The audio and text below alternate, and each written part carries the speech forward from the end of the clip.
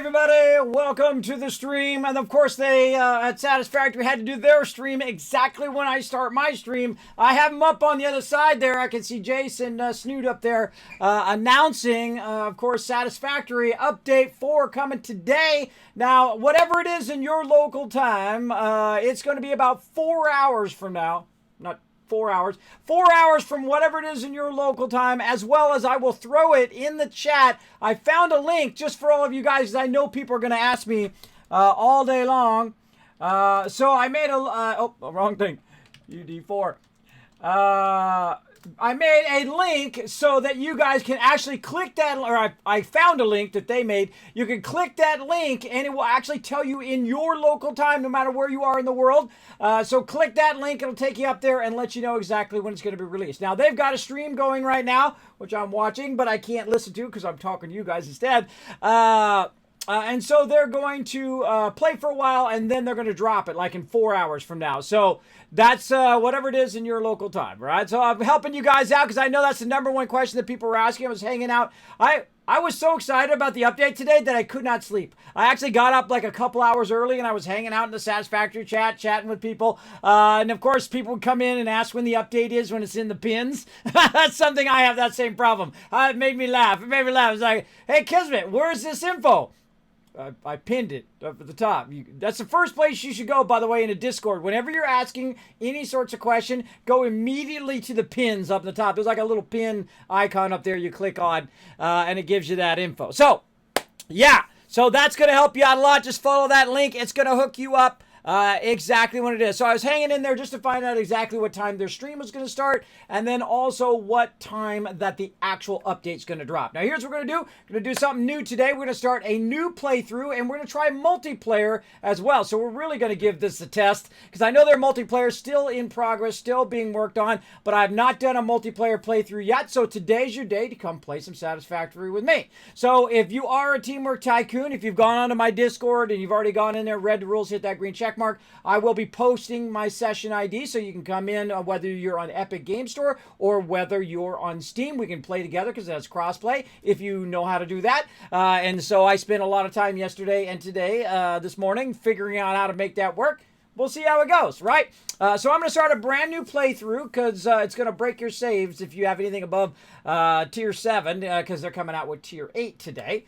Super excited about that. Update 4 actually says on their thing they're 3 hours and 55 minutes until they drop it. So we'll see how it goes. Now, the second that it does drop, I will be switching from the early access version, the what's known as the stable version, from that into the experimental version, and where however progress we've made so far, we're going to go ahead and bring that progress over, because as long as you're below Tier 7, all your stuff below Tier 7 should be fine, except for there'll be reworking. Of course, we'll have power changes and things like that that will be reworking. So there you go. So again, that link should help you a ton as well. Poor says, hey, Kismet in chat, update 4 stream, but I'm at work, so no playing, but I will have to, will get to have something while I work, some server upgrades today. There you go, Porzus, get it going on. Get it going on. So again, I got that link in the chat. I'll throw it in there for you one more time. Right there, just follow that link. Oh, what's up here? It's not down there, it's up here. I'll put it in this one. There we go. Right there. So, exclamation UD4 for update 4 for Satisfactory. Actually, I put it down here so I could spam it a little bit. There we go. This way I can work that one down there at the same time. This is the great thing about having 6 monitors, everybody. I love this, like, command center in here. I got Coffee Stain's thing up there in case they, do something that's awesome. I got all my other windows going, and of course some Satisfactory. Let's say hello to the chat. Let's get into it, everybody. Let's start a brand new playthrough. Again, you're welcome to come join me if you are one of my Teamwork Tycoons. If you hit that follow button, go onto my Discord, read the rules of the server. We work together as a team. And so I'm going to start up a game. I'm going to start doing some of the basics first. And then I will let you guys know when I'm ready for some multiplayer. I will post it on my Kismet server info. And I also added some info in there on how to either add me to your friends list on the Epic Game Store. That's where I'm playing from. Or how to get the session ID and join via the session ID if you are on Steam. So you are welcome to come and join me. Good morning, baby girl. Good morning to you. So Hassan coming in. Let me know. Thank you so much, Hassan, for coming in, hanging out. You're welcome on letting you know exactly what time that's going to be. I saw that's the number one question, obviously, on their Discord is when's the update? When's the update? When's the update? They should have like a bot that just spans it. It was funny because everybody started changing their name to Update 4 is coming out at this time, 5 p.m. GMT, right? So everybody started changing their name. I thought that was funny. And then it was like a trend that happened in the thing. It's pretty funny. Big time. So that's a bummer for us, but hey, great thing about being me is that I'm at the age where I can just take whatever day off I want. Of course, this is what I do for a living, so I get to play games all day, every day. So very, very fun. Good morning, baby girl. Again, good to see you. Stream Riders is awesome. It is awesome. We're going to play some of that as well. We're going to play Stream Riders. Going to start a new factory in Satisfactory, as well as bring in multiplayer. And of course, this is the mega stream, so there's a bunch of stuff going on. Now, we're going to be playing Satisfactory Update 4 for 3 days this week, and I'm going to get the question, and I'm just going to set the precedent now. You know what's going to happen, chat, is that, oh, God, Kismet, you're not playing insert game here anymore, right? No, I'm going to play Astroneer and Fallout and all of those games again. Don't worry, No Man's Sky and Dyson Sphere Program or whatever game, insert game here. I will be playing that again next week, but of course this week is a special event because of Update 4, so we're going to make some time so we can really get into the deep of it, into the thick weeds. Now, I'm going to be going a bit faster in this playthrough than in previous playthroughs, so stick with me, everybody, because we're going to start again. We're going to invite you guys into multiplayer if you guys want to help out. Say, Kismet, I'm going to work on copper. Kismet, I'm going to do this. Make sure you are a good communicator. If you want to play with me, you got to be a good communicator about what you're doing and what you're doing. Do not do the same exact thing that I'm doing. If I'm going and I'm collecting an iron from a node, don't run over to that node and do the same exact thing that I'm doing, right? Communicate well, all right? Best way to communicate to me is to get on the Discord, become a Teamwork Tycoon over there, and then you can jump in voice chat and we can talk via that way. Of course, keep it PG-13. If you are disrespectful, you will get perma-banned, not only from my servers, but from my entire stream, and I give away thousands of dollars of free stuff. And just to represent today, everybody, booyah! Got the corporate shirt on today. Got my Fix-It shirt on. I'm ready. I'm ready to play some Satisfactory. Let's do it.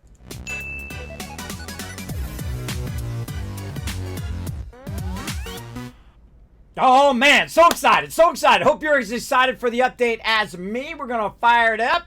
We're going to go ahead and get started here. Wow, look at all the biddies. Whoop, get those biddies.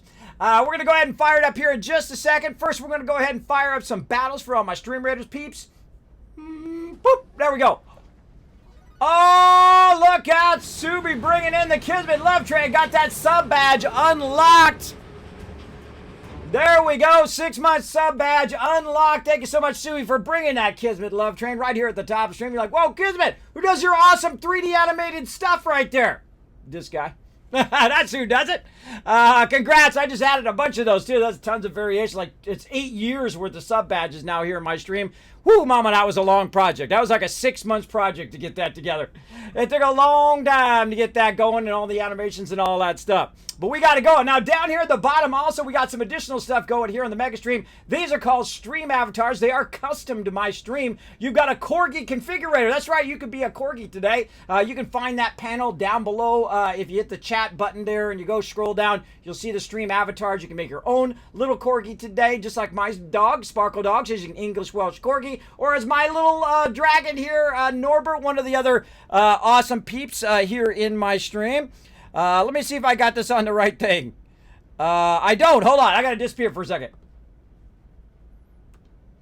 There we go. I'll put myself down here a little bit further down. There we go. So you can find all that info right there. I can press some buttons and flip some switches. Now, again, if you want to get onto the Discord, you can find it right over there. Think of it as a quest to go in there and find those rules, read over the server rules, and hit that green check mark to come and join me. Now, we're going to go ahead and start a battle. We're going to start with a boss battle today, apparently. I forgot. That's where we left off last time. After playing way too much Valheim for a way long time, we had the greatest time. Holy mackerel, that was fun. That was the most epic adventure ever. It took us 6 hours just to get to the third boss. And we killed that boss. Apparently, the third boss is one of the hardest or the hardest boss in Valheim. It took us 45 minutes to kill that boss. It took us forever with 7 people. Because he scales up, man. He scales up big time. Let's see. What are we feeling? Oh, I'm a tank. So let me go right up the middle here and do my thing. I'm going to put me in there. Look, you ever want to have your own character in game? That's me right there. I'm in that game. Now, of course, we are just a few away from getting Sparkle Dog unlocked here in Stream Raiders as well. And we'll come back to that. Boom. All right. There we go.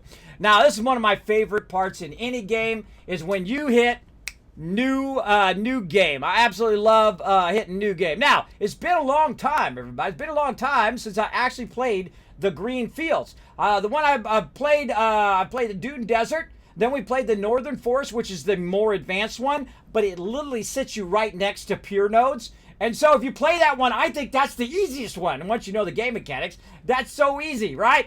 Oh, hold on a second. I just thought of something I need to do in this particular mode. I forgot to update this one. I got to make me just a little bit bigger to accommodate the stream avatar down there. I'm going to get a little bigger. Whee! Super size! There we go. All right, so as you can see, basically these have been readjusted. I went and played all of these. Readjust me. I went and played all of these different ones, and I played the Rocky Desert. We played the Dune Desert. Those are super fun. Each and every one of those locations are fun.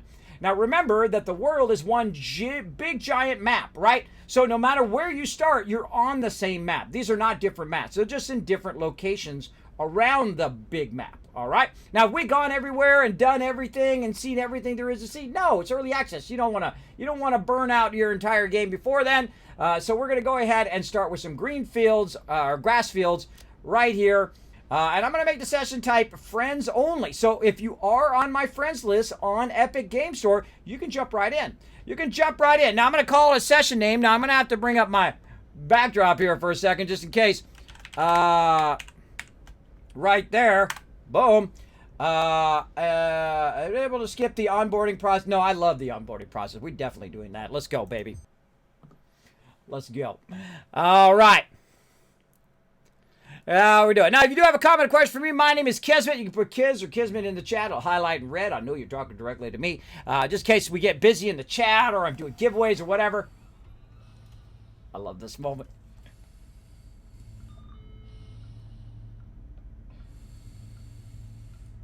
What's going on? Pioneer. The following instructional video is a summary of your impending duties as an exoplanetary pioneer for Fixit Incorporated.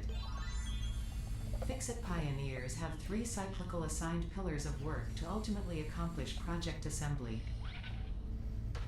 Use provided blueprints to build the necessary buildings. Chart the planet and gather resources to provide desired results and improve your infrastructure. Make sure to report any unusual discoveries to R&D for analysis. That's me right there. Expand your factories, outposts, and pipelines through automation and augmentation. That's it. Get to work and be effective. All right, here we go. Entering the atmosphere. Planetfall imminent. Please remain Oh God. during full Oh God. temperature. I can feel it already. Atmospheric Hold on. energy in 5, Oh God. I changed my mind. 2, I changed my mind. Send me back up. Send me back up. I don't want to go. I don't want to go. Here we go. We're going in for a landing, everybody. Woo, it's getting hot. It's getting hot in here. We gotta get it going on. Gonna get it going on up in here. Starting a brand new playthrough. Gonna get it going. Yeah, giveaways are fun. I'm gonna give away some stuff randomly here in stream. You never know. Hang out in stream. We'll get it going on. Now, Satisfactory has one of the greatest starts to the game. I love the tutorial. I love the way it gets started. Now, I've played through the game like 30, 40 times, so I don't even remember how many times it is now. But I love it each and every time. Fantastic, fantastic game. This is an 11 out of 10. This is an insta-buy for me, this game. ensure the integrity of your multi-purpose exploration suit is at 100%.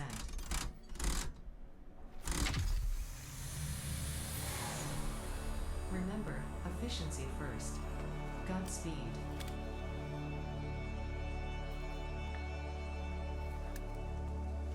Fred! Fred's already out here. What's up, Fred? He's like, welcome, Kismet. Good to see you again. All right, everybody. Welcome to Planet Massage 2, ABB, your designated sector in the binary Massage? star system of Akicha.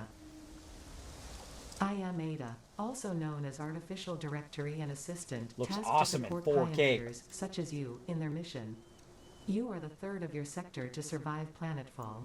Congratulations. Note: objective-based introduction initialized. Welcome to onboarding. First objective: please dismantle the drop pod. The resulting materials will be repurposed to construct a habitat and utility base, from now on referred to as the hub. Note: Fixit Incorporated is cost-effective and efficient. We do not waste. Green's your favorite color? Awesome. Hey, good morning, EMZRT. Oh, we got a battle going. Come join us for some Stream Raiders. Oh, we got a new Teamwork Tycoon, everybody. Enforcer coming in, showing some love. Earlier, D5 PG game, Gamer Much coming in. And let's see, Rocks also coming in with the follow as well. Thank you so much for coming. A brand new Teamwork Tycoon here in the Kismet channel. Welcome, everybody. Starting a new playthrough, Satisfactory. Oh, so good. All right, we hit F, and we'll deconstruct. Boom. Let's get into it. All important Fixit data and communication is recorded and stored in the codex, including these steps.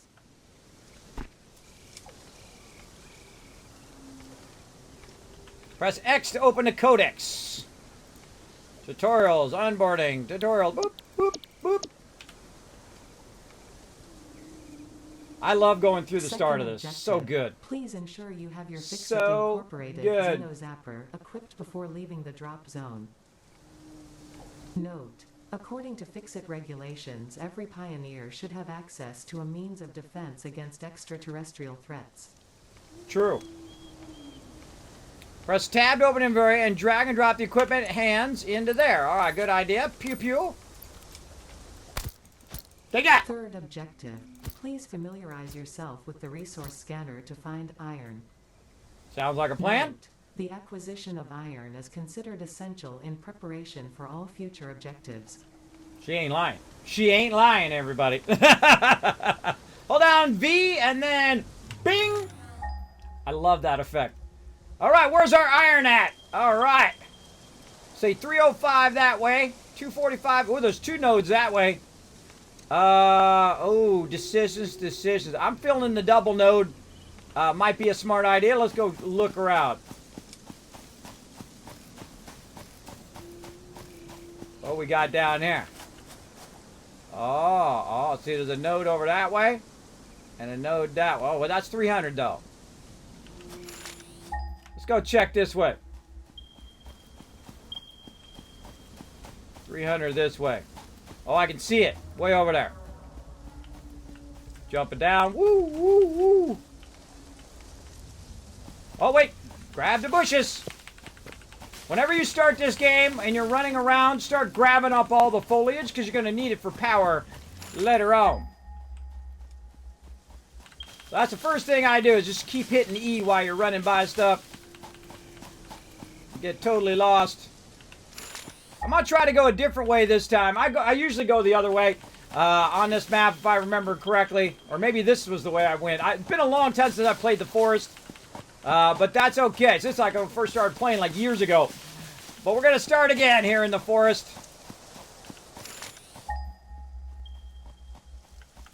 I think this is actually the one I usually do. That's okay. That's okay. Come on, bring it, baby. Kids is more skilled up the first time I played this game. Let's go! Come on, bring it! Yeah. Come on, bring it! Oh, and I punched him out! I gave him a left punch! Alright, where's your friend? There's always a couple of them. There's always a couple. What do we got? Oh, starting with an impure there. Oh, okay, okay. But 2 impures, though. 2 impures. All right, I always start on this one. I'm not going to go this way. Let's go the other way, everybody. Come on, let's challenge ourselves to do something different. Let's go. Yeah, let's go this way. We'll see what's over this way this time. Or we can go that way. Let's go back this way. So that's 2 impure nodes. So that's not bad. Don't worry, I'll go back and get those. Believe me, I'm going to get every node. I don't get them all. But we're going to go ahead and try something different this time. We're going to go. How big is the planet in this game? It is huge. It is massive. I have never been everywhere. And I've played through 30 times. I've been up to nuclear power. I've done everything. Uh-oh, look at that. We got some bigger baddies over there we're not ready for. Oh, he wants to come give me some love, too. Look at him. He's like, can I give you a hug? A bunch of poison over that way, too. Let's opt out on that one. All right, let's go this way. Bunch of poison over there, so that's not the optimum, but that's okay. I'm collecting a bunch of leaves while I'm running around anyway. Watch out for stuff hidden behind the leaves, everybody. Also, whenever you go to a node, a good chance that there's going to be some mobs there. So, I think fate might be leading me back over here. Again, these are those impure nodes. All right.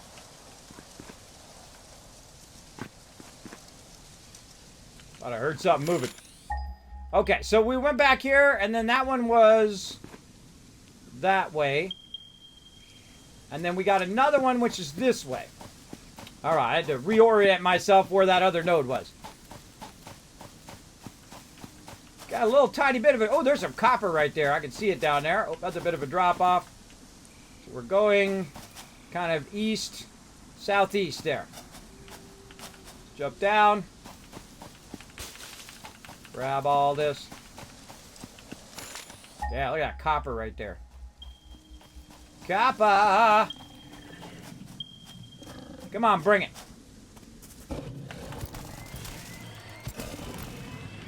Oh, took a little hit there. That's a double copper node. That's a double McGum, both impure. Well, that's good. At least we know where that's at in case we need it. Oh, look what we got over here. A little bit of something, something. A little sulfur over here. Certain sulfur before I even get iron. There we go. Pick a little of that up. Oh, hello, Mr. Drop-Off. Whoa, hey-oh. Hey, there's a drop-off right there, everybody. There's a drop-off. Hey, LOC, how's it going? It's going great. You want to come join me for some Satisfactory? Let me know in the chat. We're going to do some multiplayer this time. Oh, it's a double whammy. Woohoo! Come on, baby. Bring it. Come on, Kismet wants to bring it today. Let's go. Come on. What you got? You ain't got nothing. Whoa, you ain't got nothing. Do a lot of jumping. They come at you quick. Whoa, hey-oh, got your friend. I got your friend. What are you going to do about it? Come on, what you going to do about it? Bring it. Woo! I need that anyway. I need that for later. All right, so let's keep going. We're going to do something different. We're not going to start where we normally start. We're going to start over here on this one. Challenge our... Whoa, look at all these bushes right here. Hey, woohoo! Give me that loot, bro. Give me that loot. All right.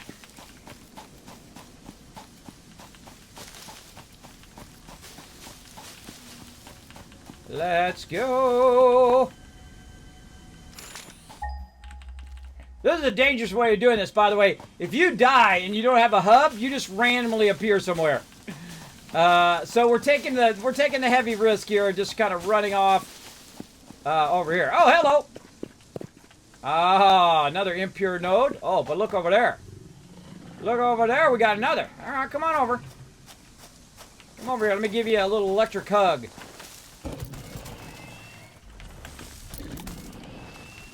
Toto! Toto! Haha, punched you out, bro. Punch you out. All right, there's some iron. And where's that other iron? Right over here. All right. Oh, and look at that. Oh, it's on like Donkey Kong. Pure node! GG! That's it. I win. I win this game. That's it. I'm out. Just got a pure node there, everybody. Now I'm glad I went and took the extra time, right? So what are we starting with? So we're starting with a pure node, or what? No, impure node. Impure node. The pure is the top part of it, not the node. I thought the node was pure. No, they're both impure. That's such is the luck. I don't have that kind of luck, everybody. I don't have that kind of luck for sure. What do we got over here? Whoop, whoop. Another impure. We'll take it. A nice limestone nearby. I'll take that. Get wrecked. So yeah, the top of it is pure. I got too excited there. I got ahead of myself. What else we got? So we got 2 impure nodes, iron and 1 not. I'd say we just get to it. Let's go. Let's go. Let's start to extract a bunch of this. Turn that down just a little bit. 4th objective, build the hub. Note, to complete this objective, the resources salvaged from the drop pod will be consumed. Caution. Ensure the hub is built on spacious open terrain close to the presence of iron sources. Failure to do so will likely result in non-optimal progress. Well, thanks for letting me know, lady. Let me go ahead and fix the audio in here. And again, if you want to come join me for some multiplayer, let me know. Ambient down, factory down, dialogue all the way up. By the way, thank you to Satisfactory for making that the dialogue volume is a different volume than the rest of the volume. I like the dialogue volume to be as high as possible. And so I like to crank that up and keep the other stuff down a little bit more. All right, so we got ourselves an impure node. That's okay. There's plenty of nodes in the world. We'll get around to some higher level ones. We're going to go ahead and start with our basics. So we want to go ahead and start by putting our hub down. So we're going to go ahead and hit, oh my God, I can't remember how to build anything. There we go. Q. I thought you don't play for about a week and then you forget. All right, there's our hub. And we'll go over here and we'll click our stuff. She'll tell us all about it. Congratulations. You have unlocked Hub Feature Manual Craft Bench. Hub Feature Hub Terminal. Notice I'm pressing spacebar. 5th objective. Complete Hub Upgrade 1. Note, the craft bench and hub terminal are essential for progression to the next objective. Now again, I'm going to be going faster, everybody. I'm going to be going way faster in this playthrough than I normally would. So I'm going to be building stuff. We're going to get it start going. We're going to get our power going. Again, if you want to come join me, let me know in the chat. I'll add you to my friends list on Steam. You can find that information in the Kismet server info. If you'd like to join me for some Satisfactory today, we're going to start a brand new playthrough. We're going to be playing through, and then the second update 4 drops, which is in about 3.5 hours. We're going to be switching to the experimental version. Then I will convert however progress we've got done here over to there, since we have a while to wait for that update. So there we go. We got our hub down, and then we need to access over here. Tier 0, hub upgrade. What do we need? We need some rods. So let's go in there. Of course, that was the thing I didn't make enough of. While we're at it, let's go over here and clear the top of this one as well. Now, what I do first is I clear the top of them, because when you put down your extractors on the top of them, you're going to need that to be off of there. Otherwise, it doesn't work. And in the beginning, one of the things I love about the progression of this game is in the beginning, it just allows you to, basically you have to make everything yourself, right? You have to make some iron plates and some iron rods, and you have to make the stuff as you go along first, and then you can automate it, which I think is an awesome progression. Love it. Everything about this game is fantastic. Big love to Coffee Stain for incredibly fantastic game. And by the way, actually 3 now. So Goat Simulator, amazing. Satisfactory, amazing. And Valheim, amazing. So all 3 of those home runs, big congrats to them on absolutely home running those games. All right, so here we go. We're going to upgrade our hub, our equipment workshop, portable miner, and inventory slots. You can take a look at our hub now. Let's look at the before, and then the after coming right up. What? Did I not just make a bunch? Make the wrong thing? I forgot to actually make them. There we go. Let's actually make some rods before we update. There we go.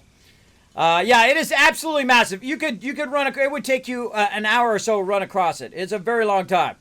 Long time no see. Hey, Sad Pirate. I'm doing good. I'm ready to play some games. That's how I do up in here. Kismet, what is the difference between an impure and pure nodes? Oh, great, fantastic question. An impure node is the lowest quality node, right? So it's only going to extract a certain amount. So it's going to extract like 30 each one. So once we put an extractor on, it'll do 30 per minute. A normal node is going to extract at 60 per minute, and a pure node is really scaled up. It's 120 per minute. So, of course, the more you extract per minute on your base extractor, the faster you're going to be converting your materials. Thus, you can make materials faster, right? So, of course, pure nodes are very, very important in your long-term success of your gigantic mega bases, which you'll see me do here eventually. So let's get into it. There we go. Okay, so we double click it. It's just going to go right in there. Upgrade.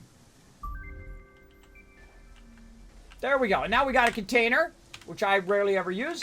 But it's good to get going and started. You have unlocked Building Workshop, Equipment Portable Miner, Inventory Additional Slots, Hub Feature Personal Storage. 6th objective, Complete Hub Upgrade 2. Note, portable miners require no power and will mine a node until their inventory is full. Note, multiple portable miners can be used on a single node. Okay, so we can put craft benches down wherever you want. You know, I rarely ever use the craft bench up here. I always just put one on the ground. Because this way I don't have to run all the way back. Plus an equipment workbench. There we go. And one of the first things we want to go ahead and make, get out of there, is our portable miner. So let's go ahead and start with that. Oh, I got to hold it down. I always forget you have to hold it down in this game instead of just clicking it.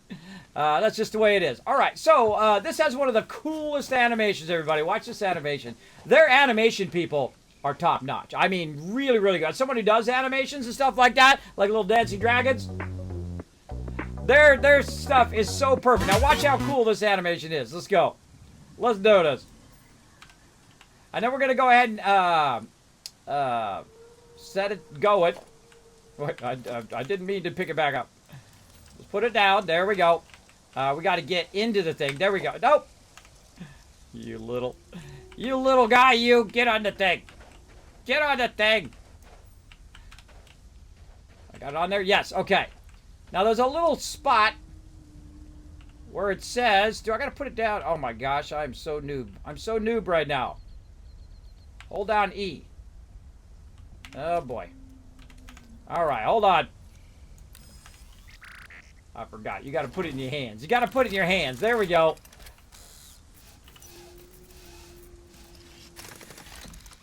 God, it's been a long time since I used one of those. Been a long time. So cool, though, right? There's like a little bot that comes out and starts picking it up for you.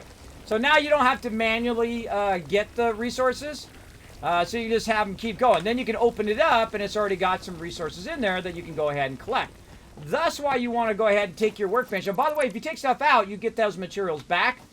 And so in the beginning of the game, I literally just go right over here and make the craft bench right next to where I'm extracting the stuff. Right? I don't have to run all the way back over there every time.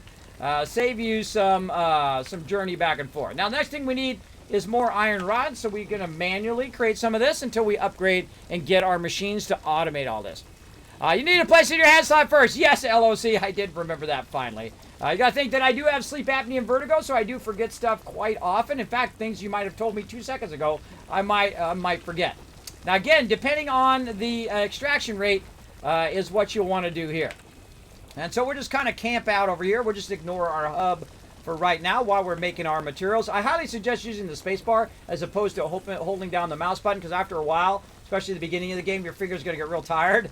Because you do a lot of holding down. So spacebar is a lot easier if you just use your left hand to get that going. Now, at any time, by the way, we can pull this stuff out and readjust ourselves. So we are literally right next to, there we go, right next to the node extraction, right here. So there we go. And then we can say, you know what, I want to move my hub too. So from way over here, you can go ahead and just like, boom, take that whole thing out, move it a little closer to the node here. And you can go ahead and put your hub back down again. Now, again, I highly recommend keeping your hub going, if I can press the right buttons. Keeping your hub down, because if you don't keep it down, what happens is you randomly spawn somewhere off in the middle of nowhere. And every time you put it back down, though, it does this, which is very annoying. But I just go in, I just act like I'm going to use it every single time. There we go. So now we're right here next to where we're working. And we got a little bit more there. And let's see what our next upgrade is. Again, going to be going way faster this playthrough. I hope you guys don't mind. Again, you can't come join me. Let me know if you do want to join me in the chat as well. So we need to get some more iron rods and some more iron plates. That's pretty easy. That's what I've got on me here. So let's go ahead, convert some more ignites, and then we'll make a bunch of plates and rods here. And this is how this game starts, right? You start with your iron, and then you'll work up to different resources as you go, copper, limestone, and whatnot. And then we'll start to automate all of those things as well to get those going on. Right, like so. Okay, iron plates. And we're going to go ahead and work on those. And then iron rods. Gonna get those going on. I always find that I need more iron rods than plates. That's just me. And then this is really easy, by the way. When you're trying to do this, you select the milestone and then you just double click on it up here, because it actually has relevant items up at the top that help you a lot. I feel like my sound's still a little too loud. Hold on.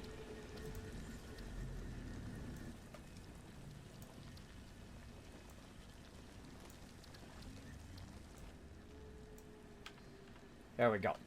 There we go. All right, and then upgrade. Easy peasy. Congratulations. You have unlocked Hub feature, Biomass Burner, Scanner feature, Copper, New Buildings and Recipes, which can be found in the Build menu and Craft bench, respectively. Okay, and so now we're trying... Objective. Complete Hub Upgrade 3. Note. Connect buildings to a biomass burner for power. Note. Buildings such as the smelter require a recipe to be set. Okay. Advice. Automate the smelting process and use portable miners for optimal results. Sounds like a plan, lady. I love that, lady. So here's what we're going to do. We selected the milestone, so it reminds us what we need up there. So we need iron plates, iron rods, and copper eventually to get that going. Now, what I do over here in the beginning, because we don't have the automated extractor, and this is an impure node, so it takes a long time, I highly suggest putting maybe 2 or 3 of these on here. I'm going to go ahead and put a second one on here just to kind of speed up the process a little bit. And let's put that in there. God, been, again, long time since I used those, but look how cool the animation is. Like a little robot or something. It's so cool. Cool every time. All right, now it's going to go to work. I have 2 of those working away. Well, I got 60 already. Nice. Nice, nice. And let's go ahead again. You're going to be making a lot of stuff manually at the beginning of the game, but you have to make the stuff so you can make the stuff so you can automate making the stuff. And that's what we're going to do. We're going to do a lot of automating. Now, in the beginning, I strongly suggest just doing a lot of converting, a lot of manual converting. Getting a ton of your plates and your iron rods ready to go, because you're going to use them for your machinery along the way. And so what I'll do is I'll get a good stack of 100 and I'll just convert all of it, and then I'll convert it to half plates and half iron rods just to get me going in the beginning. Good morning, Blue Chronos. Good morning, good morning. We're playing some Stream Raiders right now. Come and join us. Feel free to go ahead and make yourself a corgi or a little baby dragon. To hang out down here in the bottom as well. You can find that Stream Avatars panel down below the stream. And then right over here, same thing. Let's get it going. All right. We're going to get it fired up, everybody. All right, a bunch of those and a few of these. There we go. All right. Now what we want to do is we want to automate this process a little bit. So we want to go in and see what we can make now that we've unlocked the next part of the hub. We got our smelter, which is awesome. So we go ahead and try to put our smelter down. Can't put it down. We don't got any copper wire. So we're going to need to look for some copper. Let's go ahead and look at our power line. Our power line also uses copper. So really, we can't do anything. We don't have any copper. We got to go find that first. So let's go ahead and hold down V like Victor on the PC here. And then, boom, try to find some copper ore. Aha! Where's our closest ore? Now, it tells you how far away it is, 349. This one is 179. This one's 2. So 179 is probably our closest one. So it's off in that direction. So we'll go check it out here in a moment. But before we go, here's a great suggestion as well. Make yourself another miner before you go, or a couple miners, so that you can use them on your copper when you get there. Otherwise, you got to run all the way back, make another one, and run all the way there if you don't have the resources, and so on. So I try to make enough resources for a couple more of those, and then we'll go ahead, track down that copper. Make sure you got your weapon at the ready in case something goes down, right? We better check it. So I think I took it out. Yep, put that back in there. Booyah! And then as you're running, by the way, always be collecting all of this loot as you're running. You can't get the trees yet and everything. We'll get into that later when we use our chainsaw and stuff. But watch out also for quick drop-offs. Whoa, hello there, Mr. Drop-Off. Whoa, that's not a good one. We're trying to get over there. Let's run around this way. Watch out for drop-offs. They're pretty scary. YOLO! There we go. Oh, and here we are. All right, now, baddies afoot, everybody.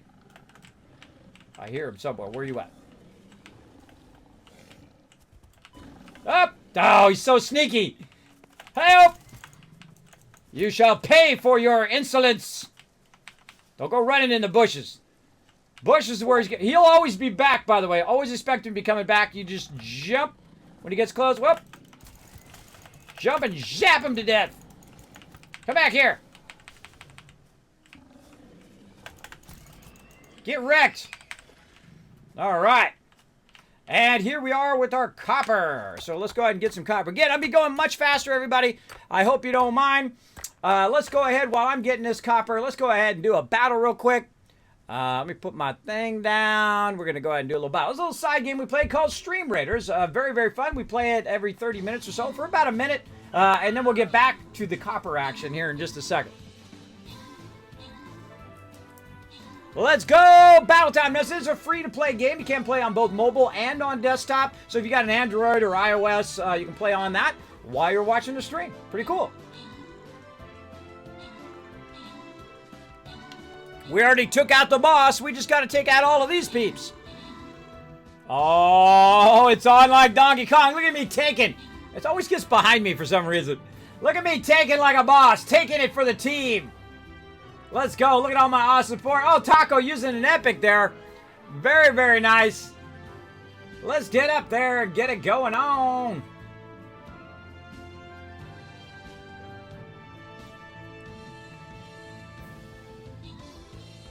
Blowing it up. All right, very nice. Over the Captain's chest. Grant some rewards. Let's see. Gamer Much, EMZRT, and Subi all getting love. And saying Paco Taco, MVP with the 16 kills as well. Let's go ahead and fire up another one. We looped that again, everybody. Oh, we're going high side right there. I can tell you already. High side. Let's go. Let's get another battle underway here. Oh, I forgot to check my quest today. Let me go ahead and move my microphone out of my way so I can see what I'm looking at here. Let's collect that one. Some Berserker Scrolls. We got to get some medical in there today.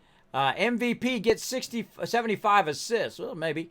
But we'll go ahead and put a healer in next. Let's go ahead and get my buddy Norbert. My little dancing dragon. Feeling on the left side right here. Let's go ahead and get right into there. Heal that front line. There we go, everybody. Come and join us again. That's a free-to-play game called Stream Raiders. Very, very fun. Okay, back to some Satisfactory. Now, we already kind of cleared the top. Oh! That's Mr. 9U coming in. Okay. With 44 months of sub love. Get on that Kismet love train. Blowing it up. And thank you, that's Mr. 9U, for that massive support. 44 months, everybody. That's almost 4 years. 4 years of support right there. I want to see some love in the chat. For the awesome, that's Mr. Non-to-You. Now, we've already come over here. We were smart enough to think ahead, and we brought our extractors, though we could just put down an equipment thing if we did forget. And then we're going to go ahead and put our extractors down. I highly recommend a couple extractors to get started. Now, this is a normal node, so it's going to extract at 60 per minute versus the impure node, which is going to be about 30 per minute. And so those are going to go ahead and do my job. Now, I don't have to wait for that. I can just sit here and go, we will.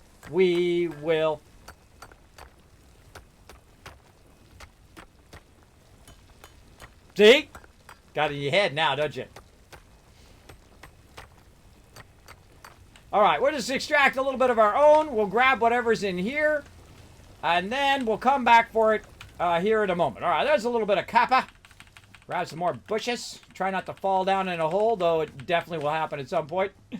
And run back to our base. Now, it shows us our hub up there at the top, so it keeps us oriented on how to get back. And again, you're going to need a lot of tree collecting in the early parts of this game. Also, what it does, it kind of clears away the foliage so that mobs don't sneak up on you as much.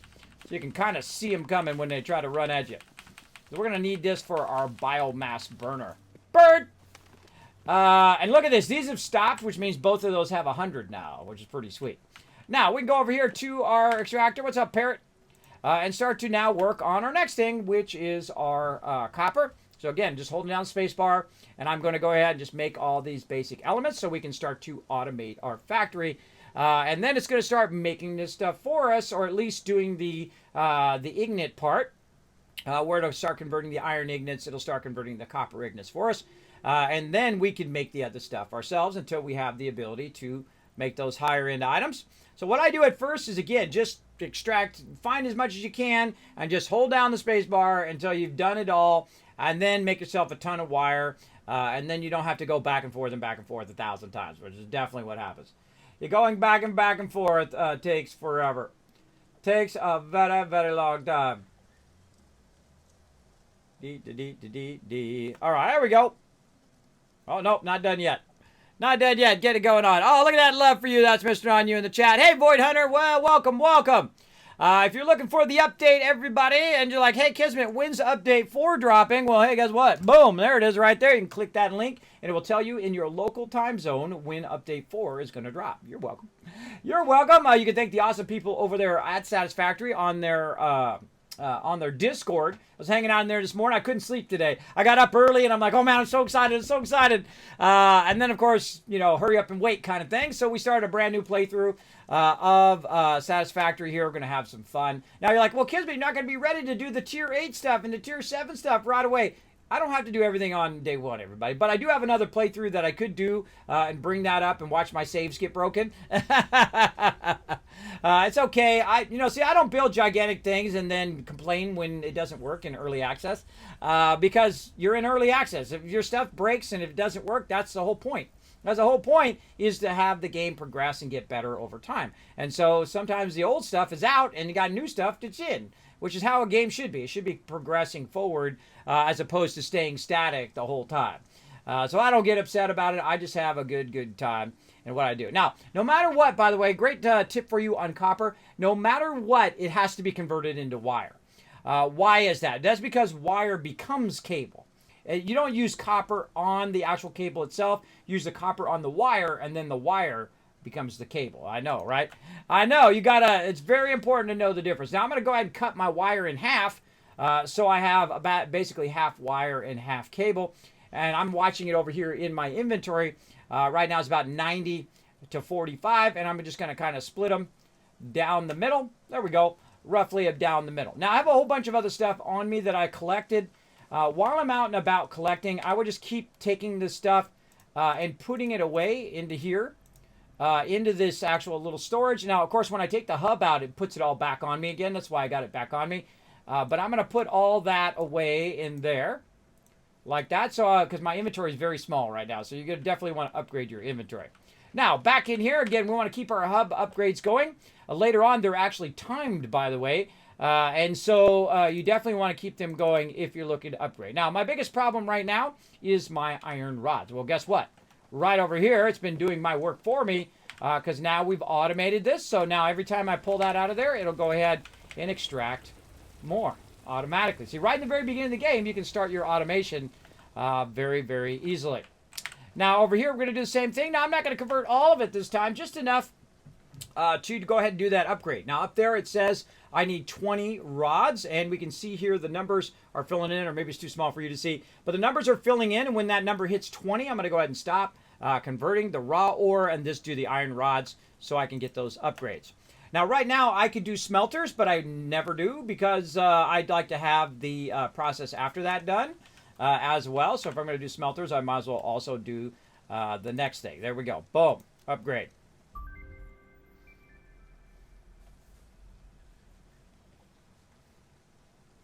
Congratulations, you have unlocked Scanner Feature Limestone. New buildings and recipes, which can be found in the Build menu and Craft bench respectively. Okay. 8th objective, complete hub upgrade 4. Note, use power poles to expand the power network for optimal results. Okay, now we're going to get into the Kismet rule of 8 too. The way of mastering this game. You want to master this game? The Kismet rule of 8 will teach you everything that you need to know. I'm talking about every tier as well, and probably including the new tiers as well, though they really scale up in those new tiers. So we're going to really have to put some work into it, especially in aluminum sheets and stuff like that. Supposedly much harder, but that's okay. I like stuff to have a challenge. I like to be challenged by that. So right here, we're going to go ahead and need some plates. We're going to need some rods. Now, notice how the plates are significantly higher. They need 75 now versus just 10 or 20. So we're going to definitely want to automate that a bit. Now, again, we've added a power pole. We got a power line. We've got our constructor now. And I don't bother doing the smelters until I get to the constructors because that's just the way I am. And what we're going to do is we're also going to look for what our next upgrade is, right? Now, normally I like to use foundations, but since we don't have foundations at the very beginning of the game, we're just going to go ahead and clear our workshop out of the way, and we're just going to throw it on the ground, because that's how we do in the beginning of the game. So the first thing I need to do is I need to get my smelter. There we go. We're going to go ahead and put that right there. Now, notice it has a orange part and a green part. The green part is the output. The orange part is the input. Very important later on when we start doing our conveyor belts.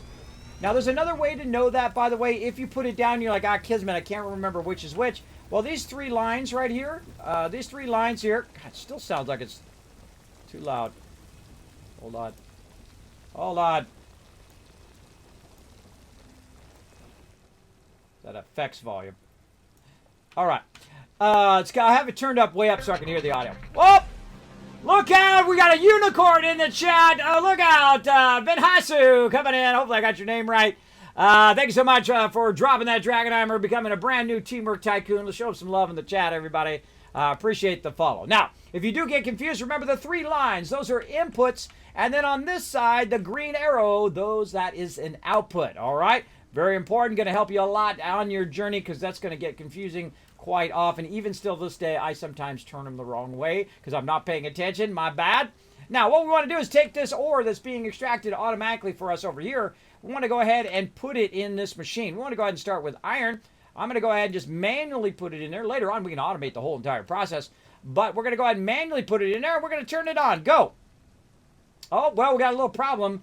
No power. We got no power. Now, we just happen to have a hub over here that actually can do power. I'm going to take the hub out again. You're going to see me take it out a lot and put it in, take it out, put it in, take it out. And I'm going to purposely press the wrong buttons today. Man, a lot of wrong buttons today. There we go. I'm going to personally rotate it with using the scroll wheel and aim it toward this like this on purpose. Now, it's going to be a little awkward in the beginning because there's like rocks and weird stuff in your way, and it's kind of going up in the air and all of that stuff.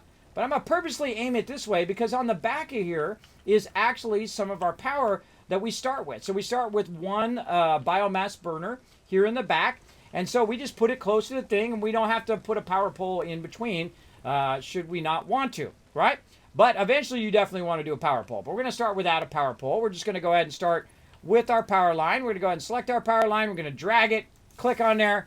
It's now got the potential of power. It doesn't have any power yet, but it's got the potential of power. Now we're going to go in here again. We're going to click all of these because these exclamation points are going to come up again. Those should not come up again, I think. Once you put the hub down once, it should come up again. That's just me and my crazy ideas. Now, we were smart in the very beginning, so we collected a bunch of leaves while we were running around looking for our nodes. And so we're going to put a nice fat stack of 500 in there. Something's happening. So we've fired up some power. Now, how much power is in this, by the way? Right now, it's going to produce about 20 megawatts, right? And so now this is on standby, but if we turn that on, there we go. It's now up and running. Now, how many megawatts does this take?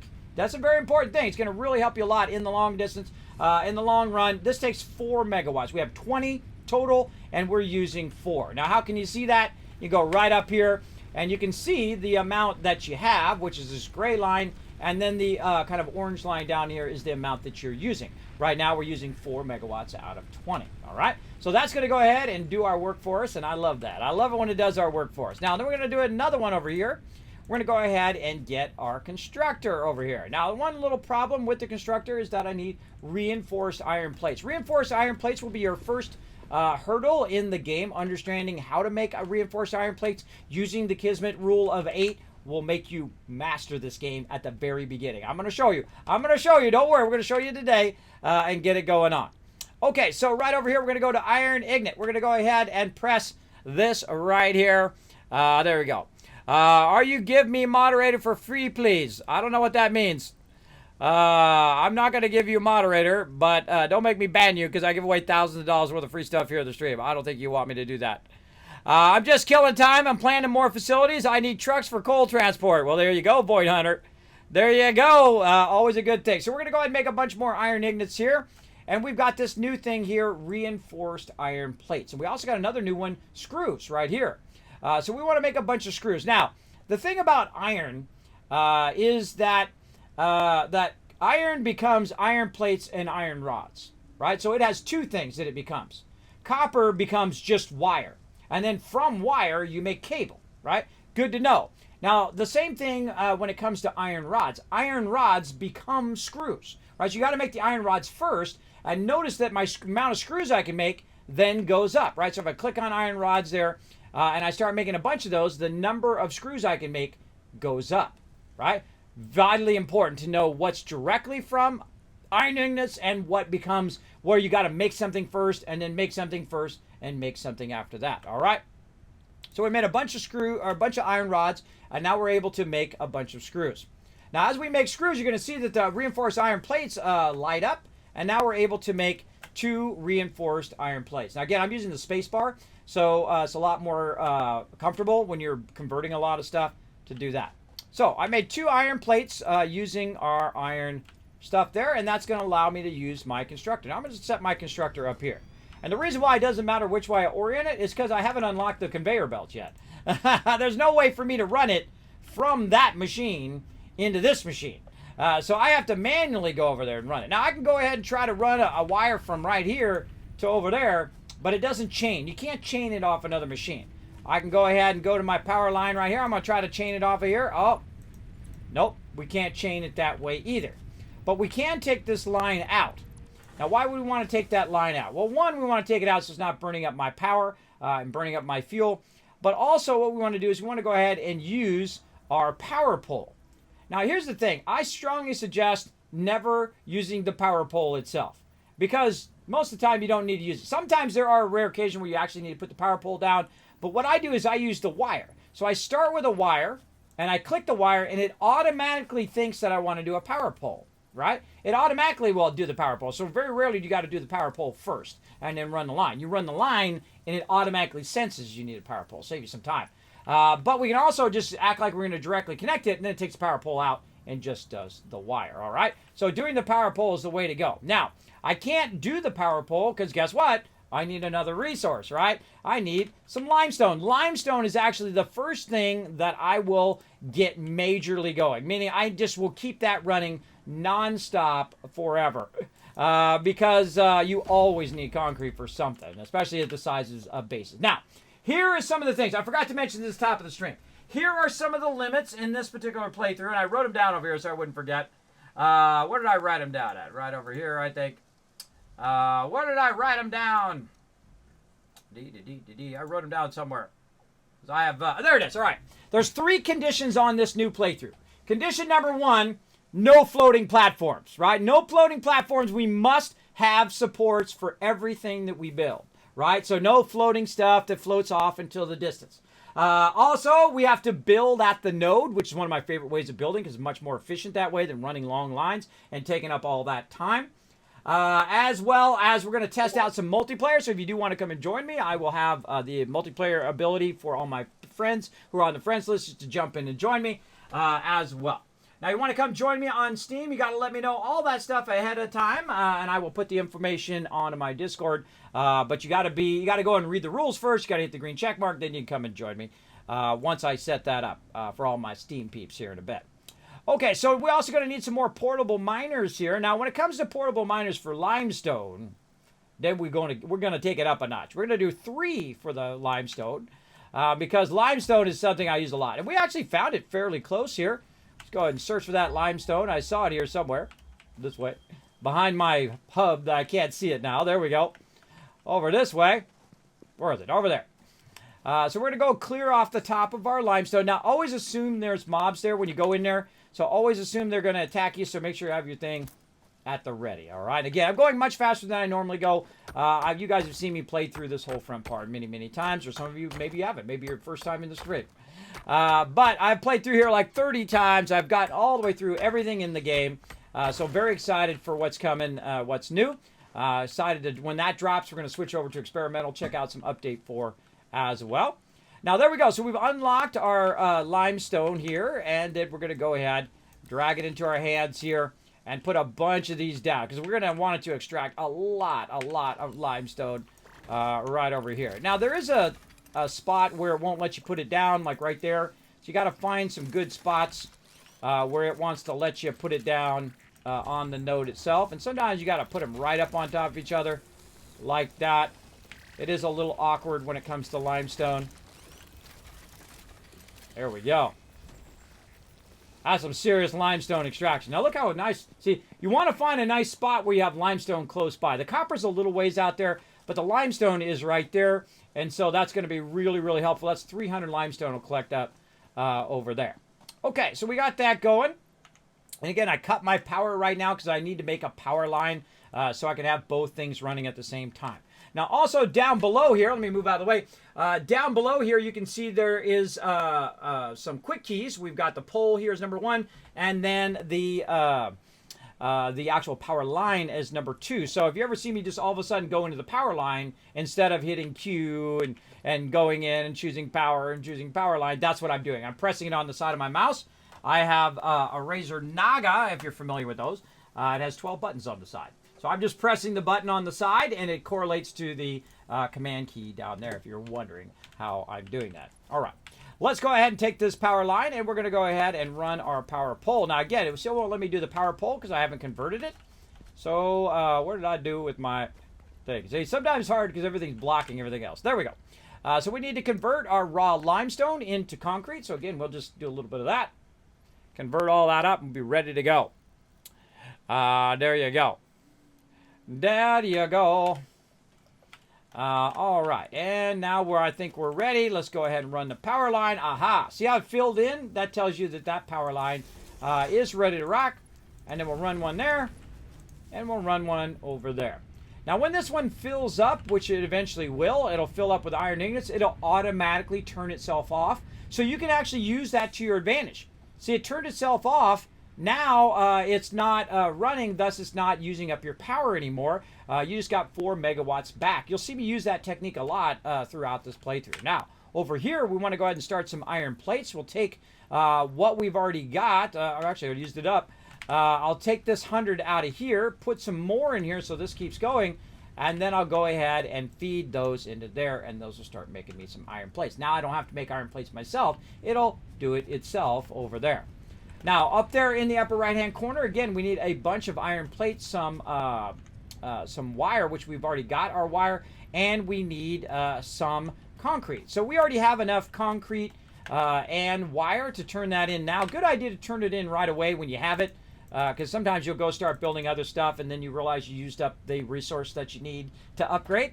And we need 75 plates. We have 3 plates right now. And so since we've automated this, that's going to go ahead and make all our plates for us up to 100 plates before it stops. Now, what should we do while we're waiting? Well, while we're waiting for that to finish, we should go ahead and think about whatever else we want to smelt down, right? Most likely, we're going to also need some additional stuff here, right? One of the things that I would start with, of course, would be copper. That'd be another good one to smelt down. So let's go ahead and make another connection to our new smelter here. Uh-oh. Did you hear that noise? Hold on, I'll play it for you again. I'll play it for you again. You ready? This is the most scary noise in the entire game. Ready? What that noise is it losing power. because we have to look at this over here, 4 megawatts. And this is 4. Wait, that shouldn't have lost power. That's 8. No, that's not. It's just powering up. That actually is not the power off noise. There's a noise that happens. That's like the dread of everybody who plays this game. It goes, and the whole thing powers down. It's pretty funny.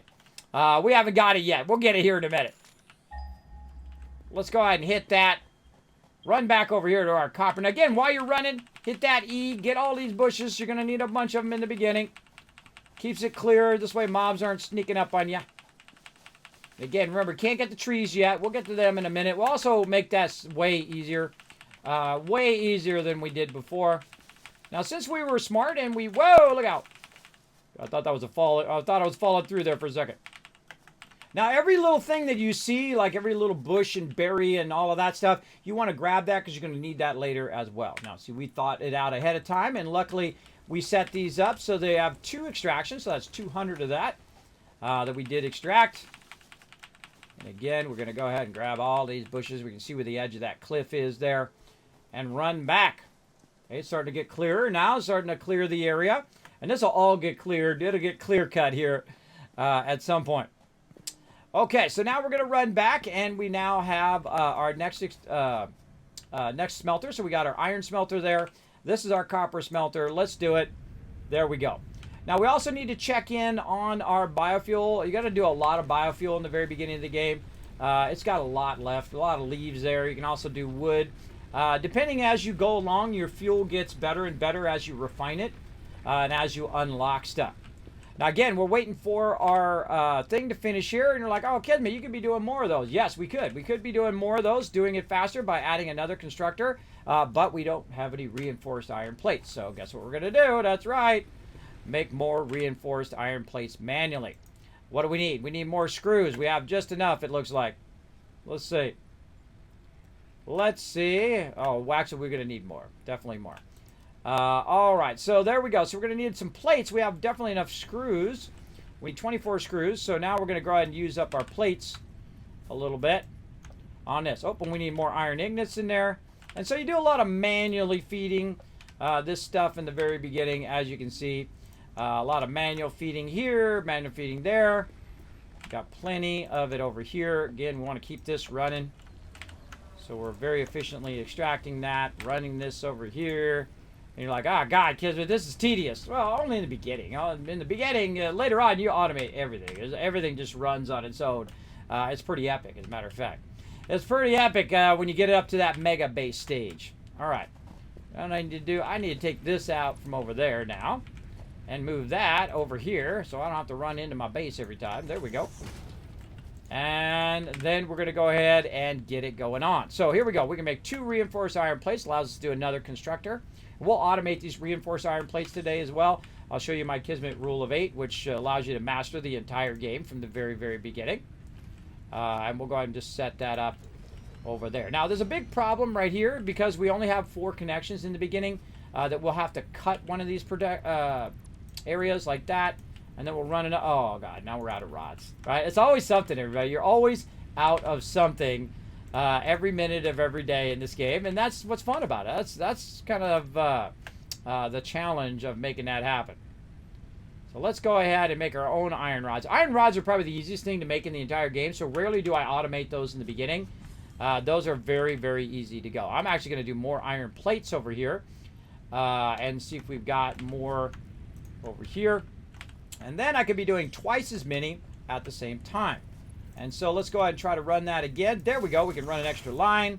Let's run one line there, one line there, and now we're chaining the power, right?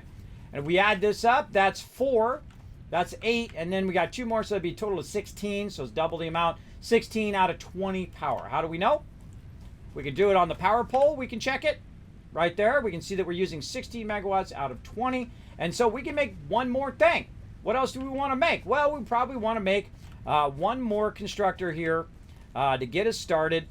Using our reinforced iron plates here, let's make some more screws. We're going to need 24 because we need double the amount that's needed. There we go. And then more reinforced iron plates. I find making reinforced iron plates by yourself in the very beginning much faster than making them in the thing. So now another constructor we're just going to randomly throw over here. We're going to need to run a line to that one. Let's run it from over here. And there we go. We've got our maximum amount of stuff running that we can actually make. So we're going to go ahead and go to wire. We're going to go ahead and get our smelting stuff here, out of there. Put this in here. Now doing this manually obviously is not the most optimum because something's going to run out of something else and you're going to be running back and forth or whatever. You're going to be busy running from one place. Now I can right click, by the way, to cut that in half. So I can put half of it in that one and then half of it in this one. And again, what I'm trying to do is get to 75 plates. But notice that I'm using up the plates to make the things that are making the things so I can make the thing so I can unlock the thing, right? It's a lot of that kind of play. But now we've got enough. We've got enough here. We can go ahead, upgrade to the next one. Like I said, we're going to play pretty fast this time. Pretty fast. Give you guys some of the best tips along the way. Get you going. Get you fired up. Afternoon all, our late hour as I forgot about daylight saving time. Well, there you go. There you go. Yeah, daylight saving time going on. Going on for sure. So yeah, let's go ahead and work on our next one. Which is going to be our rods, our wire, and of course a bunch of this. Now, this one is actually when the game really starts taking off. The reason why is because you have your miners, and your miners auto-extract the ore. Then you can go ahead and run that ore, and we unlocked conveyor belts, conveyor poles, by the way. Now we can run conveyor belts. But when you now have the complete process once you get upgrade 5 done, meaning you can extract it, you can run it into the smelter, you can run it from the smelter into the conveyor or in the constructor, and then from the constructor into a storage unit, right? So that is basically what we're aiming for right now. So we got that milestone selected. Do we got anything we can put in there? We got a little bit of something we can put in there. Now look out when you put it in there, everybody, because once you put it in there, that's it, bro. That's it. And you're like, well, Ken, what if I change it to another objective? Well, guess what? We got no other objectives. There's no way to change it and get that stuff back. So once you put it in, it's in. A little warning there in case you need some of that for whatever you're doing. Congratulations. You have unlocked building, conveyor belts and poles. Inventory, additional slots. 9th objective, complete hub upgrade 5. Note, portable miners cannot be connected to conveyor belts. Advice, when planning the construction of buildings, note the placement of conveyor belts. Okay, so now let's automate this, right? You ready? Here we go. So we're going to go ahead and automate this. Now this one over here, I probably don't need anymore because I'm going to go ahead and automate this now. I'm going to go ahead and take my, using my plates that I just made, I'm going to take the conveyor and I'm going to run the conveyor up into here, right? Now to do that, I'm also going to need a base there if we're having issues. So let's go ahead and take this out right here. Let's go ahead and take this out. And we're going to get all those resources back, and then we can kind of better align this so it's kind of aligned in such a way where I don't have to have stopping points in between, right? I want to go directly in there. We'll do that battle here in just a second. So I'm going to go ahead and just run it directly from here, directly into there. And then I'm going to say, all right, awesome. Let's go ahead and make some more plates. And so all I have to do now is only one side of the production, just the feeding it into the back here until such a time in which we've got it. So we just feed the raw ore into here. It's going to make those plates. Let's watch. I always love to watch the first one come. Uh-oh. Uh-oh. Look at them slow conveyors. That's what I'm saying uh-oh for. Oh, my God. I forgot. I'm at the real slow conveyors. And so that's going to feed that in there, and then now it's going to automate that, right? So now we've automated it a little bit. Now you can probably obviously guess what the next thing is I'm going to do. I'm going to tear this one out. We're going to take this out. We're going to make a little bit of room here. We're going to try to fine-tune that a bit. We're going to go ahead and start with our smelter right over here like that. And we're going to aim it in such a direction that we can put our constructor in front of it. And same thing. We're going to go ahead and run that into there. And then this is going to be our copper line. So we're going to say wire. Now, normally I do everything at the node, but because I'm running a bunch of stuff over here, do I have any more? I don't have any more copper on me. So if you don't have copper on you, want to feed this directly into here like that instead of running it from the previous one. Now I'll go ahead and create a separate pole for this. 2 separate lines that go to these. And now everything has power. I don't have any copper, though. I got to run and get some raw copper and bring it over here. But I do have a bunch of copper ingots and a bunch of other stuff on me. Again, we haven't unlocked the ability to have a box or any of that stuff yet. So, again, we'll just put all this. If I hold down control, by the way, it'll put all of that particular type away. So I don't have to click on each individual thing. You hit the sort button, which is awesome. Really good. And probably a good idea to keep that in your hands. And the reason why is so that you have that extra inventory slot as well. Now, we're going to let that run, and we're just watching our little factory do its thing. I love this moment right here, everybody, when you're starting to automate it. Very, very cool. All right, let's go ahead and do this battle real quick, and then we'll come back. We'll go ahead and work on some more copper. Then we'll work on our limestone. Then we'll unlock the next tier. And then we'll automate the whole entire thing. We'll get it going. Again, like I said, going much faster in this playthrough. I'm going to show you all my best tips, and you guys are going to be ruling this game in Update 4. For sure, for sure. You guys going to rule over it.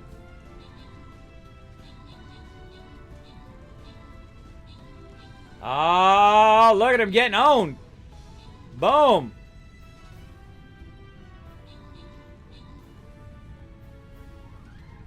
Nice. All right. Crushed him. Oh, look at that. We got a whole bunch of that going.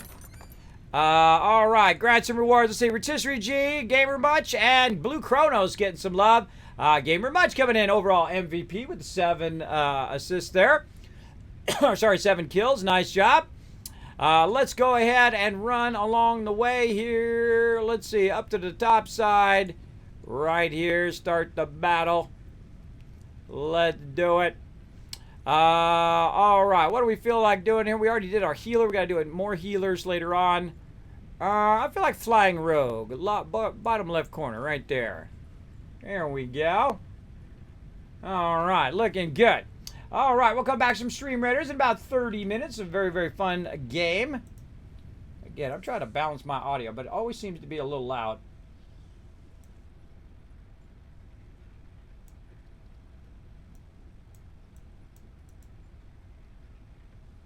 That's because I have it cranked way up. Okay, a little louder than that. That's because I have my volume at like 100%, so I can hear the dialogue. The dialogue volume actually is not very loud compared to your factory volume and whatnot.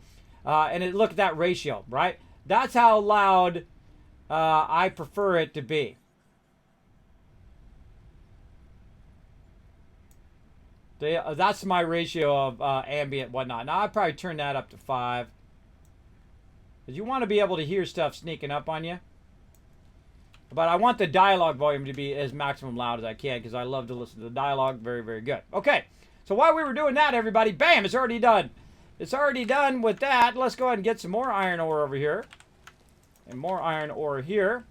And then kind of manually feed it in there. So that's running while we're busy doing other things. Now, one of the big problems is this one's going to fill up over here. And once it fills up, then the whole entire process will stop. Again, we use that to our advantage later on. Same thing over here when this wire finishes. But the wire stacks to 500. So you're going to really be able to run that one for a while before it runs out. Well, let's check our fuel over here. Our leaves we pumped in here. Oh, almost out. We better put some more fuel in there. Otherwise, it'll stop the whole process. Let's go ahead and grab all of that out of there. And again, there's more efficient fuel we can get later on. But for right now, we're just going to use up our leaves and use up what we got. All right, that's looking good.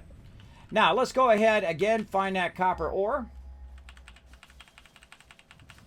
I think it was this way, actually. All right. Now, again, we have another node here that we'll tap into later on. But right now, we want to go ahead and... wait, that's not it. That's not it. That's our limestone. Where'd the one that we go to? 200... 115, this way. I was like, it's not that far away. Not 200 away. Again, just tries to make you fall down that hole right there, so watch out for that. Grabbing them bushes. And nicely, we put 2 of them over here, so they've been doing our job for us. Doing our job for us big time.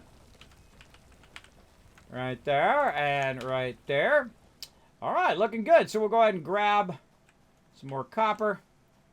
And we'll run that back get it going on over here.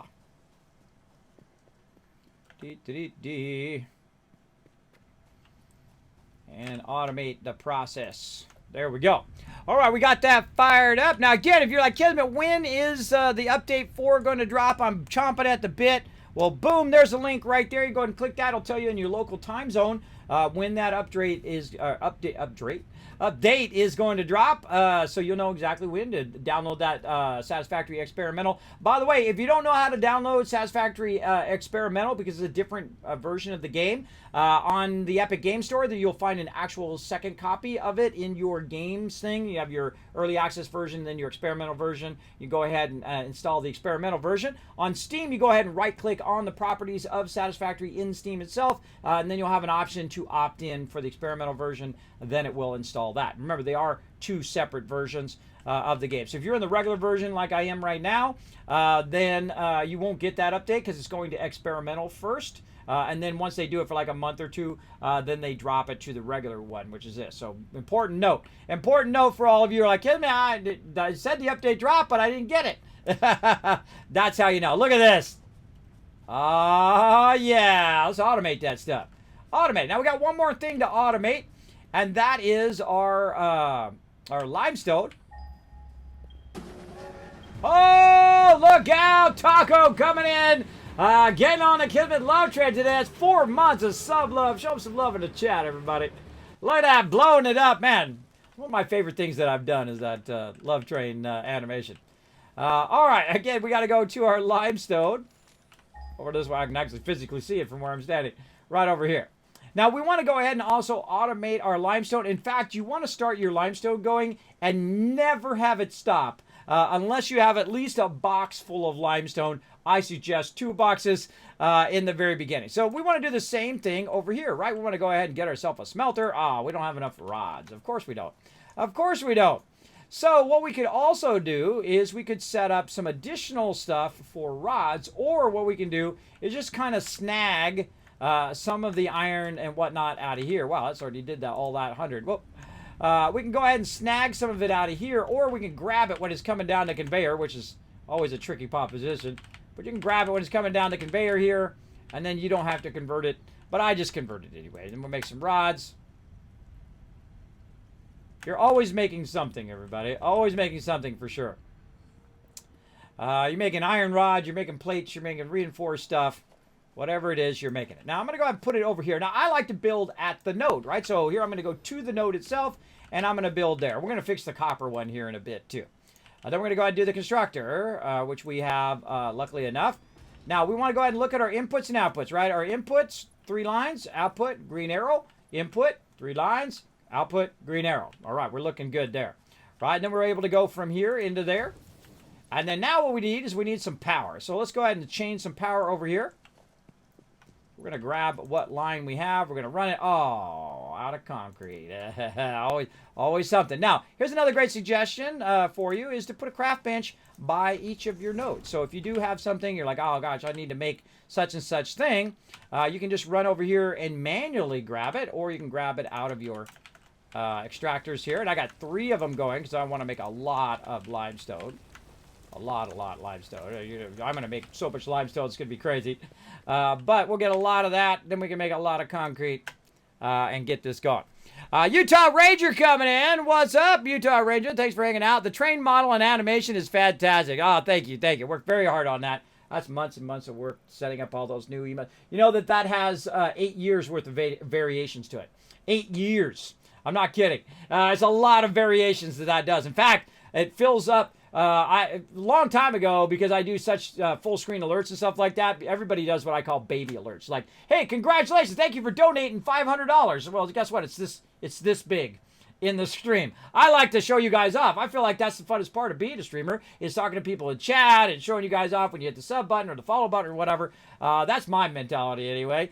Some people, like, oh, I never talk to the chat, or they don't even acknowledge big donations and stuff like that, or any donations. Very scary. I appreciate everybody being in the channel. I appreciate every person who comes in, hangs out, puts their feet up, says, Kismet, hey, it's chill in here. I like it. To hang out and have a good time. That's what we do up in here, for sure, for sure. So we're going to get this going, fired up. Right over there, we got a bunch of it now. And so again, we're going to need to create a power pole from over there to over here. All right. What? Oh, we're out of wire now. All right. It's always something. Always something. Let's go ahead and make some wire. Wire. Really not wire. It's cable. Cable is what we need. I always get wire and cable flipped. So if I say one, it's either right or it's the other one. I get those two flipped in my mind, but yeah, that's the problem. Well, that's the problem when you have sleep apnea. You know, your brain doesn't function on all cylinders anymore. All right, there we go. So now we got this going. We go ahead and automate this as well. Well, wait a minute. Hold on a second. Wait a minute, Kismet. There's no refining of the node here. Something's broken. Something's broken. This game is broken. No, it's actually true that you don't need the smelter. You actually put it directly into the constructor. So this part I put on there for purpose, just so you could learn that. You don't need that part. You take that part out, and you want it to go directly into the constructor here. And then the constructor already has an option for concrete. So you put your raw concrete in there. If I've got any left, I think I used it up. Let's go over here and grab some more. So you put the raw version directly in there, and then it converts it for you. So it really does save you a step. Now here's the interesting thing. If you do the math in here, which we will do here in just a moment, if you have all of this running, in theory, you should be able to have all of this running at the very beginning of the game. So that's 4 there. This is 4 megawatts as well. So there's 8. And then over here, we got another 4, right? So that's 12. Then another 4, right? So that's 16. And then this is another 4. So that's 20. And how much total power does this generate? 20. There you go. You learned a little secret about your power in the very beginning. So it's set up to be balanced across all of the things at the same time.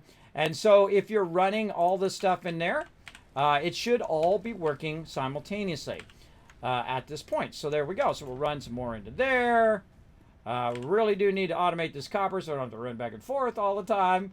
But I do have some copper on me, so we'll run that in there. Let's go over here and see how we're doing. We've got a bunch of wire in there we can take out. So now, look, we're automating, and that's what this game's all about. That's why they call it Satisfactory, because you're producing a factory, and you're trying to automate all of the processes of what's going on. Now, let's go see if we have enough of all of the elements, because we've been automating it there, to go ahead and upgrade to the next section. Let's see. We got enough concrete. Awesome. We got enough wire. Oh, no, we don't. Very close, though. And then we need some more rods. Now again, when it comes to wire, what you want to do is you want to take your or when it comes to cable, you want to take your wire and convert it into cable. And this is very important because later on you're going to be planning what machine goes to what machine and what goes to where.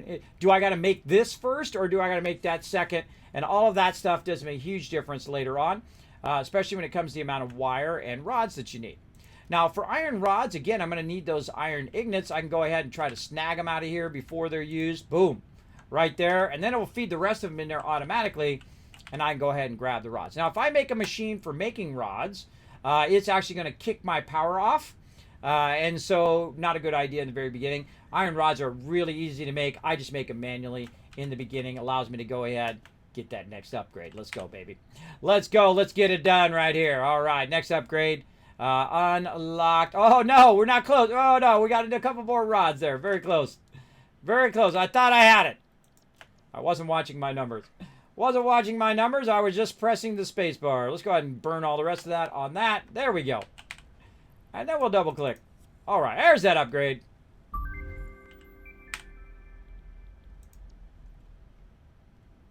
I'll wait for the lady to talk. Come on, Ada, what's up? Talk to me. Get that one going next. Sometimes she's delayed. Congratulations. There we You go. have unlocked Building Miner Mark 1. Building Storage Container. Hub feature Additional Biomass Burner. 10th objective. Complete Hub Upgrade 6. Note. There are no notes. Nope, there are no notes. All right, so we got another biomass burner that's going to help us out start to do some extraction. Now, this is actually one of my favorite parts of the game is because you're you're now to your miners, right? And we've got a bunch of extra concrete that we made. We got a bunch of extra plates. And now we're going to auto extract the stuff. So all we have to do is keep the power going, and it's going to go ahead and extract it and grab that stuff for us. Now, here's one of the things we're going to need to do. We're going to open this up, and we're going to go ahead and pick this up, which is going to pick up the stuff in it. And we're going to actually use those ones that we put down for our miners as well. And so now we can go ahead and actually put the miner on there, which is awesome. And it's going to go ahead and do the work for us. Now, we need to, of course, tap into more power here and combine our power. So one of the things that happens a lot is that you add too many wires to poles. You can make poles all day long. I would not do a 4x4. Usually I keep it at 3. And so we're going to take this off of here. And we're going to have kind of a main combined power line and then run that line down the rest of the road. So we're going to go ahead and grab a power line again from this one. We're going to run it right there. Then we're going to combine this one and that one together. And then we're going to run that over there, right? And so now we can go ahead and feed some power over here. That'll keep that going. This one is about halfway down. We'll feed a little bit more in there. And now if we check the power pole, our power is now doubled. Instead of 40 megawatts, we now have the ability to go ahead. Instead of 20 megawatts, we have the ability to 40 megawatts. So we can double our entire production that we've already built, right? So we can double that up. Now this is going to go ahead and extract over here. So let's go ahead and make it its own pole. Now, I highly suggest making a pole per line. So you create your extractor line. You go ahead and take this off of here. And this off of here. Now, this allows you to kind of micromanage your power. Now, if they're actually in Update 4, they are actually going to add some power lines for us to be able to turn stuff on and off the factory. But the reason why I do that is if I want to turn this whole section of the factory off, I can just remove that one line right there. I remove that one line, boom, all of that goes off. All my iron goes off just like that. Now, let's go ahead and also make sure to remember to put our conveyor in there. And away it goes. Oh, God, it's so slow. It's so slow. Later on, this stuff goes way faster. You can make it run faster. You have faster conveyor belts, faster everything. It's much awesome. Did you get a fresh start with the update? I am doing a fresh start and also multiplayer as well. I totally mix up cables and wire all the time again. Yeah, me too, Flump. Me too. Yeah, if you want to know when the update drops, it doesn't drop right now. You can go ahead and check it out in your local time following that link. It's about 2 hours and 25 minutes before that update is going to drop. Once it does drop, we're going to go ahead and switch over to experimental. And yes, we're going to continue to play from the very beginning. I don't need to jump all the way to the end, everybody. I want you to go on the journey with me up to the new update 4 and what's new along the way. And how we can also use some of the new stuff, like the ability to turn sections of our factory on and off to use batteries and other things like that, that we're going to use along the way. So we get the full journey, right? Some people, they like to jump to the end. I feel like you miss out on so much when you do that. I like to start from the beginning. Plus, a lot of people haven't watched me play from the beginning, so they can also see how I progress very, very quickly in the game and use my Kismet rule of 8, which we'll get into once we get our foundations and stuff. So, what do we need now? We need a whole bunch of stuff. Again, my whole goal of everything that you're doing is your upgrades. So you can get stronger and stronger and larger items to automate a lot of this stuff so you don't have to do it. Now, again, look at this. We got this. We got that one, and we got that one, but what's the one we're hurting for right now? Right here, look, the iron rods, right? The iron rods is what we're hurting for. Now, it just happens to be so convenient, I don't know, I just lucked out, that if I go look over this way, or whichever way it was, if I find it, where are you hiding? It's hiding behind some of my factory, no doubt.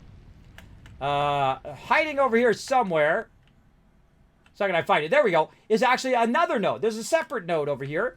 And so we could use that node as well. So let's go ahead and tap into that node. And we're going to use this node exclusively for our rods, right? So we're going to go into there. We're going to need another smelter. Oh, of course, we need rods so we can make rods. It's always the way it goes. Now, we're also going to want to chain this a little bit better. See how that one's going over to there? We can also go ahead and say, you know what? Hey, tap me in, baby. Tap me in. Just go ahead and start extracting that limestone, right? And it's going to start extracting it. It takes a minute for it to get up to speed, but it's going to start extracting that limestone while I'm working on other stuff. In this case, running over here, which I'm going to grab some of the iron ignits out of here, like that, so I don't have to make those at least. And then I can make a bunch more iron rods. And in a minute, I won't even need to make iron rods because it's going to make the iron rods for me, which is what we want to do. So smelter now.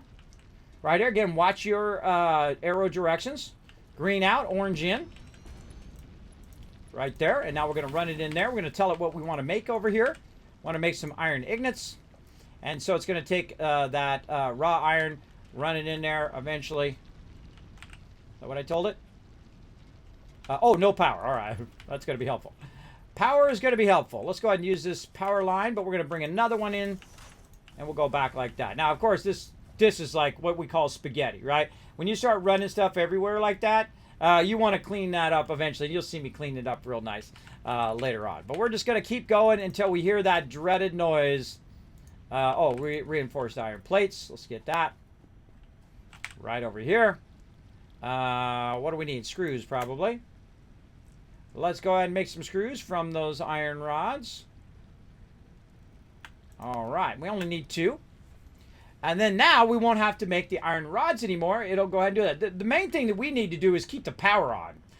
That's the hardest thing I find in the early game, is just keeping your power on, because you got to run around and collect trees and leaves and all of that stuff.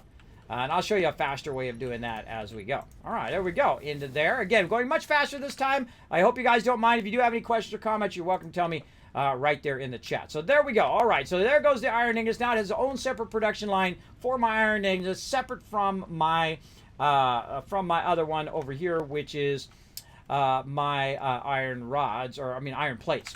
So this one over here, that one's full, so I want to take that out. Make sure you're taking that out when it gets full. More of this. Look at this. Look at this automation. Awesome. Awesome. Awesome. And then over here, it needs power. Right there. There we go. And there we go. It's off and running. You're looking for that green light up there. If it's red, it doesn't have power. If it's yellow, it doesn't have resources. If it's green, then it's actually working. Everything's fine. So you always want to watch for that. So we'll get a little bit more rods there. We'll come back. We'll have plenty of rods in there. Now over here, same thing. We got our concrete going. Now right here it says, it doesn't have any limestone. Well, let's go ahead and grab these up. We no longer need those, but we don't need them, but we need them. If you know what I mean. We're going to use them here to automate this process as well. So another miner right over here. Too easy, right? Throw that down. What's up, Fred? My buddy Fred, hanging out in the bushes. Big guy way up there. Well, let's go ahead and move this a little closer now. Just because we can run it right to there. No reason to have it way off by itself. And we're going to go ahead and just check that out. Let's say about there. We'll run a conveyor down. And then we'll tell it what we want it to be. Remember, you don't need a smelter for concrete. It'll go straight in there. Now, when you take it out, it actually disconnects the power line. So you're going to need to rerun the power again. I highly recommend having its own separate power that runs to just those machines that are on that particular line. And there it goes. So look at this. We got enough power to power all of this at the same time. Look at us go. Look at us go. Now, how close are we on our power? Let's go take a look. Let's just go take a look. Aha! Look at that. We are 35.2 megawatts out of 40. So we can get all that going. Hands off now, everybody. It's just, there it was. I knew it was coming. And then we lost power. Did you hear that noise? It went boop, and it went off. That means that we have lost power. Now, why did we lose power? I knew it was going to happen. And that's because over here, we've run out of resources on this one. We've run out of fuel to feed in there.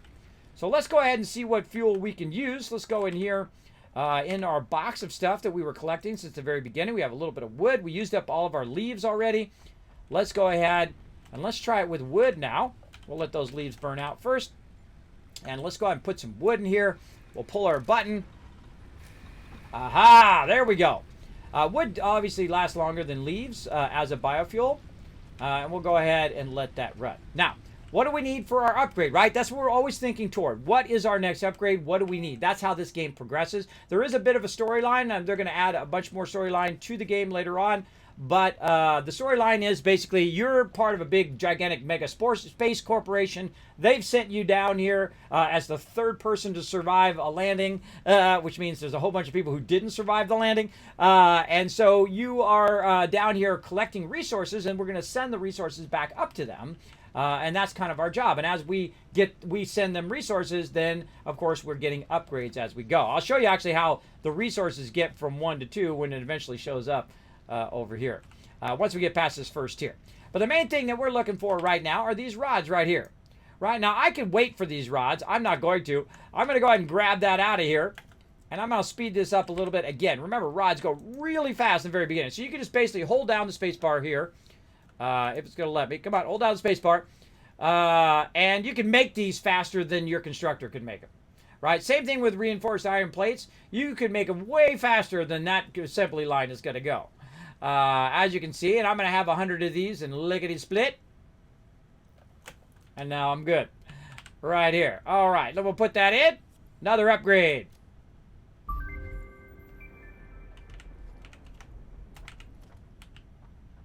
All right, we got some new parts and new buildings.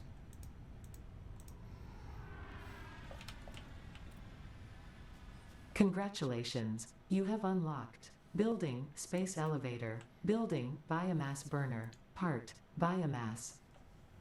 Motivational message. Congratulations, you succeeded in every provided task.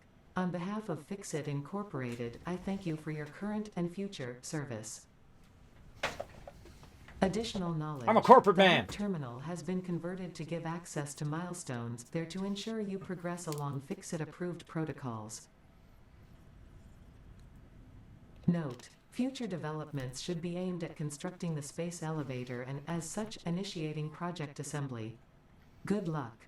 Thank you very much. Now, I do actually have a save where we are on nuclear power, so I'm going to try to break that save later, by the way, so we can just kind of peek into Tier 7 and 8, but we are going to play through, adding a new playthrough. By the way, I'm going to be playing some multiplayer, so if you do want to join me, let me know in the chat. I will hook that up in there.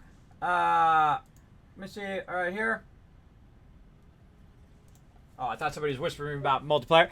All right, awesome. So yeah, I did start a brand new playthrough because I love this game, and it's so great to go ahead and do that journey. Also, since they're going to be adding not just stuff in Tier 7 and 8, but stuff throughout the game, including batteries and other things like that, I want to experience those as I'm playing through the game, not just jump right to the end, which is not my thing. I don't like to run through the game as fast as possible. I like to enjoy the journey along the way. So, what do we unlock, everybody? We unlocked our separate biomass burner right here. So, we've got a separate biomass burner that we can use. And then what else do we get here? We got our space elevator, which is going to allow us to progress now because we can't progress at a certain point unless we have the space elevator. And then, of course, we want to use our storage containers too right here, right? But, of course, we need more rods. Now, the thing you're going to run into a lot in the very beginning is your rods and all of that. Oh, we're out of power. You're going to run out of rods constantly, all the time. So you definitely want to keep those rocking and rolling.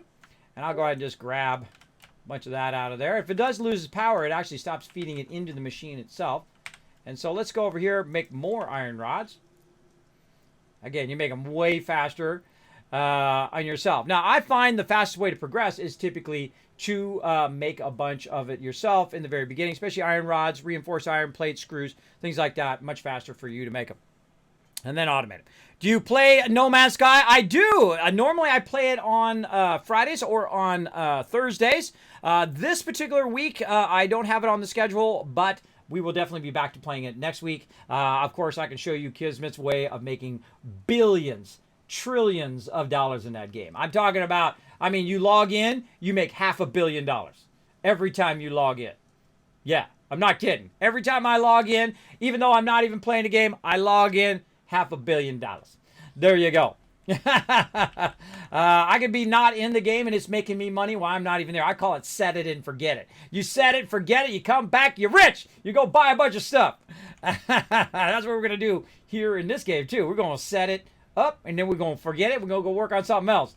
We're going to do that. All right. So now to progress in here, to get our next tier, we need, of course, these items down here. Now, what is the next thing I suggest you get in here? Now, this is this is base building. This is base building. These are foundations. So we definitely want to get that. Logistics. So we have splitters and things like that. Oh, yeah, absolutely. Field research. Oh, yeah, we want to get our MAMs, start scanning stuff and upgrading stuff for sure. Tier 2 here, though, parts assembly. Oh, look at this, getting to more advanced stuff to be used with the space elevator. As well as we got a chainsaw. And then jump pads, which I never use. Resource sink, which we're going to use some jump pads because they actually made it where you can aim the jump pads now. So maybe we'll use some jump pads in this playthrough. Probably not. But we'll try. We'll test it out. And then, of course, more logistics. Mark II belts are going to allow us to go faster in our belts, which I usually never use. I never use Mark IIs. I go straight Mark IIIs. But we'll see. We'll see if we do it in this particular playthrough.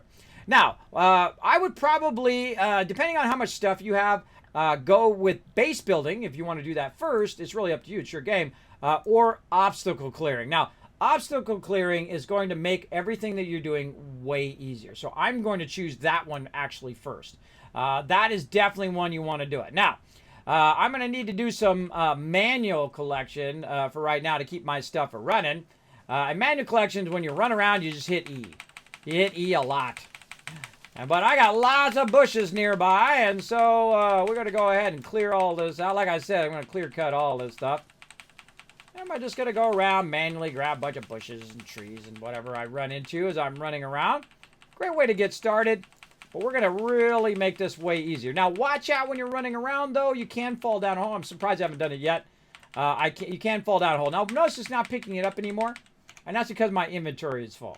Once you hit an inventory full, it will no longer pick anything up, and you need to go back, drop off some loot, or throw it away, whatever you want to do. Me, I'm going to go ahead and take it, feed it right into here, and I'm going to go ahead and right-click it. Oh, no, I can't right-click it there.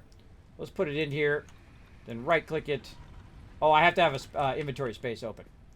Now, again, you're going to get overburdened real quick. All of a sudden, you're going to have tons of loot on you. You're going to have all this stuff and whatnot on you that you really don't want.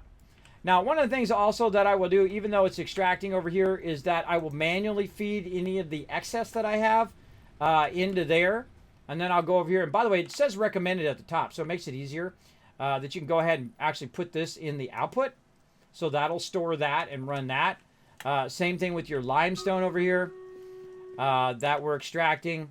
We can put the limestone not only directly into your concrete here, into your constructor for concrete, but you can also put it back here if it's not full. You can also put that into the output here. You can just go ahead and drag it, and put that into the output there as well. Now, we've currently got no power because we don't have enough power to run both items, so it's going to automatically kick the power off. We'll run that battle here in just a second.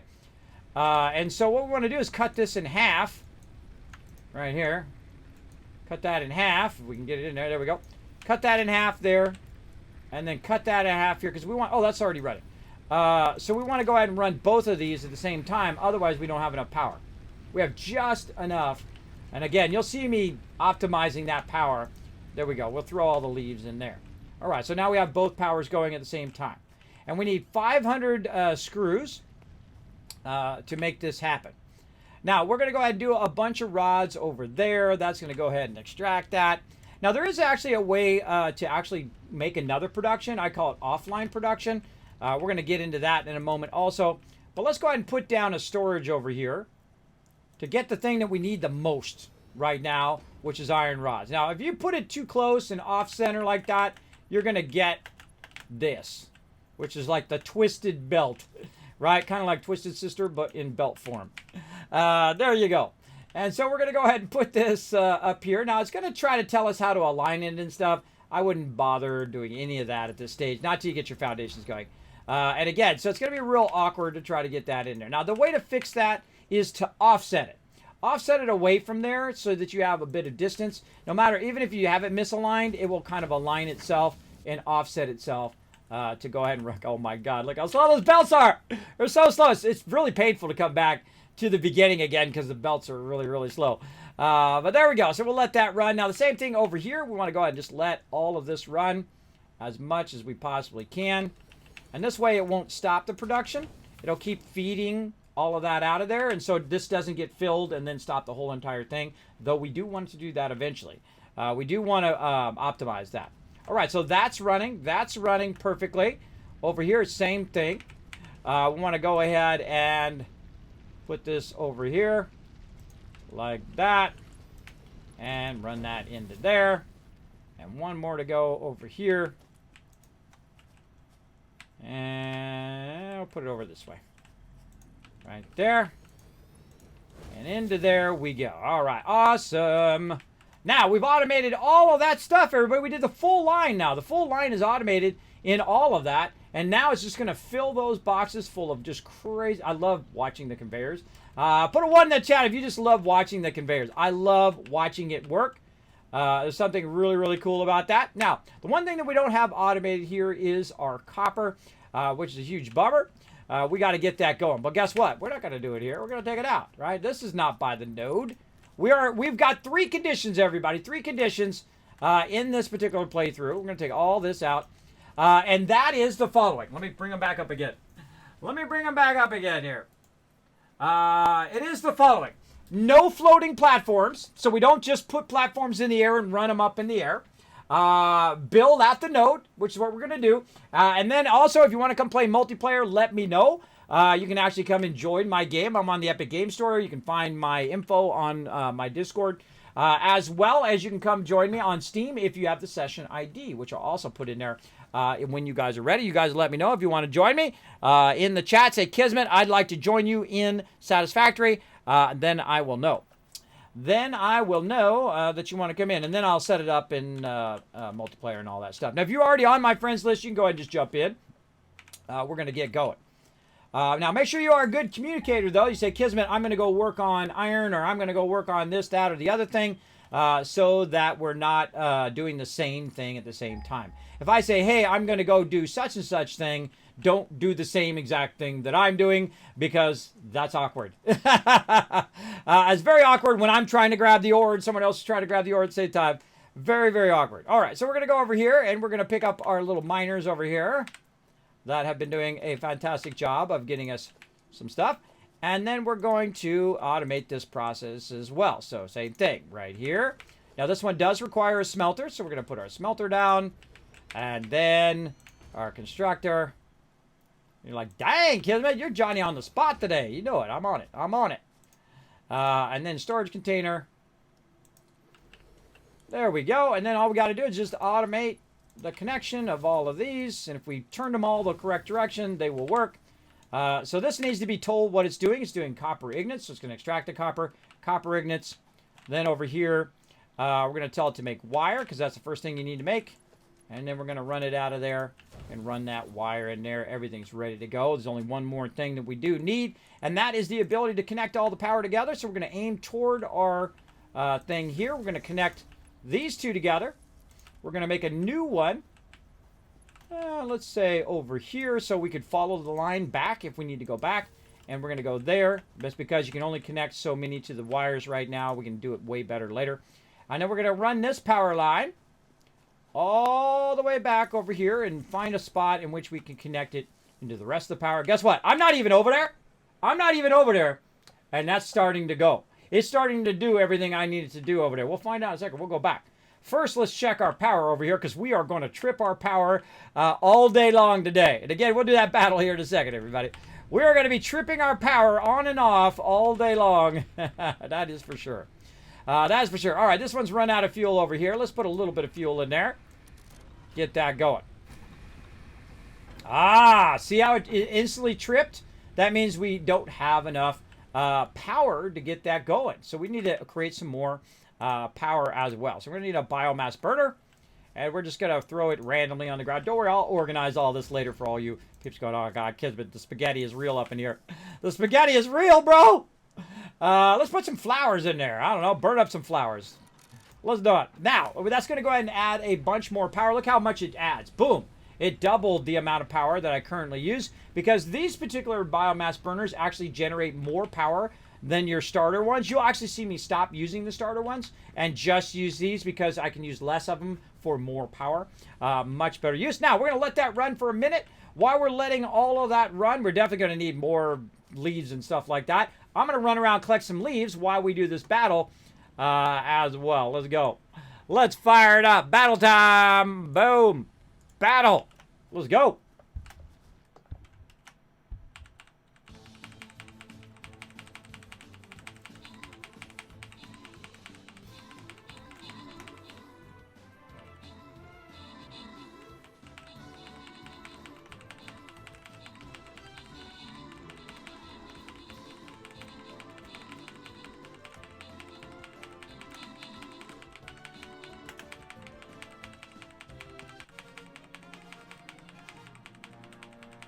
Guys hear me pressing the button?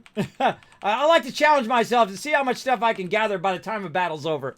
All right, over the captain's chest. Bam! EMZRT, Taco, and Much getting some love. Absalom Dark coming in. Overall MVP with 4 assists. Nice job. All right, another battle coming up. Let's go. We're going to use the healer this time. Let's go middle. I'm feeling middle right there. And let me put him back just a little bit. There we go. Come join us for some Stream Raiders, everybody. You can find the link in the chat. You can find me or Captain Kismet. We are going to play some Stream Raiders all day. Get you guys tons and tons of loot while we're progressing through Satisfactory. While we're waiting for Update 4 to come through. About another 2 hours until it drops, supposedly. You know that everyone's going to log on to the server at the same time. There's going to be some sort of issue with downloading it and installing it and all of that. And if stuff, of course, everything is going to go off the rails and things are going to catch fire. And you know how it goes when there's a new update. So I suggest to be real patient, everybody. Real patient when it comes to that. Now, I'm just going to town now, everybody. I'm just going to town, collecting crazy tons of resources right over here. Because when at the very beginning here, you want to just say, screw it. I'm just going to gather as much as I can until my inventory is full. And then we're going to go ahead and run back over here. And really stack this up over here, right? I'm going to go ahead and use my wood in this one because this one's going to be the most power here. And then I'm going to go ahead and put my leaves into that one and leaves into this one. Now, again, we'll get more efficient fuel in a bit, and we'll actually automate all that fuel as well.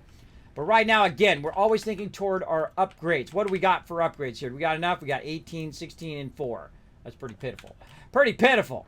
Let's go over here and see what we got already done in our concrete here. Holy mackerel, 95 of them already ready to rock. All right, nice, nice. How about rods over here? How we looking? Oh, 67, good to go. All right, that's 67 that I didn't have to make.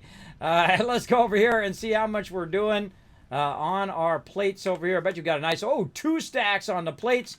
Sweet, sweet, sweet. All right, and another great suggestion, by the way, a great thing to do in between here. And so we'll pull this out real quick because this happens quite often in between your runs here, is you want to go ahead and put a box in the very beginning. And that box is for your convenience, not necessarily for the convenience of your conveyor line. I'm going to aim this a little bit away like this because we got other stuff we're going to run into there. And then again, we'll go and put our constructor in. And we'll fine tune all of this a bit. And then our output. And again, reconnect all of this into there. Now, why did I put that first? Well, the reason why I put that first is so that it makes it convenient when I have extra stuff, which is going to happen a lot. When I have extra stuff, I can go ahead and just feed it into that first box. Of course, I'm out of wire, as always. As always, let's go in here. We haven't automated our wire yet, our cable, I mean. We'll get into that.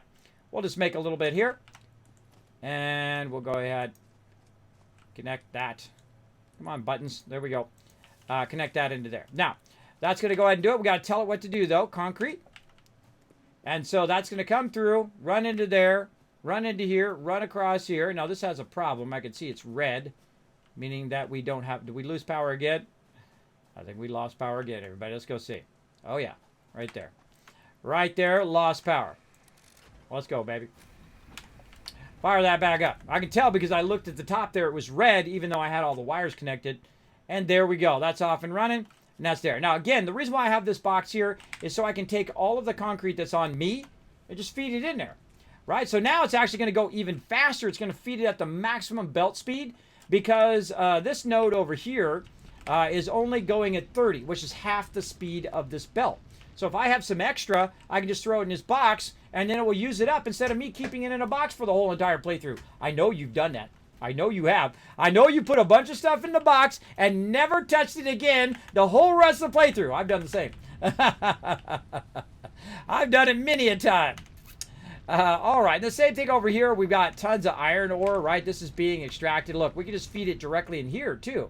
You don't even need to use the box. You can feed it directly into the thing. And again, look at it. It's going now at 60 instead of the 30 because we found nothing but impure nodes because that's my luck in this playthrough. But that's just the way it goes. Same thing over here. We can go over to this one. Say yo, yo, yo. Let's just feed that directly into there like that. And that's going to run out into there. That's going to go ahead and convert this. And then convert that and put that in that box. Now, we also got some copper, which is really far away. Now, if we did our copper correctly, when we run over here, it should already be working. It should already be taking the iron, converting it, and putting it in this box as wire. So if we look in this box, and there's wire in there, GG. Ha! Right there. Yes, already working, ready to rock. And again, I'm going to come back here. I'm going to go ahead and manually feed this into here. It's already at 100. Oh, this one right here is a normal node. Now, normal node is coming through at 60 per minute. And then, of course, your pure nodes are double that, 120. So those are the ones you're usually looking for because it's the most efficient one to use because it's using one extractor for basically 4 times the amount that you get from an impure node. And so I can feed some of that into there too. And then notice it stops. That's because it's not keeping up with this because this is already full. And so on. So we got that same problem, right? So we got a bunch of this extra, oops, didn't mean that. We got a bunch of extra resources that we can sit on. Now, if you don't want to carry it around, don't want to do any of that, just throw it in the trash. Because now it's all automated. There's nothing I need to do. Just other than keeping the power going. Now, we need to get this obstacle clearing going right here. So we're going to run back over here and get this going. Now, I have enough wire right now to convert it into cable and get that part done. So I don't really need to run back over there and do anything else over there. I can work here in this entire part over on this side. And so we'll go ahead and go to our branch here. We'll say, okay, we want to make a bunch of cable. How much cable do we need? We need 100. And so we'll specifically make it just to do the upgrade. And so we'll get that going. Now, the cool thing about this game, too, is while you're doing other things, it's continuing to do a bunch of stuff, right? It's continuing making cables and plates and all of that stuff as long as you have your power consistently going. And this, what we're doing right now, is going to help us keep that power consistently going much easier than what we're doing currently. So let's let that run there. Let's go ahead and see if we got some more concrete over here. Let's go ahead and grab that. We need about 100 of that. So probably a good idea for me to go ahead and just grab one of these out of here. Or grab all that out of there. And run that over here. And again, I'm going to be able to make it way, way faster. Look how fast I'm making it versus the machine. But if the machine's doing it, then I'm not doing it. Which is great. It allows me to do other things. Yeah, one's in the chat from Reaper. Have you been in a movie or TV show or something? You look super familiar. No idea why. Well, probably either Tony Hawk or the guy from Breaking Bad. They call me Saul or whatever. I get those two the most. In fact, I have a video that I did a couple years ago with that in it. So if you want to laugh, here you go. Just follow that about video right there and feel free to laugh and have a good time. In that video, I specifically mentioned that because I get it all the time. Oh, Kismet, you look like Tony Hawk or you look like whatever, which is really funny because I was actually at TwitchCon a year or two ago, or 2 years ago, 3 years ago, and Tony Hawk was actually there. He was actually there at the thing. It's like I'm Tony Hawk's brother or something. And hey, if he was younger than me, I would say he looks like me, but he's a year older than me, so I look like him, apparently. Apparently, I don't know, I'm just me. I don't try to be nobody else. I'm a terrible skater. I'm on nowhere, anywhere on par with Tony Hawk, that is for sure. That is for sure. And at my age, you don't be out there, doing no kick flips, everybody. At my age, you do a little kick flip and you lose a hip, That could be a problem. All right, look at this over here. Holy mackerel. Holy mackerel. Okay, so we're looking good. Let's get some more concrete converted. We got a bunch on us. All right, we got a bunch on us. Back to the hub. Let's get it in there. All right, we got our wire. We got our concrete. Now we need those screws. And we can make 672, so we done. We done. That's it. We got the whole next upgrade done in just that amount of time. Now, even if the power goes off now, I'm still on track for unlocking that next thing because I know I can make that many manually without needing any power. So you notice this doesn't use any power at all. So that is actually your biggest resource in the beginning of the game is to use anything that doesn't use power because it doesn't take your time to go and collect all the leaves and collect all the stuff. And later on, we'll automate the power with oil power and coal power. Coal power first, coal power, then oil power. We'll get into that for sure, for sure. We're going to have lots of fun. I'll check that out. Well, there you go, Blue Kronos. Yeah, follow that link. It's a video I did. It's my about video about me and me being a streamer and all of that. All right, let's keep her going here. Now, screws seem like they go really fast, but they don't. They actually take a really long time because you have to make a lot of them. So you definitely want to automate your screws at some point.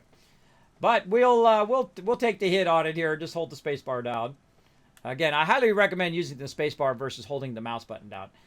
You just kind of roll over it, the thing that you want to make, and then you hold down the space bar. It goes much, much faster. Much, much more faster. And the next thing we're going to automate is these screws for sure. We're going to use a lot of screws. I'm going to show you how to do foundations. We're going to work on how to optimize your layout for your factory just right from the very beginning here. And we're going to do all of that. And we're also going to run all of our stuff to a central hub. We're going to build at the node, run it to a central hub, and that central hub will hold all of our resources. So when we need them, we'll run up and grab them and use them for building even more machines down the road. All right, there we go. Boom, we're crushing it. Look, I still got the Christmas thing in there. I got the Christmas button. Did I not turn that off? I thought I turned that off. Hold on, let me go look at my settings. Hold on. There is an option to turn that off. It must have turned back on when I did a new game. Did I turn that off? It's in one of these. It's in one of these things. I think it's gameplay. Camera. It's in there. It says something about turning off the events. I thought it was gameplay. Maybe I'm just not seeing it. Autosave. Break notifications. Network quality. Huh, I don't see it in there. It's weird.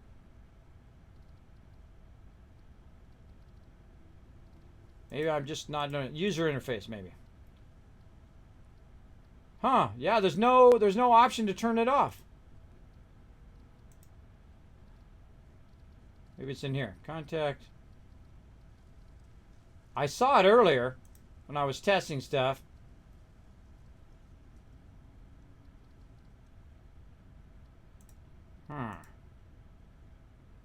Where's it at? You guys can just tell me. Where is it at? I could have sworn it was right here. I thought it was right here. Turn off holiday stuff. I bet you I go in my other playthrough and I can see that. Again, we're going to break that playthrough later. We're going to go into update 4, about an hour and 51 minutes. And we're going to open that old playthrough and we're going to break the heck out of it. It's going to be fun.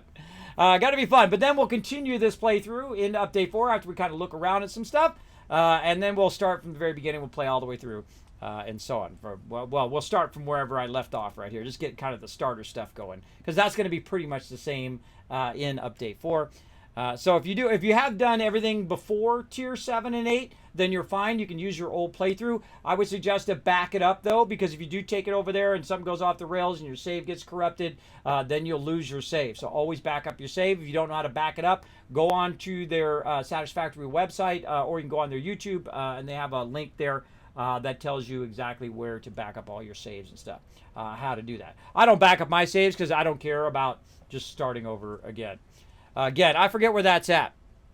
I set a macro on my keyboard to press the spacebar for a long time. Yeah, Big Kill, I have a Razer Naga, so I could set mine to do that.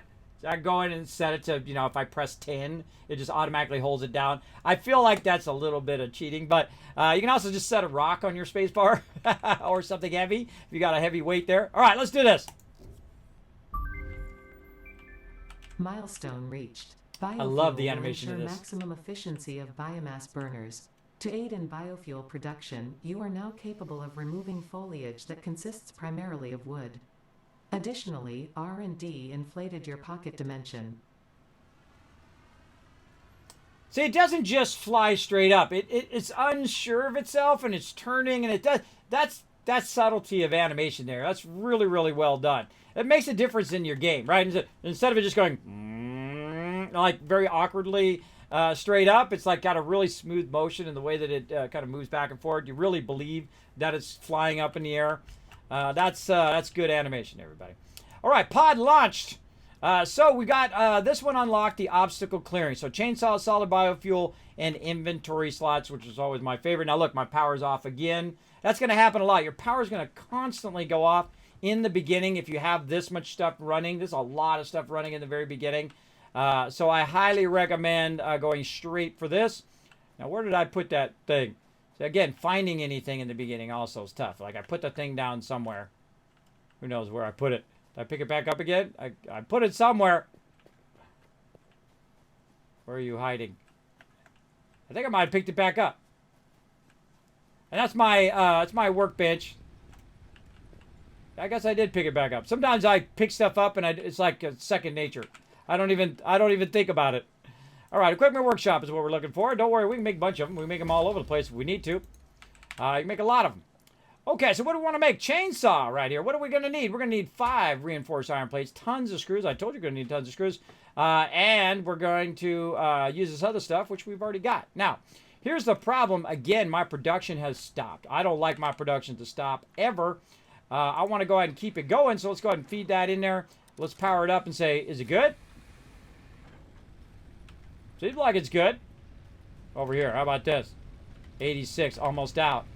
Almost out, right? Almost out. But at least it'll go for a few minutes there while we go ahead and figure out what else we're making. Let's go up here. Let's go ahead and make more screws.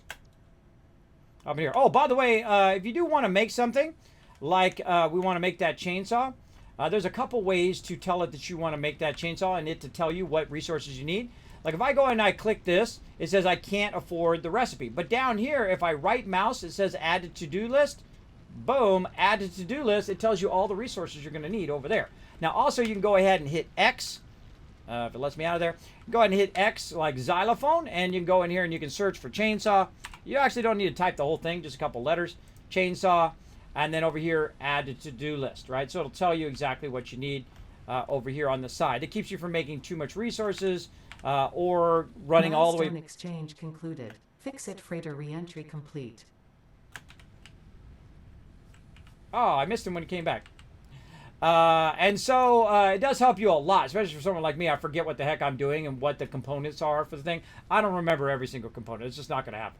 Not going to happen to remember every single one. So I go in and I utilize that well. Now notice over here that one is going up and one's going down because I'm using the iron rods to make the screws. And thus I need the iron rods too. And so I'm going to have a problem there in a minute when I use, look at it, just enough. Like that was actually perfect. I made just enough screws, but then I don't have any iron rods. But while we were busy doing that, we ran our factory for a bit. Guess what's happening over here? Boom, iron rods ready to go.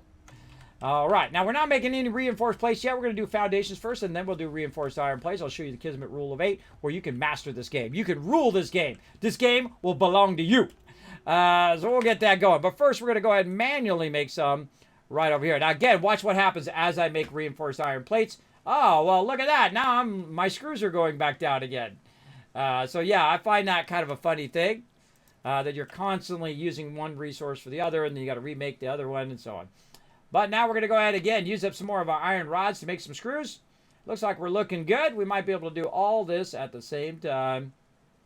Perfect. Right. See, and then you can stop so you don't make too many screws and then run out of iron rods and then not be able to make the thing that you want to make. In this case, the chainsaw. Let's go ahead and make it. I'll be back. It's shower time. Hey, do what you got to do, man. Do what you got to do. All right, so we got our chainsaw now. So awesome. Now you can only have one thing in your hand right now. Later on, you'll get more.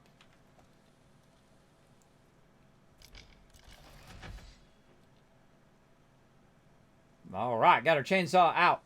Now, we need some biofuel. Now, how do we make biofuel? Well, that's a great question. You should be asking yourself at that point. At this point. Now, one of the things, the problem is you got to run around with this gigantic chainsaw in your face all the time. We're going to fix that problem later. But right now, what we're going to do is we're going to grab some basic leaves. And you're like, well, Kismet, why are you not cutting down the wood? Well, that's because I have no fuel to cut down the wood. You're like, well, Kismet, why don't you take the leaves and feed them into the chainsaw? All right, well, let's try that. See how that works. Ah, not able to put the leaves in the chainsaw, are we? No, we're not. So we need to take those leaves and we need to use our construction bench here. And way at the bottom, you're going to see all this biomass stuff, right? In this case, we got biomass leaves. And we need so many leaves. Why did I pick those leaves up? Oh, I got a bunch of flowers and wood. All right, fine, I'll do the wood then. Oh, I didn't get enough. Nope, still didn't get enough. Wow, okay. I thought that would have been enough there. Let's get a whole bunch more. Again, you're going to find yourself doing this a lot in the beginning. And don't worry, we'll automate all this. We don't have to do this anymore in the later game. Oh, look, we got a little green glowy guy up there. We'll get him later on. I don't really get those guys very early on. I very rarely overclock my stuff. Plus, you haven't unlocked overclocking yet. And so, you're really not going to have enough for that. Let's see. Now, all we need to do is get enough to get the chainsaw started. And once we get the chainsaw started, then it's on like Donkey Kong, right? We just got to make just enough of this. There we go. Biomass wood and, oh, we got a bunch of leaves now. So let's go ahead. Now, when I convert it from the wood into biomass, it's both of them become the same element, right? So from wood to biomass and leaves to biomass, the biomass is the same. And so we'll want to convert all of that and then make some nice biofuel. Now that's 80 biofuel right there. That's a good amount. There we go. Ha ha! Well, we got it fired up, just like in real life when you start up a chainsaw. You gotta gun it a little bit. You gotta gun it a little bit to keep it going. Keep your fingers away from there because you're gonna lose them if you get them too close. So I'm gonna have it make a bunch of biofuel. Now I'm not gonna make all the biofuel. Later on, I'm gonna automate all that biofuel. But now, look out, because Kismet's on a rampage. Boom! So we start taking it out. Now, if it's just like a leaf or something in between, I'll grab it. But this now AoEs the whole entire area. As you'll see, we'll go along something. Now, of course, I've taken out a lot of this. But I'll clear cut everything in the area. Because you know I'm going to build up in here. Let's go somewhere where we can AoE, like right here. Watch the bushes. It gets the bushes as well. By the way, if you get close to rocks and you got a rock in your way and you don't have any explosives, watch this. Bye-bye, rocks. It takes out the rocks as well. It just AoEs everything in that way. So great way to take out rocks in the beginning if you want to take them out.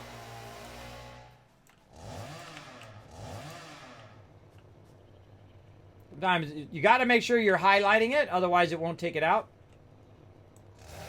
Otherwise, you're just cutting in the air. There we go. And we're starting to clear the area for future expansion later on. I would take a minute. Huh. There's another node off the side of the node. I didn't even notice that. That's unusual.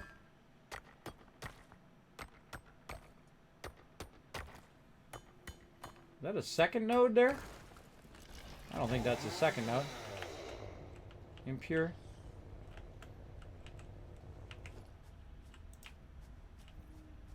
That's how you know. You put one of these, you act like you're going to put one of these down.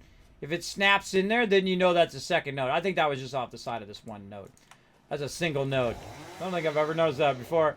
Ever seen two of them like, oh, look at this. See, this is trying to get us killed right here. This is trying to get us killed. Try to get us close to that thing. And then off the side you go, and then a whole bunch of baddies come and eat your face. Alright, we're going to clear cut this forest, everybody. Make sure you got lots of inventory space before you go and do this. Because this is going to collect a lot of stuff. Again, if it's just easy bushes, just collect those manually. Hitting some E action. You don't need to bother with your chainsaw on that. It's faster just to hit E than it is to chainsaw all that. Your trees are your main focus. Now you're going to get some other stuff in here too, including flower petals and Marsilia, I think is how you pronounce it. We're going to get a lot of that stuff to be used efficiently later. Boom. There. Get it going on. Hey, Zuracool, what's up? Good morning, good morning. Thanks for hanging out. We're doing a brand new playthrough of Satisfactory as we anticipate and wait for update number 4. Now you're like, Kismet, when's update 4 going to drop? I'm going to get that question all day long until it actually drops. Here's a real easy way. Follow that link right there. It'll tell you in your local time zone when update 4 is going to drop. No matter where you are in the world. Kismet hooking you up. Hooking you up big time. And I can just tell you it's going to be 1 hour and 39 minutes because I'm watching their broadcast over there on my other monitor. I'd love to be listening to it, but I'm here streaming instead. I would rather pay attention to you guys, and I can watch that back later on. I'm sure it's mainly a community highlight kind of thing, and them talking and chatting it up as opposed to telling you what's going to be in the update, because in the update here,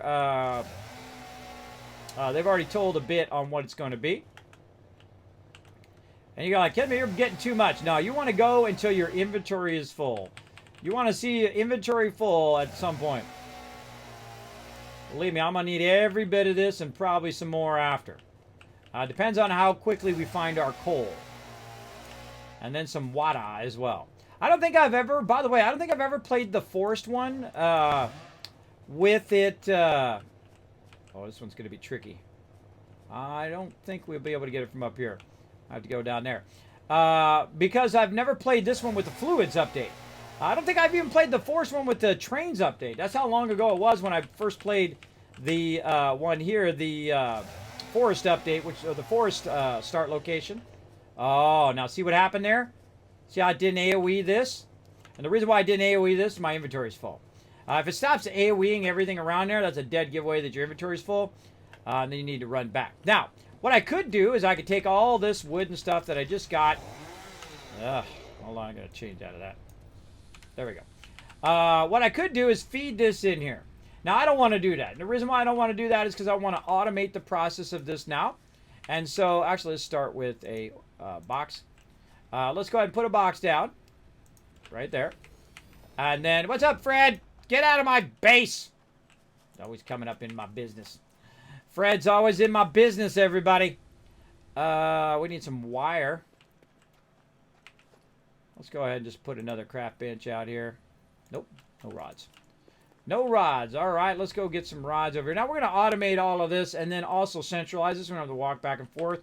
Though I'm not walking that far. Oh, that's been off. See, that's been off, so it hasn't been filling that in. So I'm just going to grab some of that out of there. Run over here. Make my own rods. Oh, if I had inventory space, which I don't. If I had the space for it. Hold on, let's put some of this away for right now.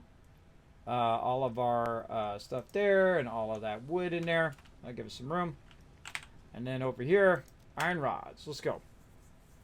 Now again, it's faster for you to make the iron rods in here, so I certainly suggest doing it yourself. Hey Jesse, what's up? Hello, hello. Welcome to the stream. My name's Kismet. If you are new to my stream, hit that follow button. We're going to have some fun playing Satisfactory all day today and tomorrow and the next day. That's right. We're going to really go into it. Now, I'm starting from scratch. I'm going to show you how far you can get in Satisfactory using a bunch of Kismet tips along the way. I'm going to give you my best tips. I don't just keep them for myself. I'm going to show you the best way to get started, get things rolling, go step to step to step. A lot of great tips along the way from the very, very beginning. We started in the forest area. Now, this isn't my first time playing. I've played about 30 times through the game. I have gotten all the way to nuclear power and all that other stuff before. Now, have I done every single thing in the game? No, I never do that. I never do that in early access. Later on, we'll do that for sure as well. Now, if you do want to come and join me, if you are one of my Teamwork Tycoons, you can join me here on the server or here on my playthrough. They don't have servers yet. We'll go ahead and multiplayer this if you so desire. If not, I'll just keep playing single player and keep going. You guys let me know. Let me know when you're ready for that. Okay, we got that done, and we are automating our process over here. And we need wire. Let's just go in here. Now, the same thing I did earlier. You can go in here and you just press 1, and it will tell you exactly what you're going to need over there for that constructor. So we need some wire. So let's start cable. So we'll make some cable. There we go. And then we need to make some reinforced iron plates. To make reinforced iron plates, we need some screws first. There we go. Until we see that say 2. And when it says 2, like right there, then we make 2 reinforced iron plates. Again, much faster for you to do it than you have that automated early game. Especially when you have just impure nodes, which is what I've been lucky enough to find, or unlucky enough, I guess, depending on how you look at it. Unlucky enough to find right there. Now, this is what I call offline production, right? This is something I was talking about earlier, is that there's nothing going to be in front of this, right? This is just going to run just like right here. Right now, see, this is a little awkward here, again, because we don't have our foundations yet. That'll make this a lot less awkward. I'll also show you some underfeeding and all sorts of killer stuff that I use here to get my stuff running. Now, this particular one right here is going to be our first one. And we're going to say, go ahead and make biomass out of leaves. So we'll say, okay, we'll go ahead and take all our leaves, which we put back over here. We'll automate that process as well. So we'll go ahead and take the leaves out, and we'll go ahead and put the leaves in here. Now, again, there's nothing feeding that. I manually picked it up and put it in the box. And then that's going to feed into here. We've got this. This needs some power. So again, we're going to go ahead and run its own power line to keep it separate. And like, oh, time for another battle. More wire. Right over here. Now, again, a lot in the very beginning you're going to be doing this. And as you go through the game as well. As you get into a new tier and you're making stuff for that tier, you're going to have to make a lot of it manually first. And then you can automate a lot of that as you go along. And we're going to automate stuff right from the very beginning. Again, no floating platforms. And we're going to play a bit of multiplayer if people are up for it. Now, we got that going. We got this going in here. Now we need that power line right there. And then cable. And then this should power up at some point. But we need to go ahead and power this up. Now, we made some biofuel already, which is going to run much longer than all of these leaves and stuff. So it's better for us to take that out, split this up. Let's say 4 there. Now watch how long this runs just with 4 of that in there, right? And we'll say 5 here. And then over here, we'll do 9. Now watch what happens, by the way. If you have it where it has enough fuel and whatnot, sometimes it'll kick itself back on again. Doesn't do it as much in the beginning. Later on, it'll automatically kick back on again if it realizes it has enough power. Now, again, we got batteries and all sorts of killer new stuff coming in the game, so we'll work on that. Once that drops, we'll go check it out in the experimental version. So there we go. So now we've got the biofuel in there. The biofuel is going to help it run much longer than what we're doing. And, of course, it's making more right over here. Now, it's making the actual biomass, but we wanted to make the biofuel, which is those kind of like wood logs or leaf logs or whatever biomass logs you want to do it. So we need another constructor to take it from this to that. Now, there's something else we want to do before we do that, though, is we want to go in and use our organization to take it from here and run it into there. So it'll just keep feeding that biomass in there. Very nice. Like so. Right over there. Okay, so we got that running. That's looking great. That's going to convert all of that. We need to make more screws so we can make more reinforced iron plates. Now, all of our stuff is back up and running again. So it's making plates, it's making rods, it's making concrete, it's making copper stuff as well. And let's go ahead and just kind of forward ahead here. Because we're going to need a whole bunch of reinforced iron plates. There we go. We're going to need about 6 of them. And I'll show you why here in just a second. We'll make a bunch of those first. And while we're making those, let's go ahead and do a battle as well. I always forget that. Actually, I was doing pretty good here today. There we go. Battle time. Let's fire it up. I'm subbed. Well, thank you, Jesse. I appreciate you subbing the channel. I see that. I see you are a sub. Congrats to you. Did you get a gift to sub or did you sub to the channel? Good question. Because my peeps love to give out gifted subs here in the channel. So good to lurk in here. I do give away a lot of random stuff here in the stream. In fact, let's do a giveaway right now. What about that? Let's do it. I'm feeling giveaway action. Let's go. What do we got? Keep converting that. Keep converting them reinforced iron plates. There we go. Let me go see what we've got in the giveaways list. Ooh, some Stream Raider skins. Yeah, let's do it. Let's do it. I'm down. I'm down for some serious giveaway action. Over here. Over here. Okay, let's go ahead and do this first, and then we'll go ahead and start the giveaway. Let's do it. Grass reward. Whoa, look at all those rewards. Reaper, Matcher, Bushell, Taco, LOC, all getting some love. And Lone Wolf MVP with the 7 assists there. Fantastic job. We're going to go for that blue chest right over there. We're going to go ahead and start this battle. Like so. Let's see. We already did that. We're going to do Archer. Oh, here comes some biddies making the dragon dance. Getting it going, firing it up in here. Oh, man. Oh, decisions. I'm feeling left side over here. I'm our right side. I'm feeling right side. Left side for you guys. Thank you, Mr. Zero Cool. Thank you for the 50 biddies. Showing the stream some love. Appreciate that big time. We're going to keep that battle going.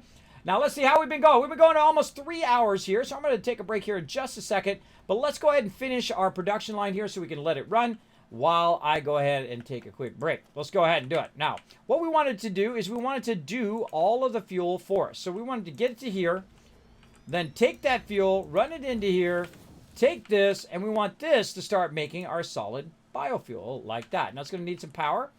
So let's go ahead and run our power line over here. And there we go. Now, not only have we automated all that other stuff, we've also automated the ability for it to go in and make the rest of that. Now, of course, the problem is run out of power again over here because that doesn't last very long, but it lasts a lot longer than if I put leaves in there, or just a little bit of leaves anyway. So let's go ahead and make our own solid biofuel. We'll make it ourselves. And then once we do this, it'll perpetuate itself. It'll use the biofuel to make biofuel, right? So to keep it perpetually going. Now, of course, coal would be much easier, so we can extract the coal and the water and make the coal, and then it's perpetual where I never have to manually collect it. That's why coal is going to be one of our top priorities today, is try to get to coal as quick as possible so that we are automated in the way that it will perpetually run, and we don't have to worry about it again. We don't have to go and collect leaves and all of that stuff. All right. Let's go ahead and get this going here first. Now, one of the things also I'm going to do is I'm going to stop feeding it back here. Why am I going to do that? Well, I'm going to go ahead and actually disconnect this from the actual chain right over here. Because I no longer want to use these. Why? Because they're very inefficient. They're only half the power of one of these. So if we have enough resources to make another one, the smart thing to do is just to put two of these right next to each other, because it's more efficient for you to run right here and just do them both at the same time than to run back there every single time. Now, we do need to make sure that we do collect this, run this into our power line, wherever we can sneak it in for now. And then now all we got to do is just cut this in half instead of cutting it in thirds. A much smarter way of managing your base. There we go. And then like that. And we should have more than enough. Just like that. All right. Easy peasy, right? That's more than enough. And then it's going to actually make more over here. It's going to make more of our biomass there, and then over here making that biomass fuel, which we're going to use to make all of this stuff. Right? We're going to keep that running. Now, I hope you guys are following along. If you have any questions, feel free to throw them in the chat. I am going a bit faster than I normally do. This is normally how I play when I'm not on stream. I play very, very fast. To the point in which, like, Kismet, what the heck did you just do? Kind of thing. So I try to explain it as I go along. But we're kind of playing through again from the beginning and getting it fired up. All right, that's looking good. Now, again, let's go ahead and see what our next milestone is in here that we want to do. I'd say base building. So let's go ahead and say, okay, how much of this we already got? We got enough of that. We got a bit of that. Oh, we need more concrete and more rods. Now, we have enough fuel to keep all of the processes going, all the things that we have running currently, including making more fuel. And so over here, we've got a good amount of concrete done. Over here, we've got a little bit of rods done. That's good. And then back over this way, way over here, we've also got some plates. Oof, man, a bunch of plates there. Nice. And we're just cooking through this playthrough. We are crushing it. I've done all this right here in about 2 hours. Boom, right there, already rocking it. Not a problem. We got this handled, right? We got it covered. All right, we need just a little bit more. Like I said, you're going to always need a bunch of iron rods constantly, all the time. Again, faster way, just pull it out of there. Run it over here. Do it yourself. Do it yourself. You're going to be cooking past all of this. Just doing it yourself a lot of times on these rods. And there we go. Another one done. Milestone reached. You have unlocked several structures aimed to provide the first needed to build basic factory infrastructure and improved overview. Building these will provide a grid for more advanced organizing and sectioning of your factory. All right. Whoop, there it goes. Now, look at what we've done. Look at this spaghetti city we made out here. Now what I'm going to do is I'm going to let you guys watch my factory run for just a minute. I'm going to get up, stretch my legs, be right back. Good idea every 2-3 hours or so to get up and walk around. Again, if you want to know exactly when update 4 is going to drop, I'm going to go ahead and throw that in the chat. You click that link, and guess what? That link going to tell you. That link, by the way, is from Satisfactory themselves. I found it on their Discord. It'll tell you exactly what in your time zone when that is going to drop. So there you go. So enjoy that link. Right over there. Right over there. There we go. Oh, Riverdog put it in. Did I put the wrong one in there? Oh, I put the about in there. Thank you, Riverdog. Put that proper one in there. All right, so I'm going to go ahead and just go AFK while you guys are watching my factory run over here. And I'll try to allow you guys to see as much as possible. Look, you can see all the lines. Look, you can see the iron here. You can see the thing over there. The limestone running, and also the rod. You see them all at the same time. Cool. All right, I'll be right back, everybody. I'm going to go stealth boy, and back in a minute.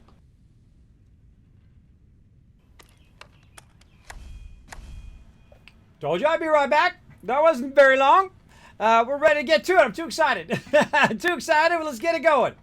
Now, we're right in the stage now where the game really starts to become fun, because you've added this thing right here called foundations, right? Foundations are very, very fun. Now, foundation is one of the first things that you'll see me start to adjust my bar down here. I'll start to adjust all my quick bars down here to do with foundations. Now, actually, the very first thing that I put in the very first slot, I replaced the pole that's there by default, is this. So you roll over it, and then you just press a button 1 through 0. Now, in my case, I have 1 through 10, because again, or 1 through 12, 1 through 12, on the side here that I'm going to press. And that's going to make that thing that button. So if I press 1, boom, now that is now down here. You can see it right through my little avatars there, right there.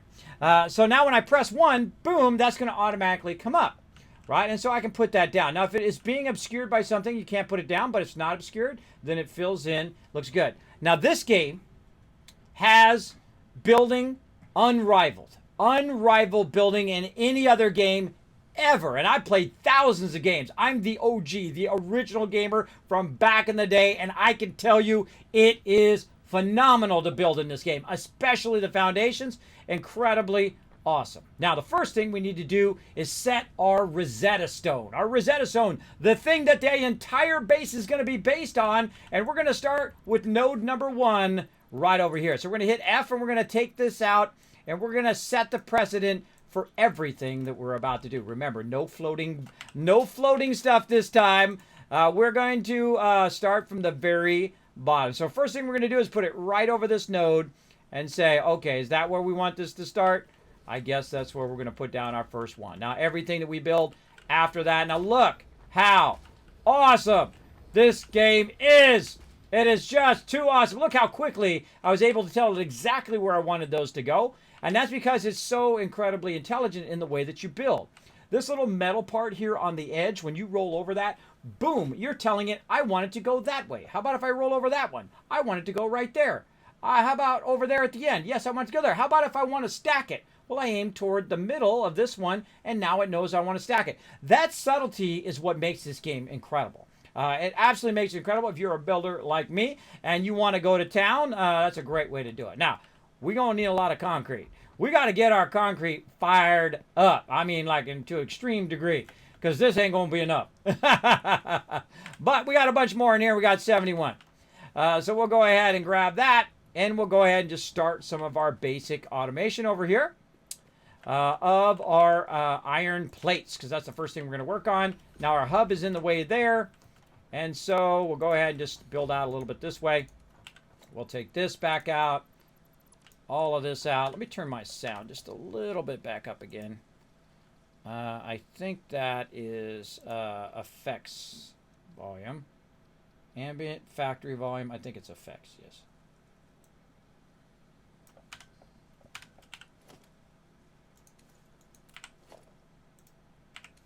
Nope.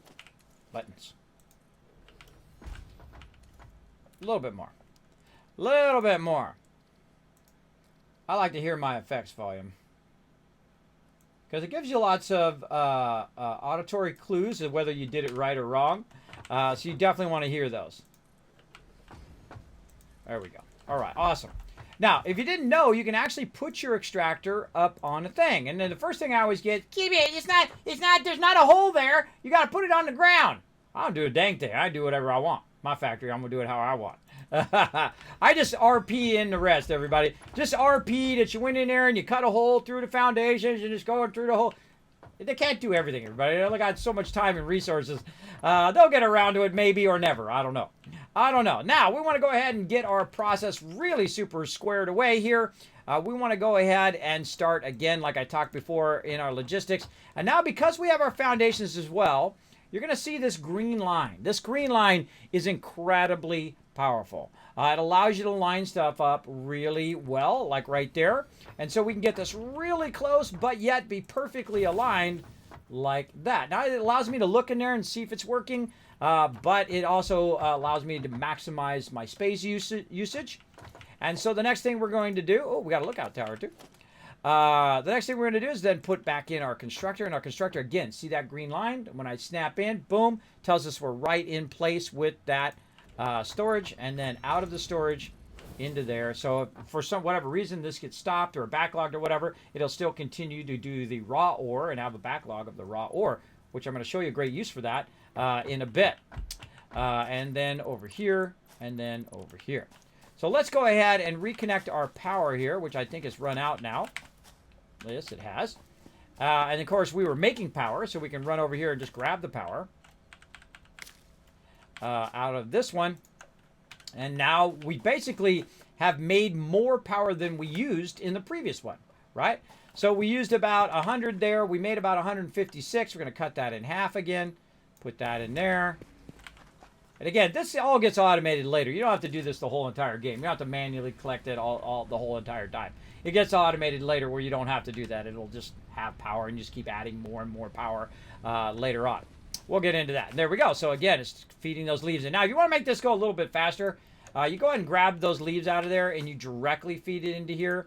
And the reason why is because this is going at a certain speed, right? This is 60, that conveyor belt is feeding it in there. And it's actually using it at 120. So if you put it directly in there, then it's going to output at that faster speed because you put it directly into the thing versus feeding it over here. But it is nice to have it in here because when you're busy doing something else, it'll still continue to feed and not stop, which you definitely don't want it to stop. You want it to continually run it. Look at that, how it's going off the side of the foundation there. All right, I don't like that. Don't like it. We got to fix it. Let's put a nice foundation in there. I'll take out the power here. We're going to rework all this stuff here in just a moment. And let's take this back out. Awkward. Now, because the way that this is placed is it's not perfectly in the middle of my foundation. So if I decide, hold on a second, I want that to be perfectly in the center. How do I do that? Well, I'm going to show you right here. So let's take all this back out. I'm going to show you how to center this really well in here. Now, I would suggest take everything else out, except for this one right here. We're going to keep all of those in there. Or I'm going to take all these out. And then the front one we're going to take out, but we're going to leave the back one. The reason why is that tells us where we were before. Or what you can do is just take it out and just use the item as the basis of your foundation. And so you can kind of get an idea of where the center of that is and how you want it to line up down the road. Something like that. Put that underneath there. And there you go. So now you have it hanging off the end here, which we definitely want to put that back in. And then we've got that fairly aligned. Now, I would, because I'm not going to be running this down or up, I would say that I probably doesn't really matter how I do that. But I like to center it, you know, because it's going to set the precedent for all the rest of my base. And so we'll center that pretty well. And that also, when we're running stuff by it and whatnot, it'll better align. So say if we want to enclose this with walls, we'll be able to do that because we've left enough room. So if we want to go in and put some walls in like this, we can go ahead and put that in all the way around to protect our particular node. And so we go around over here, boom, boom. And we've got our first starting of a full factory there, like so. Now, I typically don't put walls in for a very long time. I prefer to have the foundations in there instead. So using up my resources for walls is kind of a waste in the very beginning. Now my hub is in the way. Take the whole hub out. I'm going to move it away a bit here from where I'm constructing. Again, make sure you keep your hub down though, because if you do die, you'll be coming back in a random spot. You don't want that to happen. You don't want that to happen for sure. Boom. All right, right in there. And let's get rid of some of this random stuff that we have on us here. Oh, I forgot. We got some sulfur there earlier too. Get all that stuff put away for now. Oh, a little bit more on me there. There we go. Put that stuff away. And again, what we're trying to do is we're trying to get our items automated here, our stuff automated. We'll put that down. And let's get back to it. Now, I usually got to take these conveyor belts out because they'll be in your way when you're putting your items back down again. So I'll just take them out. Again, I'm going to speed up a little bit again. Right here. Got to get oriented the right direction. Looking for our green line. I find backing up a little bit easier to see your green line there. Unless it doesn't want to do the green line today. Come on, green line. Huh, weird.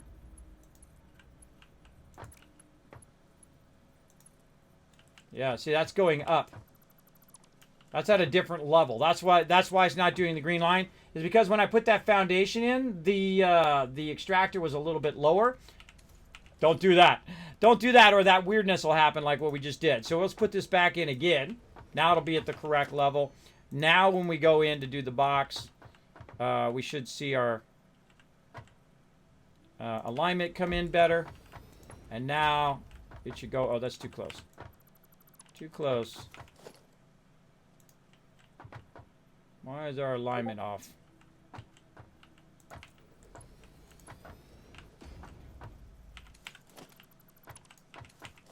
We'll get it.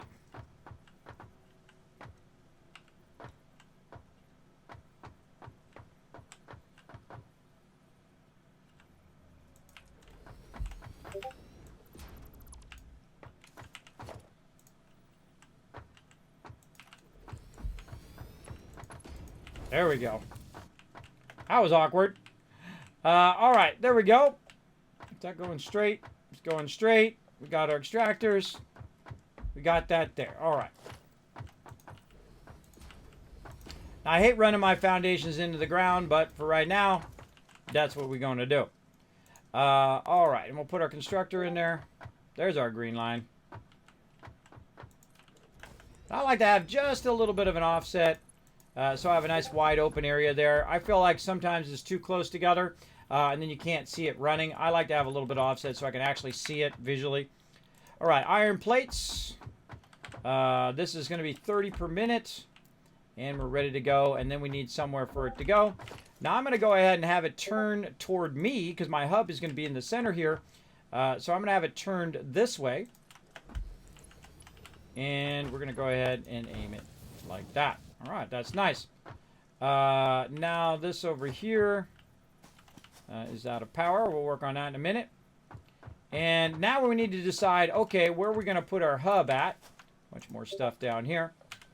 Probably over this way. Now we're going to run out of concrete, which we did. We're going to be running out of it a lot here in the beginning, especially as we're making the beginnings of our base. And we're going to be running out of power. We're going to be running out of concrete. We're going to be running out of everything as we struggle here in the very beginning. And we're going to be removing all the stuff on the ground as well. Getting those filled in. Then we'll go ahead and take that item. I'll put the craft bench up here. Okay, so again, we're out of power. Let's go see if it made me enough power keep my power going. Only made 16 that time because it doesn't have enough power. Kind of interesting that it went off. Why did? Oh, because I probably disconnected the lines. Yeah, I disconnected the lines. All right, no worries, no worries. Let's power it back up again. Boop. Both of them not. Oh yeah, I disconnected that other line. So they're not both starting up at the same time. So they got to both start up at the same time so my whole factory works together. There we go. And so without both of them, they won't run everything. But I could do them separate, by the way. You can do power line, and then this is powered by this, and that one's powered by that. You can actually do that as well. Hey, Speedy Cat, what's up? Waiting for some update 4 right now. We're 1 hour and 7 minutes away for some update 4 action. We're going to switch over to experimental. I have to install it and do all of that in about an hour. We'll let that run. Okay, so we're making some big progress over here. And so now what we want to do is we want to think of more of the aesthetic of our base. You can start that pretty early. What I'm going to do is I'm going to pull this out of here, and I'm going to put the pole right there in between the middle of the foundations. And so I can go ahead and run that also over there. So these two things are connected together. And then we'll connect this into whatever random pole we got over there for right now. And that's going to start all of this back up and running again. So it's going to take a minute, by the way, as it puts the thing, and we'll pretend there's a hole there in the foundations, and it goes through the foundations and drills it out. And that's going to run into there and start to backlog a lot of that resource into there. And then our iron plates over here are going to get started back up again. And then those iron plates are going to run into here. Now, one of the things we need to really work on is our limestone. Our limestone is the bread and butter of everything that I'm doing right over here. Now, it cannot feed the limestone fast enough over here, in my opinion. It cannot make concrete fast enough, especially that node that we got going there. It's going to take a really, really long time before that's done. Now, we could probably do it faster than what it can do. We can go in and convert it faster than what it's doing. So we can actually manually come over here and just do this. Now you're like, well, wait a minute, Kismet, what about those little extractor guys? Well, guess what? We can use those still. Even though we're using these, we can go ahead and also go ahead and say, you know what? We need a bunch of this stuff. And so, there we go. So continue to use those, because that's going to make it go way faster. So not only is your extractor working there, but these extractors are working as well. That's a fantastic Kismet tip right there. If you only learn one thing, that's the one right there. For sure, for sure. Because we need a bunch of foundations, and those foundations are going to come at a cost of tons and tons of concrete. Now, all of our other stuff's still cranking away over here, slowly, but cranking. There's a whole bunch of rods we didn't have to make right there. Get that tree up. Get our chainsaw. Where's our chainsaw at?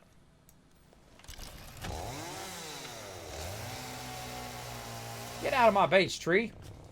All right. Now, at some point, we'll have to go back and collect some more. So you want to keep a little bit extra of this stuff. The biofuel here. You want to keep some of that, the solid biofuel, so that your character can always go and use the chainsaw to collect in case you run out. So always keep a little bit extra on me, just in case. All right, so that's done there. We want to automate all of this as well. And you know what? Actually, I changed my mind. Let's go ahead and take this out of there. Let's go ahead and run. And again, I find that your base is always temporary. Everything you do in your base is totally temporary in the long run. So we're going to put that there. We're going to take this out. We're going to take that out. We're going to go ahead and move that production up here. Again, looking for those green lines. A little bit of an offset. And so we'll do that. And then we'll go ahead and sneak in a nice storage container right there. And now we've got two items right next to each other. We've got our biofuel and our plates right next to each other. And that's going to make it easier for us to do this in the long run. We're also going to go ahead and chain off this power pole and give it its own power pole right over here. So it has its own separate power pole in case I need to cut that off for some reason. And we are doing leaves. And let's go ahead and put those leaves in there directly. Put the rest of the leaves back here so it'll continue to run even when we're not messing with it. And that'll do its thing. And then over here, again, just going to run them plates in there. Ironing this there. Oh, forgot the smelter. Forgot the smelter. My bad. Got ahead of myself. Got ahead of myself. I forgot the smelter. My bad. It happens. Oh, wrong thing. Smelter.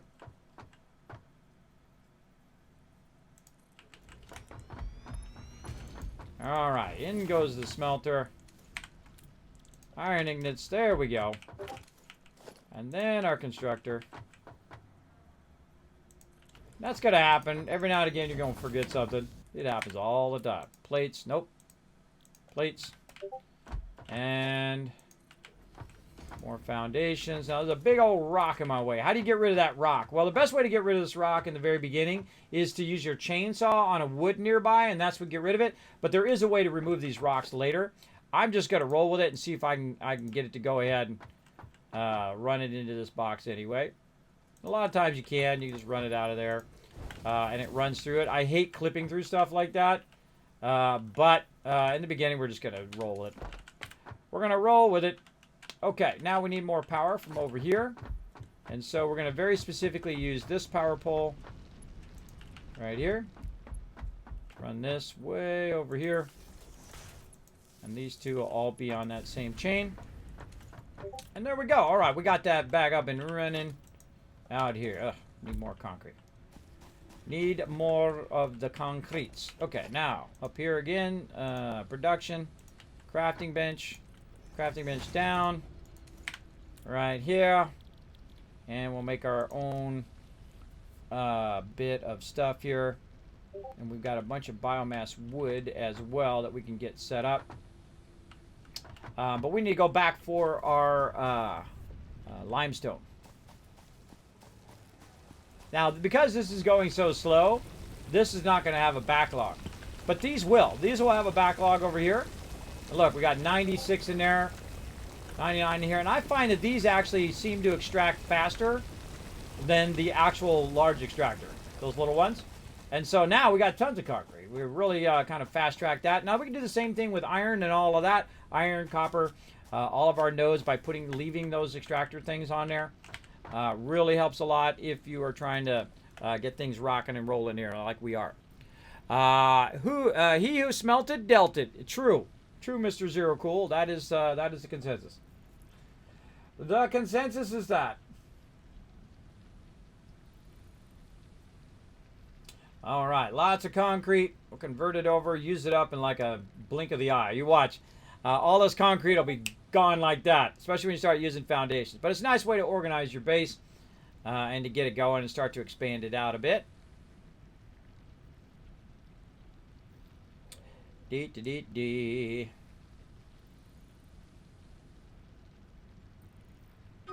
Automated. Oh, time for a battle. Good timing. While we're converting the rest of that, let's go ahead and do this battle. Right over here. Boom. Battle time.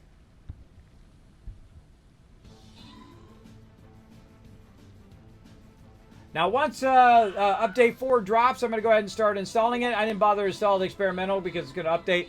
I'll go ahead and start installing it, and then we'll take another little AFK break while we're installing that as well. Now it'll be in about an hour.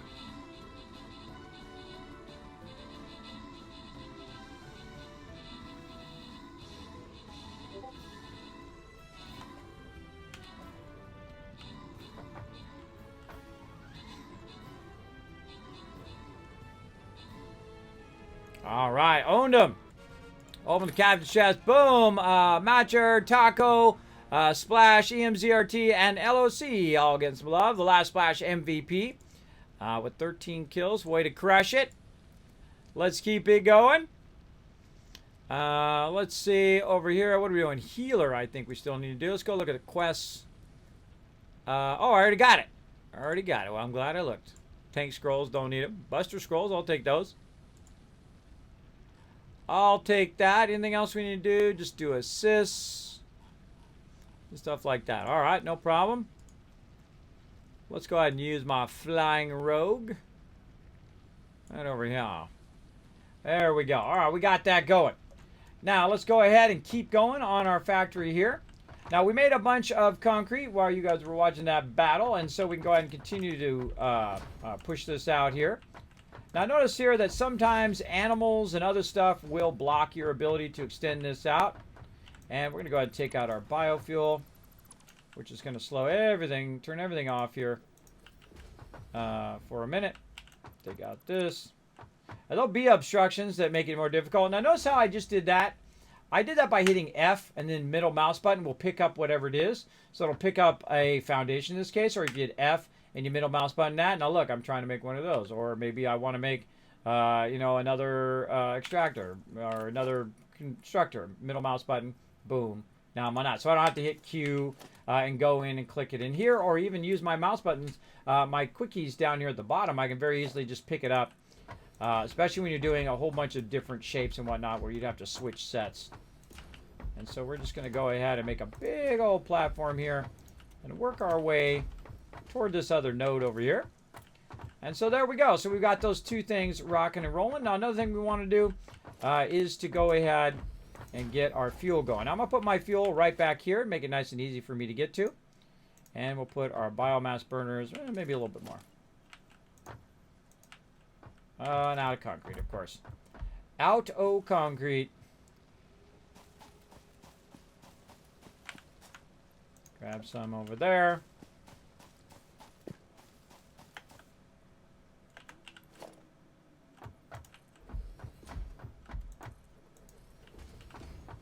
Okay. So again, we'll put our biomass burners. Let's put them like this. And I can run up here nice and easy. Take that out.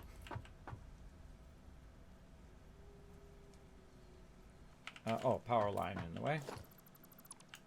You'll find yourself doing and redoing and doing and redoing a lot in this particular game. Love every minute of it. They both must be facing the similar direction. That's just a given. That's just a given. All right, and then we need to put our fuel back in here. So cut this in half. Put half of it in there. Half of it in that one. And then we're going to establish our power again here. So from here to... oh, wrong thing. This one. Here. A little bit. Come on, you. In the corner. There we go. And then right to there. And then this one has its own power pole, which goes up to that. And this power pole connects to that power pole. This power pole is connected to the power pole. And there we go. So now we have a gap, though, between our power, between this and the rest of the factory. Oh, Anon coming in with the 40 months of sub love. Bringing in that Kismet love trade. There he goes. There it goes. Thank you so much for that love, Anon. Appreciate it. We're starting over again here in Satisfactory, having lots of fun. All right, there we go. We got that fired up. All of those connected. Back up and running. Now, again, we have all this other stuff over here. We're going to just say, you know what? We're good with this for right now. Let's go ahead and clean this up a bit. Take that out. Run some more concrete out here. Clean this up a bit. And basically, you can see what we're doing, right? We're just basically covering up the ground level to make it easier for us to micromanage this. Now, I'm going to go ahead and, again, start to run this toward the middle here. But this one, I'm actually going to have a loop around the back of it. And the reason why is because now we're going to go ahead and take our hub off the ground and make it way easier. And we're going to take out all this other stuff right here. And we're going to establish kind of like where the center of our base is, right? So this is going to be the hub is typically like the center of your whole universe because you're upgrading and doing all of that stuff. So we're going to take the hub and just temporarily put it right there. Now I've got it turned in such a way on purpose. That way to show you that really what I don't need to use these in the back anymore. I don't need anything to do with those. So I don't necessarily have to have that face that way. I can go in and rotate it around the other way. Like so. Oh, other way, this way. There we go.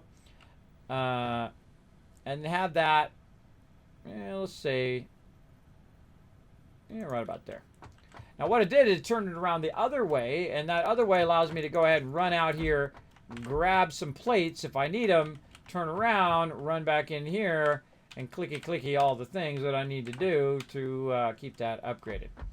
Again, you get these exclamation points whenever you put your hub back down again. I just go around and act like I'm going to do something with it, and I take it out, and I'm good. And then also you want to watch out that all of your stuff that you just picked up and whatnot that was in your hub, which is why I don't use this box, most likely some of it dropped on the ground over here into a little box. Right there, yeah. See, all that stuff we had in the box, plus the stuff we had was too much, and so it drops it onto the ground if you get too overburdened.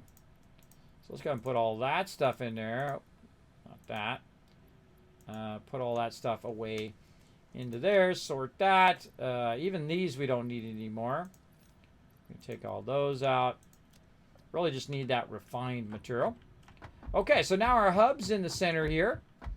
And that's why I'm going to run this around the other way so it's not blocking my hub. So we'll take this out and we'll take all this out. We'll come back and work on that concrete here in a minute. I think we have enough to do a little something here. Like so. And again, we'll come out with our storage container. And see how that green line doesn't show up sometimes? That's why they call it early access. There it goes. Hold down control. And sometimes that'll kick that in. Yeah, see, still doesn't act like it's aligned. Let's go ahead and take this out again.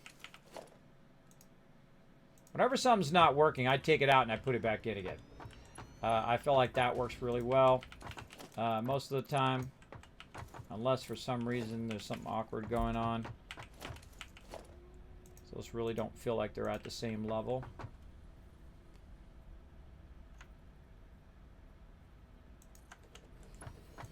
A little further away. There we go. Okay. Again, we want to get this going as quick as possible. So let's run over here. Let's go ahead and see where our main power line's coming out right here. Let's go ahead and chain this forward. Into there. Give it its own power line for what it's doing. And it's going to start extracting that. More concrete. Now the cool thing about these little extractors here too is that these extractors do not use any power. You don't have to come back and keep powering them up. Let's just say they use fusion generation or solar power or whatever you want to, whatever RP you want to put into it.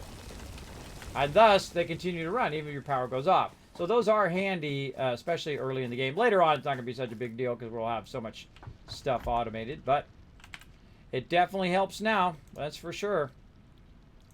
Concrete. Let's go ahead and make some ourselves. Let's do it. Let's do it. It's amazing how fast your base is going up. Yeah, Blue Kronos, once you understand the game mechanics, you can progress pretty quickly in the game. That's the way it is in most games. Once you've already played through, you're like, oh, okay, now I understand how this game works. That's vitally important to know that stuff. Dee. All right. And let's keep going. Yeah, that's not very bad. This is just how many hours in now? About 3 hours. We're already 2 foundations, and we're just kind of filling all this in nicely. Now that's blocked by this right there, and we're gonna go ahead and turn this around. So it's gonna go back that way and end up at the end. Now another thing that I can do instead of doing this, I can go ahead and just have it immediately turn. Because this is not going to have a lot of steps in the chain. So I'm just going to go ahead and put this, kind of line it up like this. Look, wrong way. Got to have it facing the other direction. Come on, mouse. Work with me, bro. And then just turn that around that way. Put another foundation there. And you'll see why I'm doing that here in just a second. Too close to that, so that has to come out a little bit. All right, hold on. We got what do I do called backtrack that, where we have to put the constructor down first because it has to center itself, and then we can go ahead and try to get that lined up first. So this goes into there. There we go, and then this goes into there. Sometimes you have to start at the end and work your way backwards. You'll see me do that a lot as I go along. And then this will now be facing in toward my hub. Again, notice I'm facing all the resources into the hub. Now, another great thing to do at the end, let's go ahead and tell this what this is going to be. This is going to be rods. Oh, wait, there I went again. I forgot it again. It happens. It happens. I forgot my smelter again. It happens. Mr. Smelter, get in there.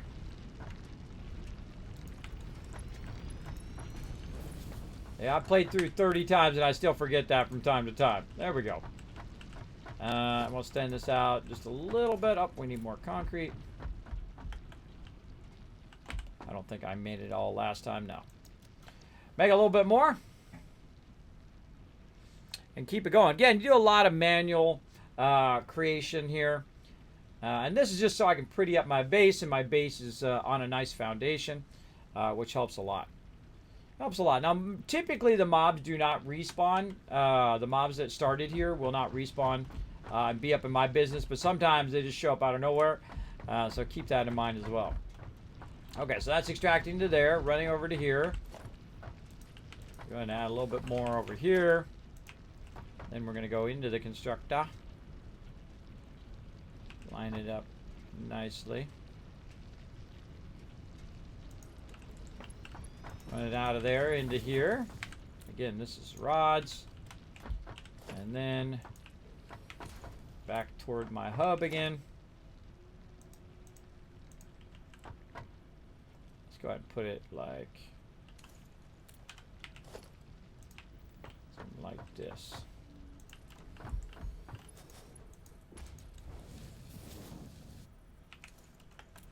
All right. Feel like that's looking good. Now we're going to need some power. And let's see, we could probably power our smelter off of that. And take our last line, run it over here, and run our constructor off of that. There we go. That's pretty much what I had before, but what it's doing is it's feeding to a central spot. Now, one of the things that I highly recommend you do is make a little thing like this, because it doesn't tell you what's in there. But the second you do that, you're like, oh, okay, that's iron plates in there, right? So visually, you can see it from really far away. And same thing here. So boom. And then we know that's now iron rods. And so on and so forth. I'll do it on every single one of my things so I know what's in there. Right here, we can see it's making biomass. From back here. Now we do need to add another one here, another step in the chain on this. So we'll forward just a little bit.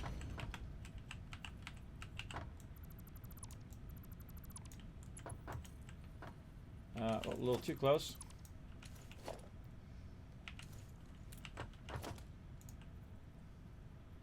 There we go. Oh, wrong way. Wrong way again.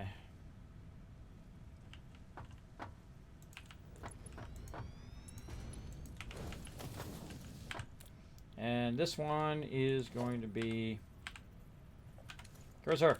Stop it. Bring our biomass back up again. Solid biofuel. And then we'll go ahead and connect the power.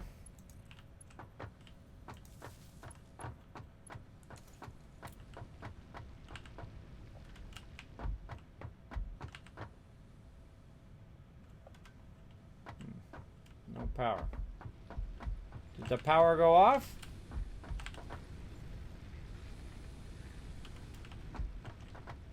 Must not be connected in the rest of the chain. Yeah, right here. That's not connected in the rest of the chain. That's why it has no power. It's not that I don't have power. It's just that the power is not connected. There we go. All right, and that's going to make some solid biofuel.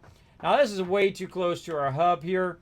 Normally, I would not put it right up on it like that. But for right now, we're going to go ahead and just leave it. Deal with it later. And right over here.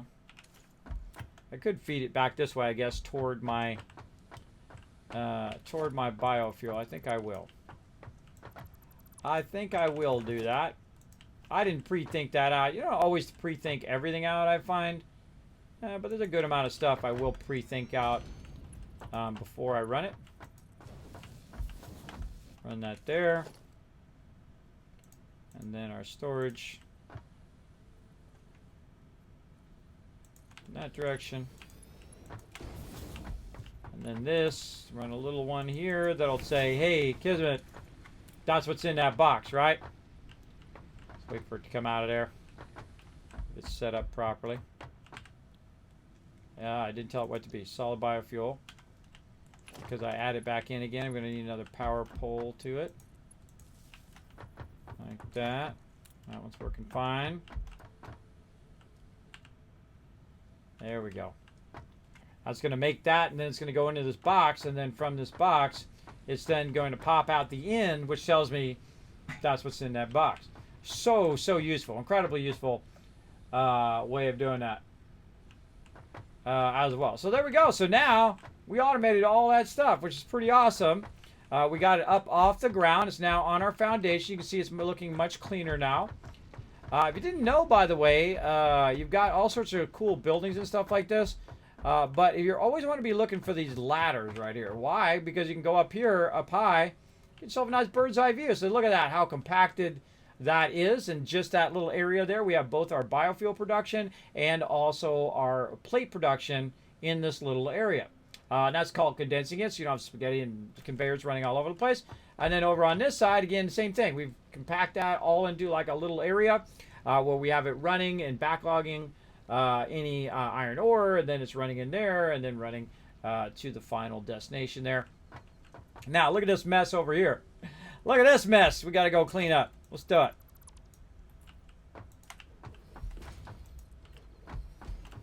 Okay, and again, while we were busy doing that, over here, more limestone has been extracted.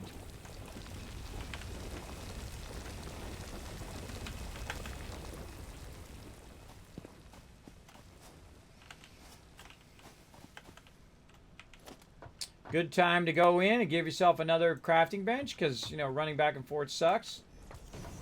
So, no reason to run all the way back just to craft some stuff. I'll just make another one. And then make a whole bunch. Like so. Oh, boy. Oh, God, this game is so good. It's so good. Make me want to play it all day. In fact, I'm going to. We're going to be playing today, tomorrow, and the next day here in Satisfactory. About another 40 minutes until update 4 comes through. Then I'm going to go ahead and install it. And then while we're installing, we'll take another little break. Or I might take a little break here in a minute. Because I can sense that my kids need my help. Yeah.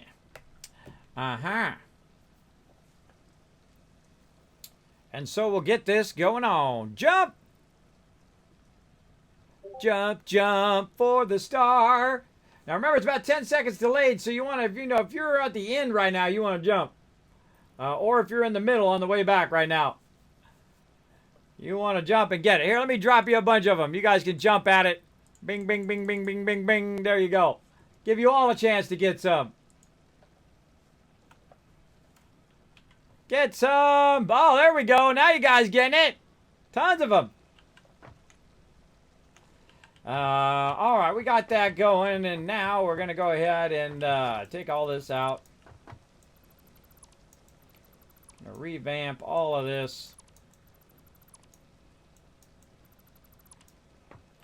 Again, notice how I used that first one as kind of the gold standard of where my foundations are going to go.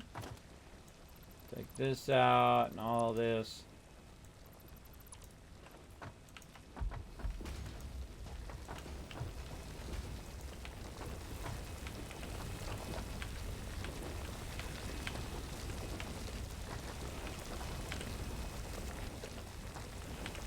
Now I'm going to pick up these little guys out of the way.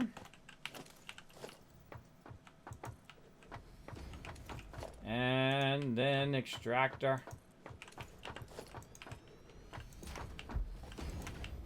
And I hope you guys don't mind. I'm going to speed up. And again, into here.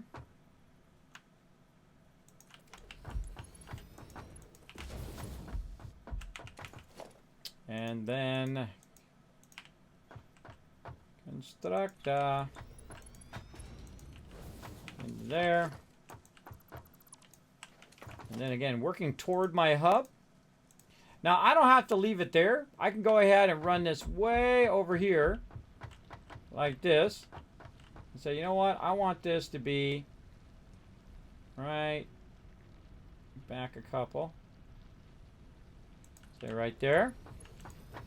And instead of me running over there to get the concrete every time, I bring the final product to me, like that. And so we'll run that over there. I like to have the final product come to me versus me go to it. And that should be good. We'll take out this extra power. Now we're shaping up here. Shaping up big time. It's your primary power. That's a secondary link. This is going to go ahead and run way over here.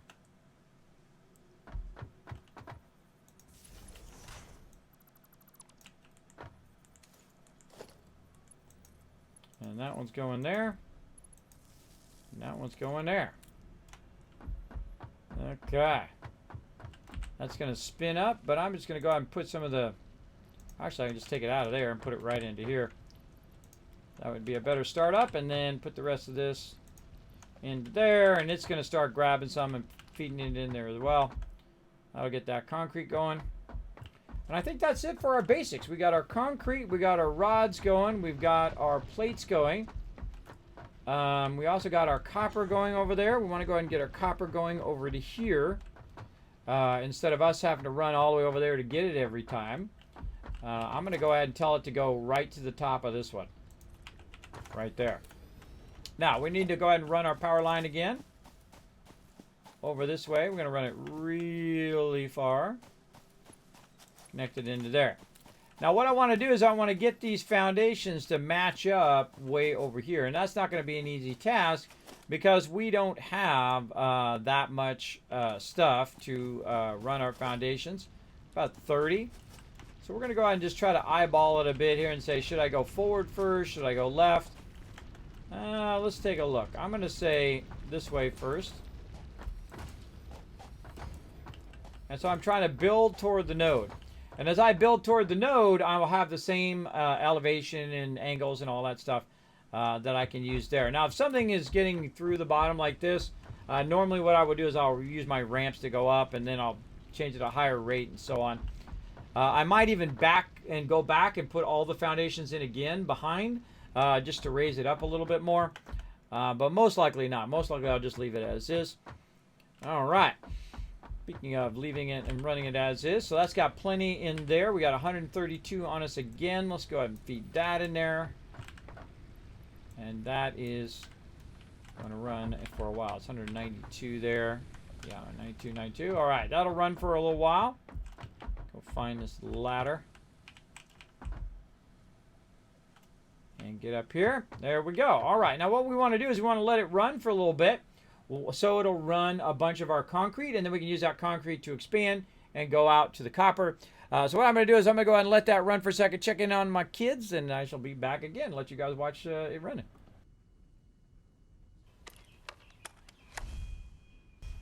I'm back, everybody. Let's keep on rocking. Oh, that was very close, River Dog. You almost got it. Let's keep on rocking with our battles here. Let's fire up some battle action. Let's do it. All right, over here. I forget what side I went on. I don't know. I'm just going to put it over here. Wherever. Wherever.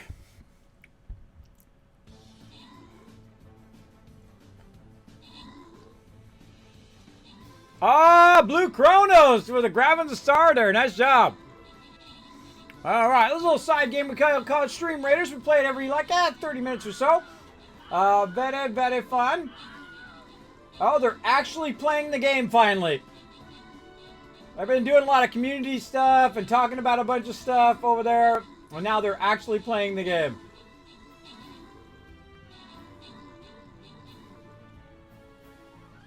Looks like they're programming stuff too.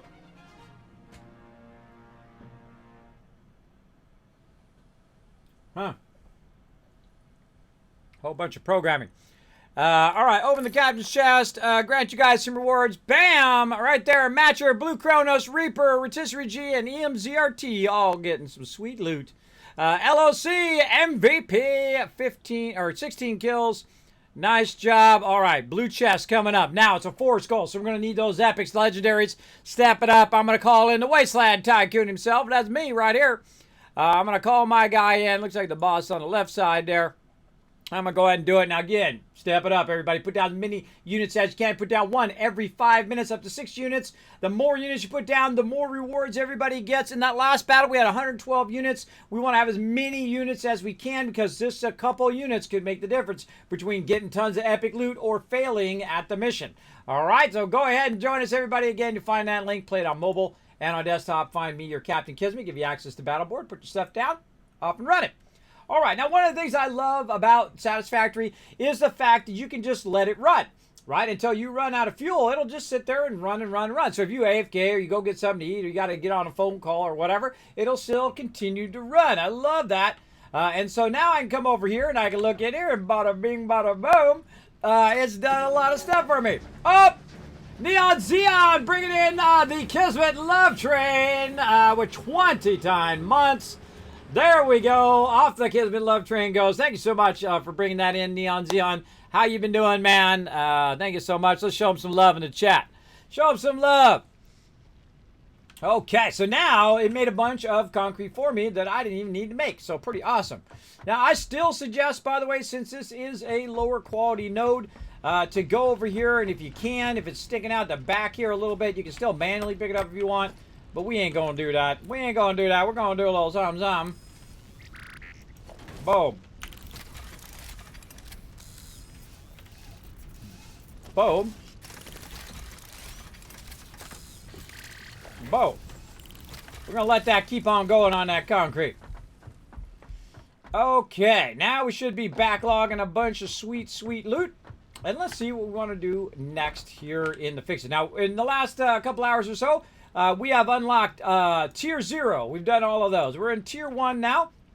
And we've done the obstacle clearing already. So we've got our biofuel chainsaw, got that rocking. We got the ability now to do all of our base building, including our foundations and our lookout tower. Now we want to go ahead and start thinking about our logistics. Our logistics are the thing that allow us to do splitters and mergers and all of that stuff. As well as what I got our productivity display. With this, it'll basically tell you a bit. Now let's go look at the buildings before the productivity display. Right there. And then we'll go ahead and get that going. Actually, I think that's in a separate thing. Now that I think about it.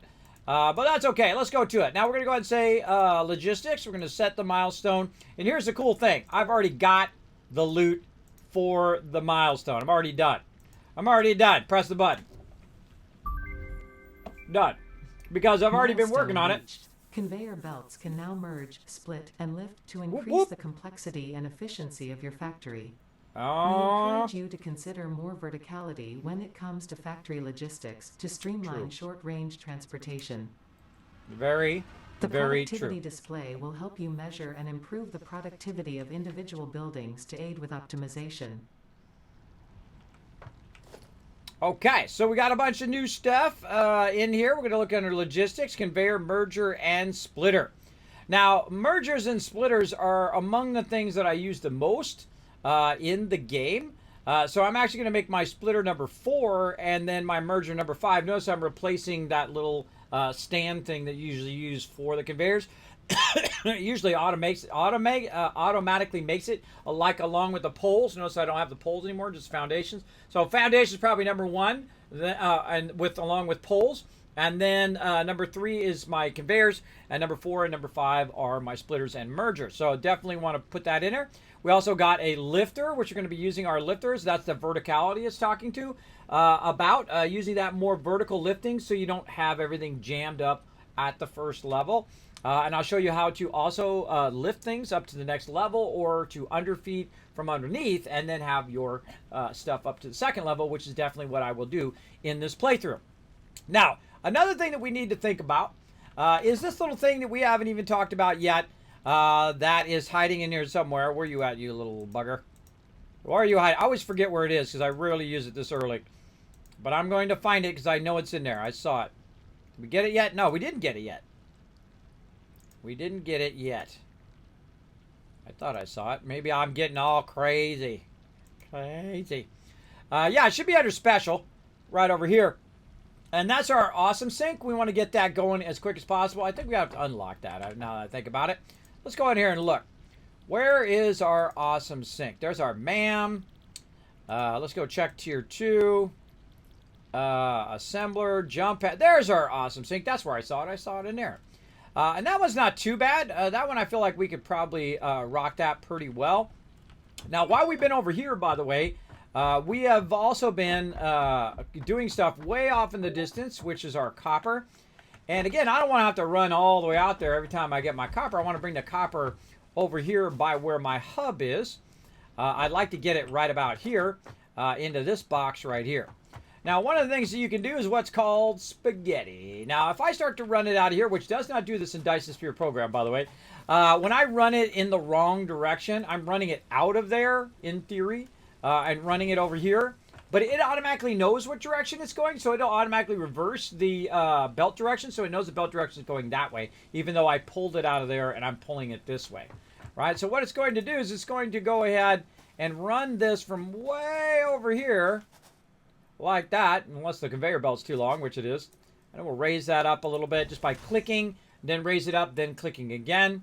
So you click once to put it down, and then once, and then move your mouse to raise it up. Now it's going to go ahead and automatically run. Oh my God! Look how slow those belts are. They're so slow. Automatically run that over there. But I'm not going to wait for it. I'm going to go ahead and grab it, and I can also run along the belts, which is really fun. As well. 16 minutes 16 minutes out, everybody. All right, we're going to start working on some update 4 experimental.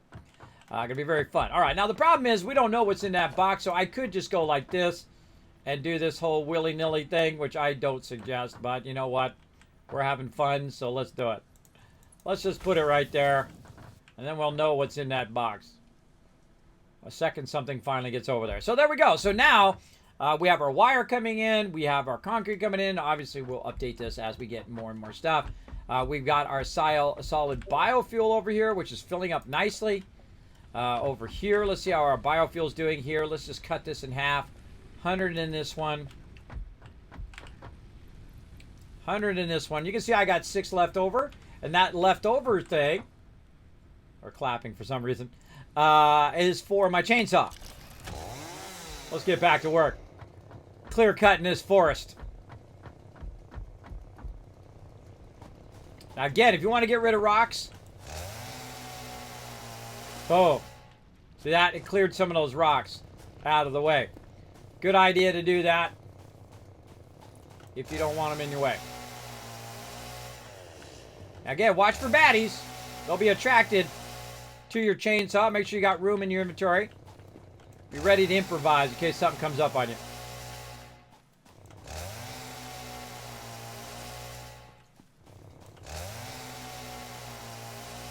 It's actually faster for me to just hit E. Faster than using that chainsaw. But then again, it removes rocks. Again, if you want to remove the rocks without having explosives, boom, bye-bye rocks.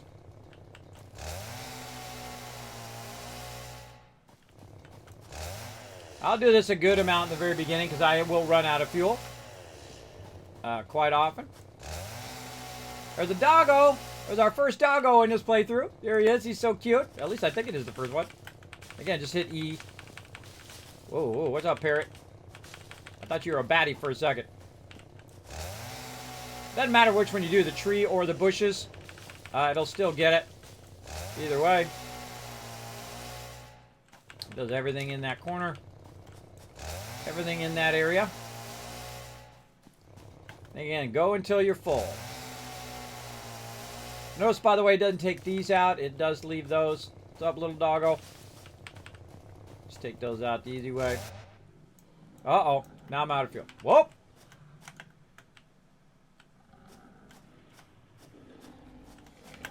Booyah! Now, while he's running around that way, whoop! Wait for it. Whoop! He's got a Fred. Whole bunch of them. Yikes. Use the rocks. Do a lot of jumping. Hey! Get up on the rock.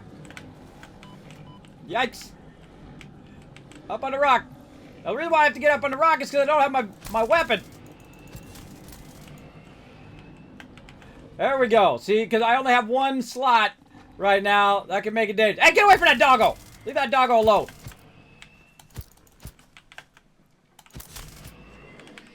Leave my doggo friend alone. Poor little doggo. You scared him. You scared my little doggo. Don't like it. I don't like it. All right, let's get over here. A little bit of action there. Little bit of action. All right, we got ourselves some more loots for our conversion over here. Now, one of the things that we want to do is we want to go ahead and continue to work on our fuel over here. This is the output of the fuel over here. And we want to go, this one is where our leaves are. Into there. And again, we'll take, you know what, let's take it out first. Let's put it in here to speed it up first. And then put that back in there. Okay. Now this is just the leaves, but we want to go ahead and create another production line over here that we can also use our biofuel, but we want to reverse it, right? So we want it to end up right here, so it's facing toward that, so I don't have to run and find it. I can go ahead and bring it there, and we'll work at the end and work our way backwards. So we're going to go ahead and start, let's say right there. Then we're going to say, look, this is what this is. And then we're going to say, okay, we're going to need, what are we going to need before this? Well, we're going to need a constructor. We'll run that in there. And what's it going to make? It's going to go ahead and make biomass wood instead of biomass leaves, what we're making before. And so we're going to need to take that biomass and put it in there. But actually after that actually is going to be the actual solid biofuel. So we want to make the solid biofuel because this is at the end. So we're working backwards. So solid biofuel first, and then if we hit F, middle mouse button, boom. See, I can pick that up without having to do it again. Now, I could put something in between here, but I don't have to. I can just have it come straight out of here and straight into there as biomass wood.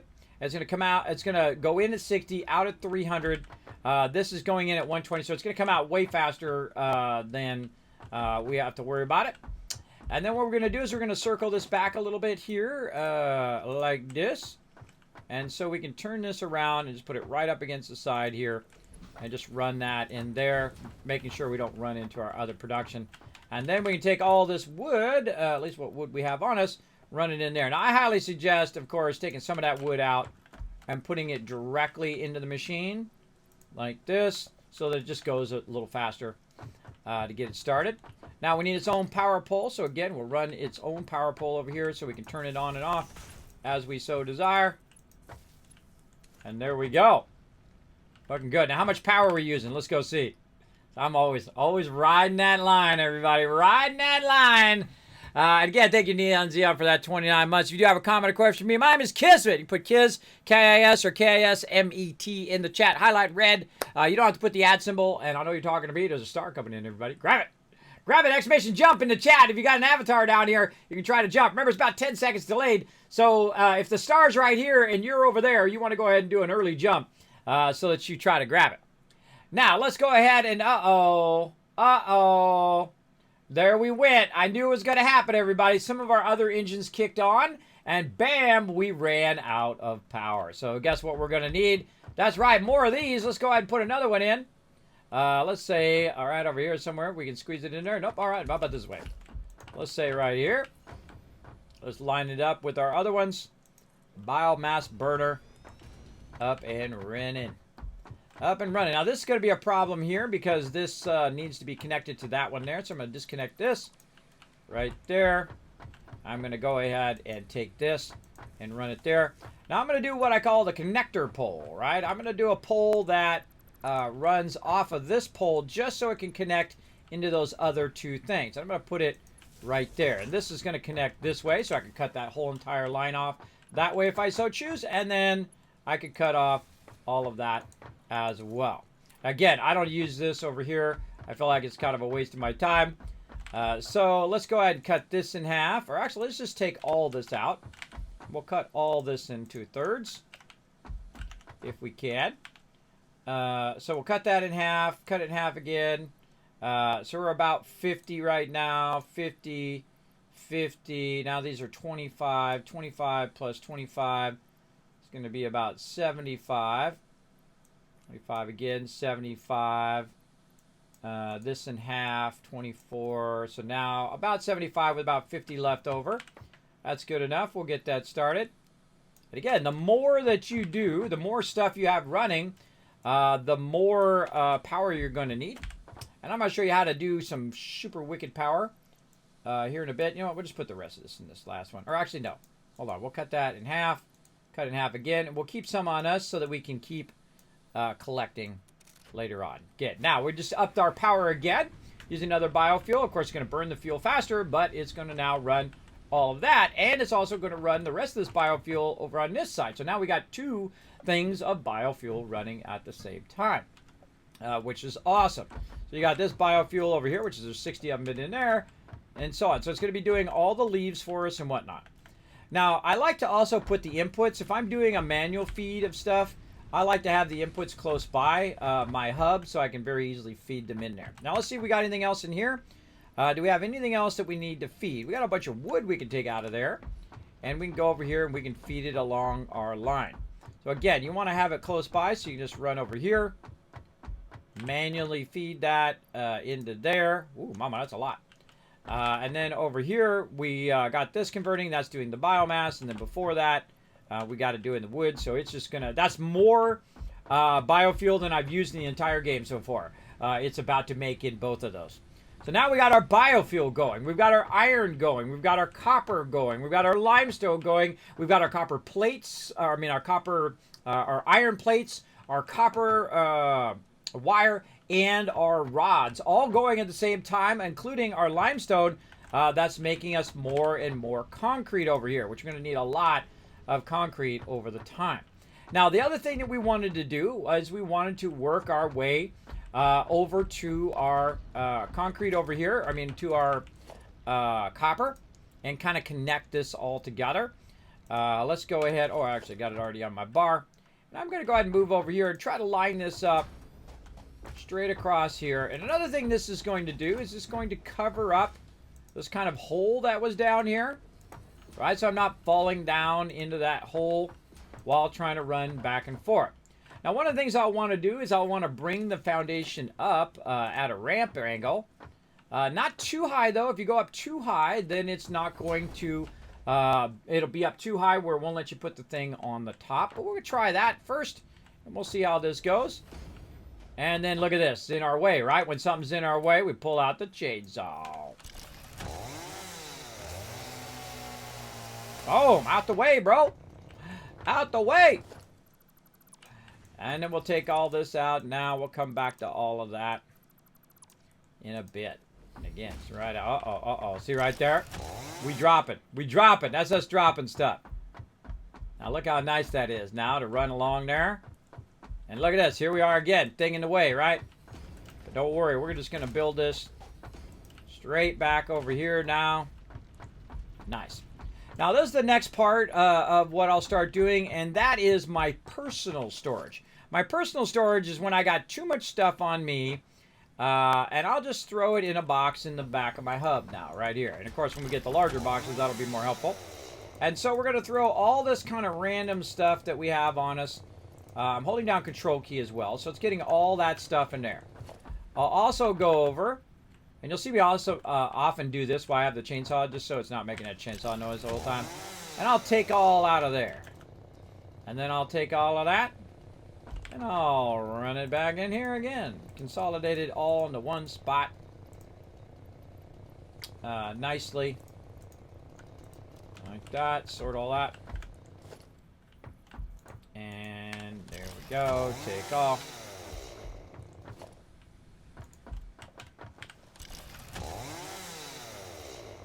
And we got that fairly consolidated into there. Now, if we need another one, put another one on top. Like that. I hit F, then middle mouse button. It picked it up. Put that other stuff on top. Now, eventually I'll want to use all that up or run that into the awesome sink.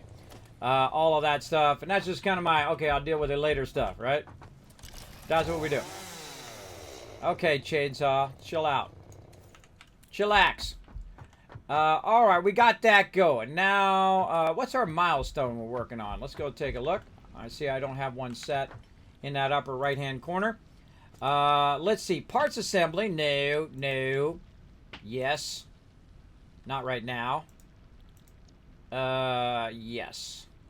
Probably do this one first. I'm kind of bad when it comes to the field research, but probably the most important thing that's in this, what you're unlocking, is this right here is another hand slot. And so I don't have to listen to the chainsaw every time I'm running around. I can go ahead and take the chainsaw and put it in a separate one, and I can switch to my other defense weapon in case I'm out and about and I have trouble. So this would probably be the next one that I would choose, the field research. And also fairly easy to do because I do have most of the stuff on me right now. The only thing I need is screws.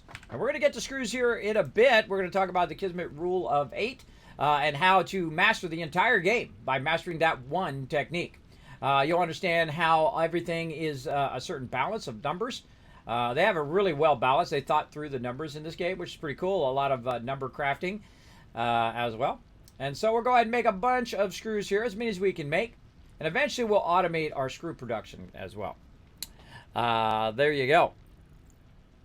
Hello, hello. Hey, Peak Rager, how you doing? Hello, hello. My awesome mod hanging out in the chat.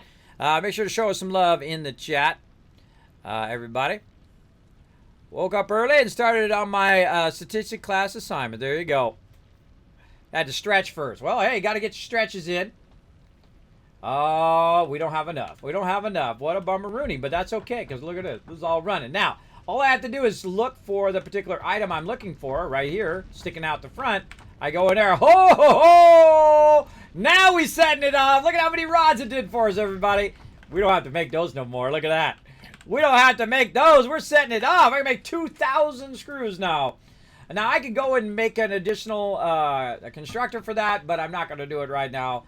We'll go ahead and do that here in a minute. Let's just go ahead and manually make the rest of these. And we'll unlock that next tier. Now, we're cranking along on this, everybody. We're cranking along. Try to go a little bit faster on this one. Milestone reached. The molecular analysis machine, referred to as the MAM, will allow R&D to provide new technologies, items, and buildings based on samples collected in the field. 1 minute left. To ensure a greater chance of success during exploration, an upgraded tool belt has been provided, as well as an object scanner and beacons. Note: the object scanner requires calibration via the MAM to enable detection of specific objects. I'm going to try to use that object scanner. I rarely ever use it. I rarely ever use it. All right, so we have our own personal storage box now. 30 seconds until it drops, everybody. MAM. Logistics, did we get anything in there? No. Organization, we already got that, and nothing in walls. All right, so we got our MAM. That's our main important thing right here. Our MAM, we want to put that down straight away over here. Oh, we don't have it. We need some reinforced iron plates and some stuff. Let's go ahead and get that going. 5 seconds. 5 seconds. Actually, I'm just gonna save. Let's save. Forest start.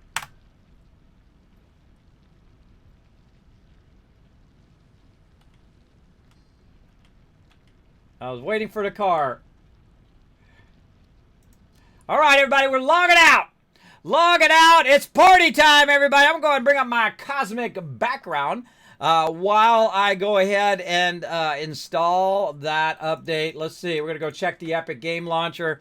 Go check your Steam right now. Again, remember, we're going to be doing multiplayer today. So if you do want to come join me in some Satisfactory, we're going to be playing on the... I guess I could show you where to get it from.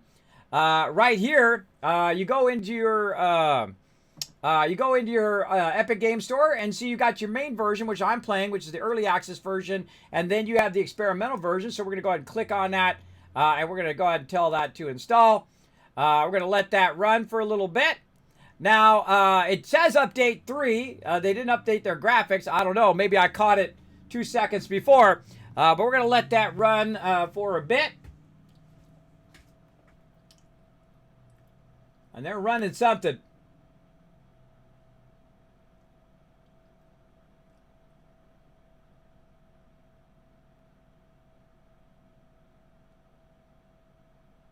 There's some, they got a VHS tape, a clue.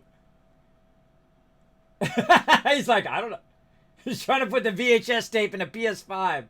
I'm watching their stream over there. I don't think I can broadcast it here on my stream. I don't know. I'd have to ask Twitch first. I always ask permission. I don't do something and then ask forgiveness. I ask permission if I was going to do it.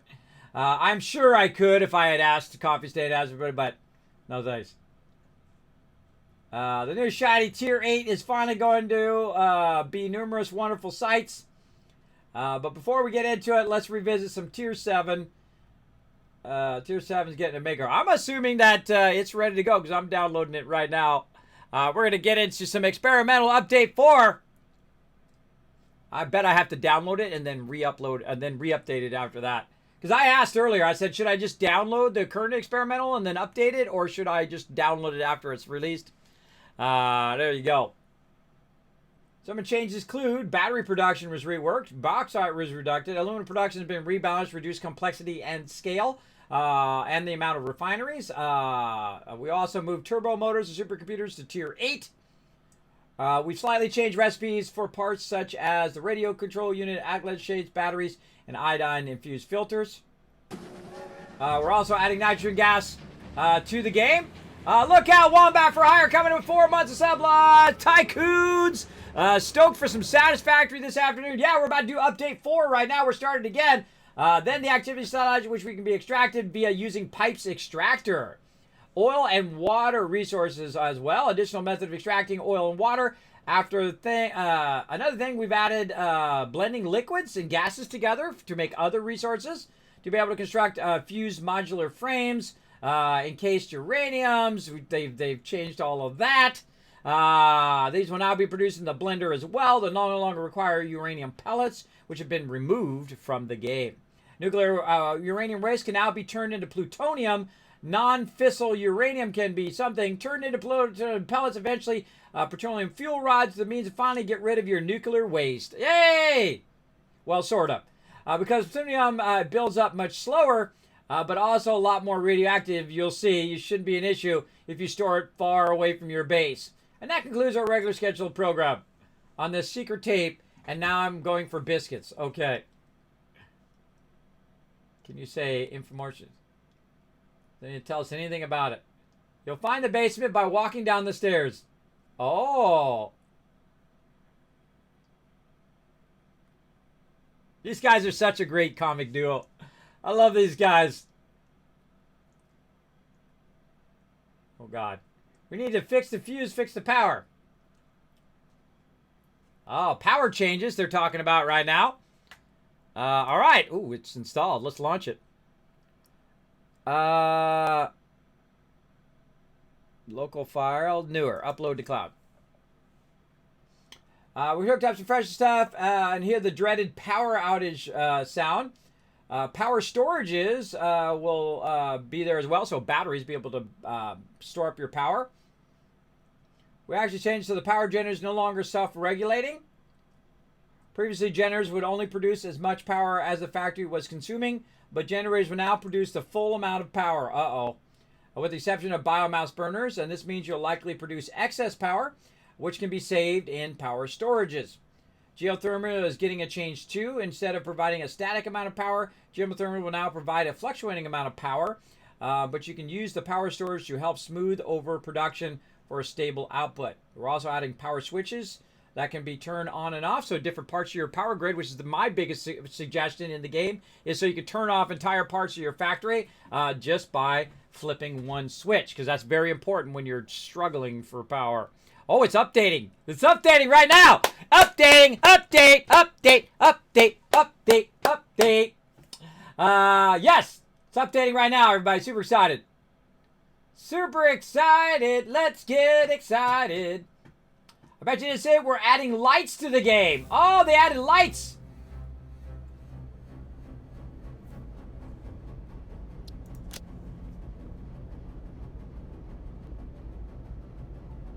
Oh, it's all like doggy Donkey Kong!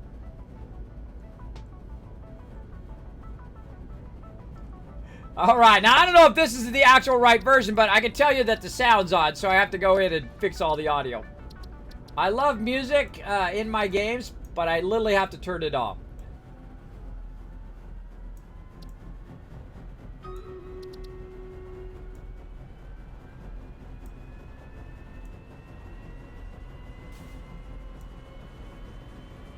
Oh, oh no! Did they take? Oh, the dialogue volume's still up.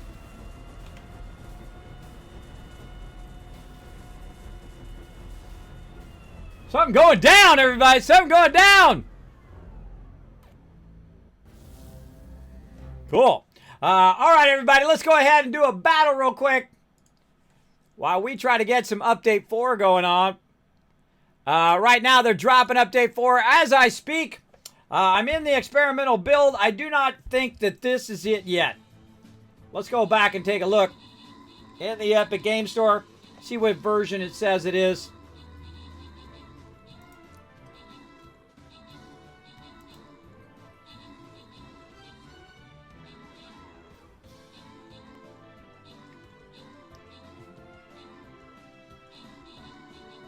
Yeah, I don't think that's version 4 yet. I think they're still waiting on it. Oh, you get a drone! You get a drone to fly back and forth.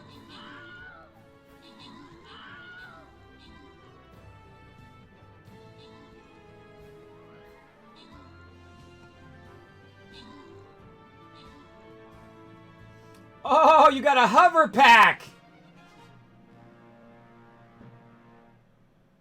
Oh, that is so cool! You can hover over the power in a jetpack. Production lines to build. Whoa! Oh, look, it's a doggo! Real life lizard doggo.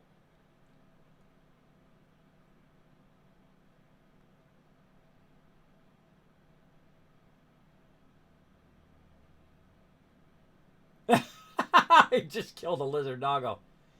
Uh-oh, the lizard doggo dropped something. Now we got the key. Where do we go next? Is that right? Where do we go? We fixed the power in the basement. Check. We got the key. Check. So next is take a nap. Next is door. Top floor. Correcto. I love how one's the goofy one and one's always the deadpan. Snoot's always the he's always like, okay. He's like, oh god, he's climbing the stairs. How many floors does this building have? 55 apparently. Hold on, why am I blocking that? Where's my battle? Bring the battle up. There we go. Open the capture chats, give you guys some love. Blue Chrono, Subi, Turk Smashy getting some love. Cedar Moon coming in, overall MVP with 15 kills. Congrats on that loot. All right, let's go ahead and get into some serious battles here. Bring in the best you got. I'm going to bring in the Wasteland Tycoon to lend a hand here. We're going to try to battle it out, get you guys potentially a free skin on this particular battle. This goes out to Paul. Little Norbert dance for you, Paul. There you go. Go, Norbert. Go, Norbert. It's your birthday. All right, they're opening up some door. Oh, the door they showed at the beginning of the thing. Why do they have a vault door? It's the artist formerly known as Hadron Collider. It's a particle accelerator. Oh, that is the new one. That is the new one because that's what's in the background, the particle accelerator. Oh. That actually fluctuates, so always check your power grids before building these and consider using power sortilization. It is used to produce plutonium pellets and the plutonium production line. And also project part number 1, nuclear pasta. Oh man, all sorts of cool stuff. I'm watching their stream, by the way. A lot of sure stuff coming up day 4. That's right, Chase. And all that stuff will be available right now on the experimental branch. So we're ready to go. We're ready to go. Then let's do it, everybody. Bam. Let's go break our save. Let's go. Breaking my save, everybody. Let's go ahead and load game. We're going to load our old one here from the desert here. That's our forest start. So we're going to get our old save up, and let's break some saves. Here we go. Update 4. Load. Load. Load. All right, we're going into update 4. Here we go, everybody. Let's see how we do. I feel like stuff about to get broken. Stuff about to get broken up in here. All right, let's do it. Because I see those new colliders in the background. So big congrats to Satisfactory Coffee Stain on another epic release. Super excited about it. Let's go take a look. Now, again, this is my factory that I've already been working on from before. You can see I've got some trains going. We got tons of stuff going over there. As you can see, I've been doing lots of underfeeding and super clean running. Look how cool the lighting is. And of course, I'm playing in 4K as well. Look at that. It even tells you what's up there. I just noticed that. We got a lot of stuff going on. Let's go ahead and check out up here at the top of our factory. And let's see if we can break this sucker. Now, up here at the top, I got aluminum going, and I can tell you that ain't going to be working. According to them, that's going to be all sorts of busted. All sorts of busted up in here. Right over there. But let's go ahead and see what we got. Oh, look at this. Oh, fancy smancy. Look at this in here. Fancy McSmancy. Let's go over here and check it out. Boom! There's that tier 8, everybody. Here's tier 7. Box refinement. Logistics. All that stuff. That looks pretty much the same except for packaged sulfuric acid. Assembly director. Drone port. Drones. Oh, it's on like Donkey Kong, everybody. They added even more stuff. They added even more stuff, including drones and whatnot. That all looks pretty much the same. Looks the same. Here in Tier 6, they added... let's see. Not Tier 6, Tier 7. They added those drones. They added the blender. Aluminum casing looks like it's different. Let's see what else we got. Oh, there's scanners and stuff like that. Logistics looks the same. That looks the same. Automated engineering package, sulfuric acid, drone port. Drones can be assigned to one another port as their transport designation. Each drone port can contain a single drone which transports available input back and forth its home and destination port. The drone's interface provides delivery details and allows management of port connections. So the drone will go and grab your stuff and bring it here, apparently. Let's see. Drone has been built on the drone port. Transportation is available. Input back and forth between its home and destination port. Requires batteries as fuel. Oh, you got to get the batteries to make that happen. On the travel does refuels at any port if available. Drone stats. Oh, so you got to run your batteries into your drone port. Yeah. And it has 9 inventory slots. And to make that, we've got to make a bunch of these aluminum casings and whatnot. We'll get to that. We'll get to it. And of course, the brand new Tier 8. Let's take a look. Nuclear power. We've got scanner for uranium. That's in there. We've had that before. Yes. Before. Whoa. That's something new. Magnetic field generator. Ship with the space elevator to complete phases of project assembly. These modular generators are using superconducting magnets and vast amount of electricity to produce an easily expandable and powerful magnetic field. Advanced aluminum production now in Tier 8. By the way, notice that Tier 7 still had bauxite production here. Interesting. And now we got advanced aluminum production. What's the output? Is our fused modular frame. And we got a cooling system. That's new. We're probably going to have to use our heat sinks in the cooling system, no doubt. Packaged nitrogen gas, empty fluid tank, resource well pressurizer, resource well extractor. A lot of cool stuff to check out. We got a hover pack, which they were just talking about, where it will actually take power from the electrical. So as you're flying along, it'll actually send power to your hover pack. And so you can just keep on going without having to use any fuel. And then our new one, leading edge production, which is our turbo motors Mark III. Those were in there before. This is new. Thermal propulsion rocket. Ship with the space elevator to complete phases of project. So that's another milestone that you need to do. Make a bunch of those to go. Now, here's our last one. Particle enrichment. where we're going to take nitric acid and non-fissile uranium, plutonium pellets, and case plutonium pellets, plutonium fuel, and use our particle accelerator, probably along with some copper powder, pressure conversion cubes, and some nuclear pasta to make all of that work. It's going to be a lot of stuff. It's going to be a lot of stuff combined way in that high end. Now, we don't want to go too fast, everybody, because he also said, or they also said, that they're going to have some new stuff in the lower end of the game. So let's go ahead and make sure we look through here and see when we think some new stuff's going to happen, like those switches and stuff. So we'll go ahead and look in the smaller part. We'll go to Tier 1 here. What do we got? Base building. That looks the same. Logistics looks the same. Field research looking good. Tier 2, what are we at? Parts assembly, those are the same. We just unlocked some of these in our new playthrough. Awesome sync, the same. Stackable, all those are the same there. Let's go 3. Coal power. All right, so we got coal power. That looks the same. Transport, same. I'm trying to look for when they get these batteries. When you unlock the batteries. And we're now in Tier 4. Tier 4 the same. Looks the same. Hyper tubes. Oh, there it is. Right there. Tier 4 Logistics Mark III is when we're going to get that power storage to get that going. So that's new in there. And then 5th tier here. Oil processing. Not seeing much new in there. And I might be missing something, but I'm just trying to get the general gist of it. Oh, there's that new packager. I love that packager. It's pretty cool. That happened in the last update. They brought the packager in. Very, very cool. Mass are good. Let's go across here one more time. Don't think they changed any of this. That's looking the same. They did add larger pipes, by the way, in the last update. We can have 600 water going through there instead of 300. And so on. Open their stream is over. Box right here. That's looking definitely updated. Same. That's definitely been updated. And of course, all of the Tier 8 is brand new because Tier 8 was not there before. They only had Tier 7.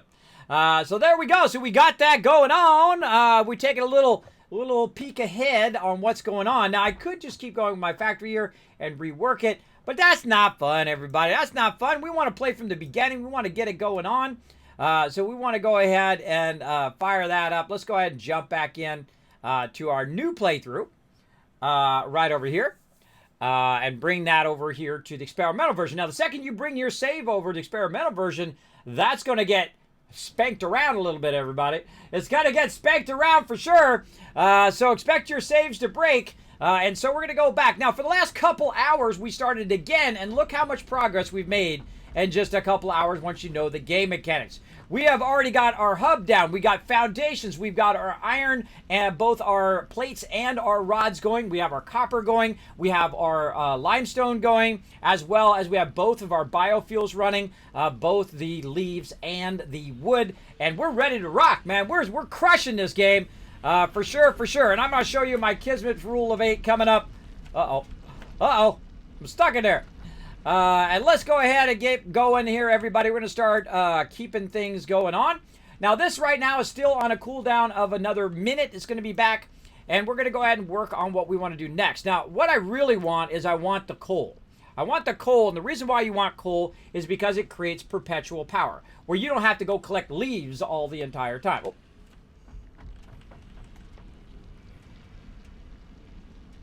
Heard that. I thought it was coming back.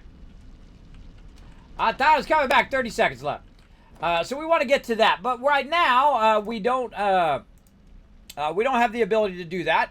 We really need to work on our space elevator. I'd like to get the awesome shop unlocked next. And there we go. So again, 20 seconds left before it returns. Here it comes. I love that animation every time. It's so well done. It has that little, momentum of how it would swing out and all of that. Really well done. Very subtle animation there. All right, very nice.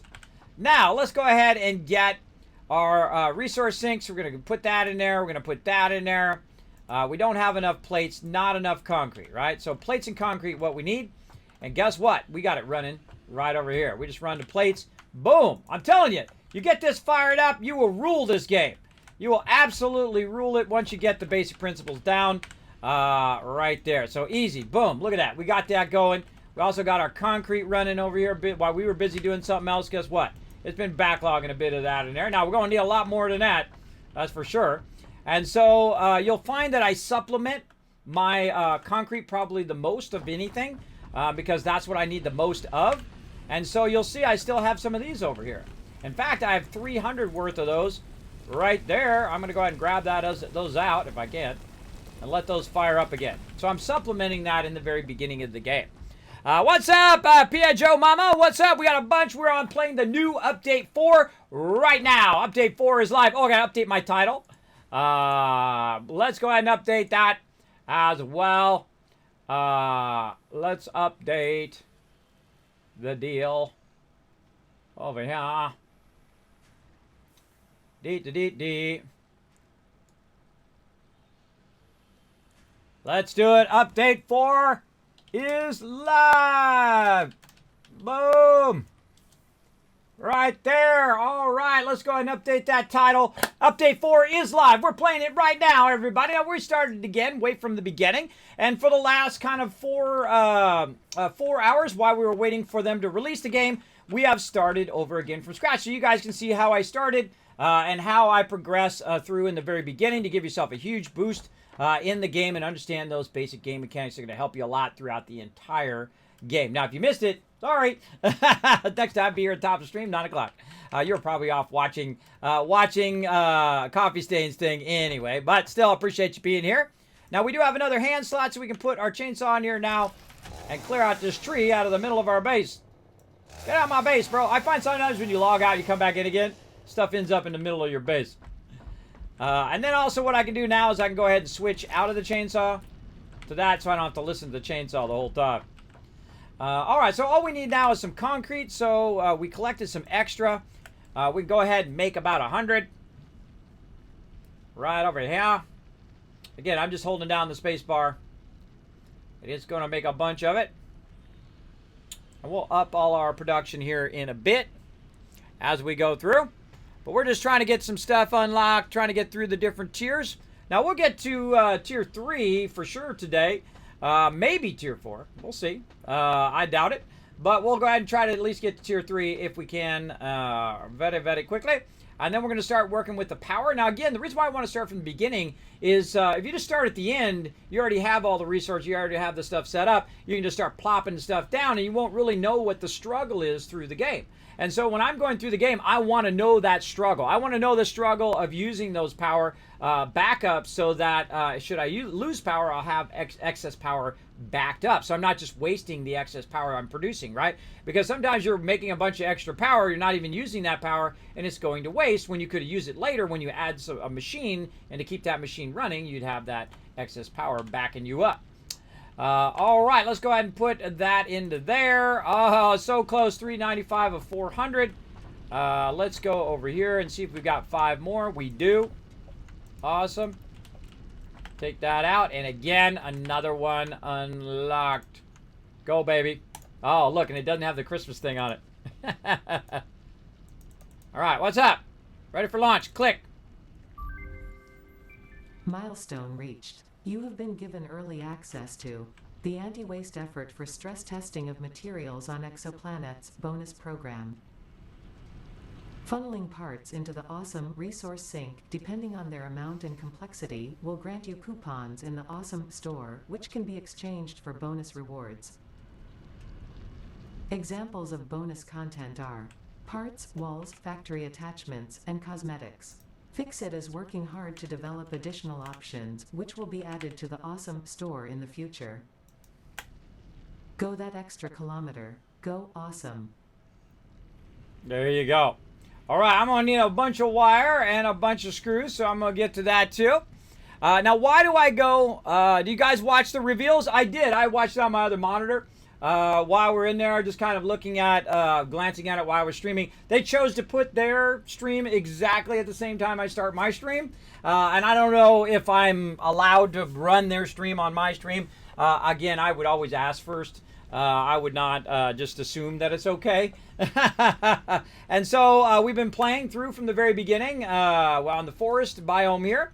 And we've been making a bunch of stuff from scratch, starting completely over again. Very, very fun. I like to start over. Some people don't. They get all like triggered or something when you say you start over. You start over? I've been playing my one playthrough for the past 15 years. I was like, okay, whatever, bro. Whatever. So you won't get that feeling of starting again. You won't get those extra tactics and understanding if you don't play through it again and see how it affects your playthrough by having those new items. Does it affect your playthrough as you go along? And that's the way I always play. Anything you're most excited about? I'm excited that the higher end tier is going to be a little tougher. And I'm excited about the power backup. I want to try the jetpack thing. That looks really awesome. The new mixer looks cool. All that stuff looks awesome. And again, this game just gets more and more. It was already an 11 out of 10 before they just added all this cool stuff. So, man, it's just off the charts amazing. This is an instant buy for me, by the way. If you've never seen this game, it's called Satisfactory. I would just go and buy it on the Epic Game Store or on the Steam. If you love to build, if this is your jam, then this is your game. Go do it. If you like some Factorio, if you like a whole bunch of other building games like that, I would definitely snatch this one up for your game library. All right, so let's go ahead and get that going, and let's see, what do we want to do next? Let's see, what is our next? Do we want to do parts assembly or logistics? I love that stacker thing early on, for sure, for sure. But we're going to need to get our Kismet Rule 8 going for that. Yeah. Okay, what to do now? Always a thought. Probably copper sheets is what we're going to need next. All right, let's get that going. Now we got about a 2-minute cooldown, so you always want to have your research going as much as you can. We want to go ahead and put down also our awesome sink. Oh, it didn't make enough screws. Got to make some more screws. And we'll get our screw automation going here in just a bit. And we're going to have two lines. One line that's making reinforced iron plates, and then the other line which is going to be making just items that we need, like screws and plates and rods. And so we're also going to need to search out even more nodes because we got impure nodes, so these ain't going to cut it. These are not going to cut it, that is for sure. And then we'll search out later on, hopefully, some coal today. We'll get into it as well. I forget how much I need. Let's just go like this. Boop. There we go. And now it'll tell us, oh, there we go. It's exactly that much. Now, again, why do I start with the awesome sink so early? And the reason why is there's a little car in here that I want to unlock ASAP, as fast as I possibly can.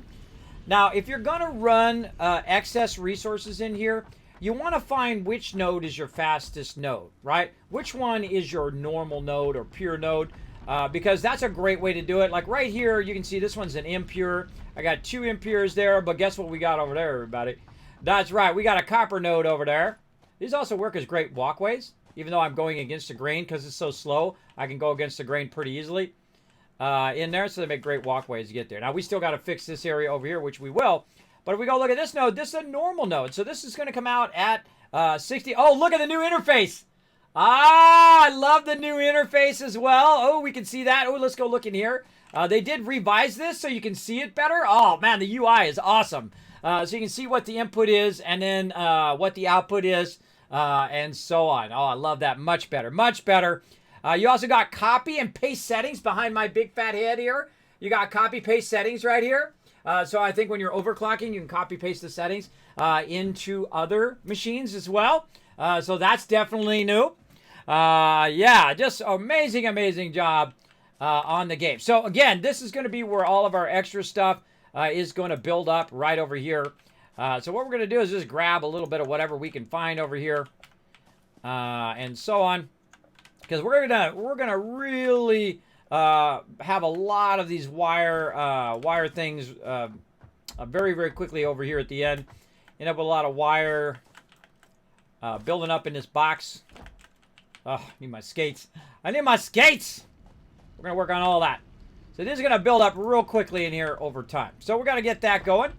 Now, one of the first things we want to go, though, is we want to use our concrete, what little we have. And again, we're in experimental right now. And so the main version, I get this question, I get it all the time. Kismet, when are they going to add all this stuff to the main version? Well, when it's ready.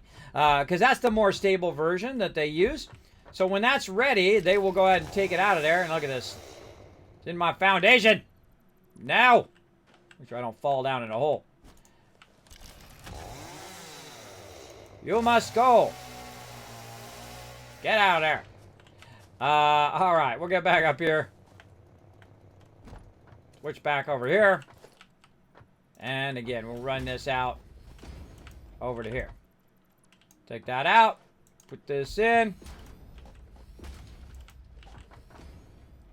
And we're going to have a bit of a problem on this one. And I'll show you what the problem is. So now I'm going to go ahead and put my extractor down. My Mark 1.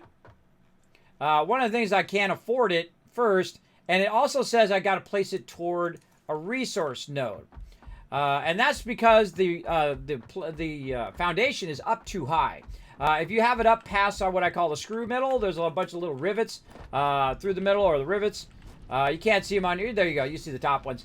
There's some in the middle. And if you have it about higher than the middle of that, then you can't put your extractor on the top. And we'll deal with all that here in a minute. Let's go back and get some more concrete. And what we're going to do is just start tapping every single node that we can find and building little mini bases at those nodes, and then extracting that and running it back to our main base. Instead of running all the original lines, that takes so much longer. We did that in our last playthrough, that playthrough I just showed you that we did, where we had nuclear power and we had all that stuff. That took so much longer because I had to run the lines and run the lines and run the lines and run the lines. But hey, if that's your jam, more power to you. Do what you like to do. For me, that's just too much. Just too much running for no big benefit. All right, so again, we'll try it again. We'll try to put it up here. It says, nope, sorry. You need to place this on a resource node. Now, one of the things you can do is you can take it out one item at a time, or you can hit F like this and hold down Control. And you can take it out multiple items at a time, which is really cool. I dig that, up to 50 items at one time. So basically, that's up too high. So how can we adjust that? Well, we can go in and we can use our foundations, and we can adjust it so it's not quite as high, right? So when we run that across there, and we're also squaring it across our other resources, against our other resources. And so we'll do this. Now, one of the things you want to do is, see how it went up like that? That tells me I have a foundation underneath it that's blocking it. You want to definitely take this out. Maybe not that second one. Leave that one in. And then run it like this. All right, now we're on this ground level. Looking better. And again, we'll just run it in here. Like this, and now we're on our foundations. Now we're going to go ahead and extract over here. We'll take a look inside our extractor to see how it looks. Ah, so cool looking. I love the new UI. Again, we're playing Update 4 on Experimental. It's not my first time playing, everybody. I've played for literally hundreds and hundreds of hours in the game. I played through many times. Very, very fun game. Again, highly recommend it. We're just getting started here. We start a brand new playthrough in the forest so we can play it from the very beginning. And I knew the stuff in the very beginning wasn't going to change, so that's why I've been playing it for the last 4 hours or so, just to get us up to this point. And because I've played through many times, I know where I'm going. Probably one of the most powerful things is that knowledge, right? Is that where am I going next with the thing that I'm doing? That can be really tough. For some reason, these storage containers are a little awkward today. A little awkward. We'll move it out just a little bit. There we go. Get that into there. And that will start to extract into there. And then we'll go ahead and put our constructors in. Again, like this. And now look at this. We got this all up on foundations. Looking super sexy. And then this last one here, again, we don't need to sit here and do all of this and run this all spaghetti city here. We can clean this up a whole lot by just taking all that out. Take this out over here. And let's run this much nicer. Now, anytime I see a tree, time to die, tree. We don't need no stinking trees. Get out of here, stinking trees. What are you doing in my base? See, I built all this out and took all this out. But because I switched to experimental, it put some of these trees back in again. Because we clear cut all this already. But that's okay. More resources for me. I don't mind. You want to give me more resources, I'm down. I'm down! I think the drones look pretty awesome. I'm digging the drones. We looked at what tier that was in just a minute ago. We went through and I loaded my old playthrough up, which is at nuclear power, and it was already at tier 7. We looked at where all the new stuff is in the different tiers, and we're going to work our way toward it and see how it goes. Now, I am going to be playing multiplayer, by the way. So if you do want to come and join me, you can't come join me in this playthrough, just let me know. And we'll hook you up as well. You can add me to your friends list on the Epic Game Store, or if you need the session ID for Steam, you want to come join me, let me know. And if no one says they want to join me, then I'll just solo playthrough. That's fine. I'm good with that. But if you do want to come and join me, that is an option. Let me know in the chat.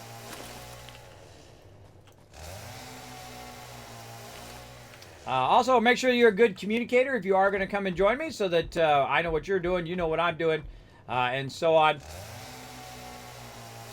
Oh, I love to work together with other people. Playing as a team is my favorite thing. I love getting that going on. And let's blow this up. Boom. I like to have a nice open area so I can see when mobs are sneaking up on me. Also allows you to find these little flowers a bit easier. All right, there we go. Copper production back up online. Now, again, we want this copper to run out of here, but we want to run it out there much nicer, right? So we're going to go ahead and run it out to here. Nice and straight. Somewhat straight there. And then we're going to run it along our line here, just like we did before. We're going to run it at max distance, straight ahead like this. And then we're going to find out where about max is. I'd say one back about here. And then let's raise this up so it's not in our way. So what I did is I clicked left mouse button when it was down here. Then I was able to move my mouse, bring it up, and find the level I want. And then I clicked again to kick that in. And then over here, same thing. We're going to go ahead and just go right here to this edge. We're going to bring that back up. And then we're going to have some fun putting in it going this way. Now, here's one of the things you want to do. Here's one of the things you want to do.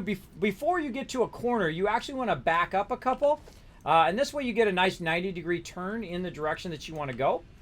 So we'll back that up. We're going to do this again, but this time we're going to go all the way to the same place. And then 1, 2, and then hit it right there. And then up, and then there we go.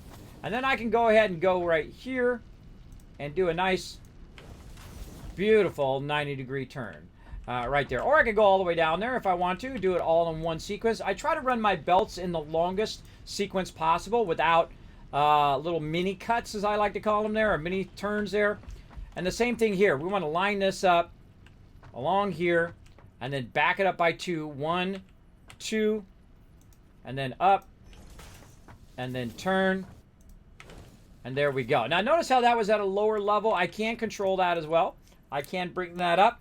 Now, conveyors do not have a head lift, by the way. They don't have a head lift, so it doesn't really matter if you make it go like straight vertical. At least they didn't in the previous version. We'll see if it does. So I'm going to go way up here and see if that better matches that length. Oh, that matches, but look what I did. Ah, look what I did. I didn't back it up by 2. Now, again, every time I take this out, I get all the resources back. By the way, I can also build from really far away. Look at that. I can grab it from way over here and do it again. Right? Very amazing. This game is second to none when it comes to building. It's really, really phenomenal. I highly recommend it. Again, it's already an 11 out of 10 before Update 4.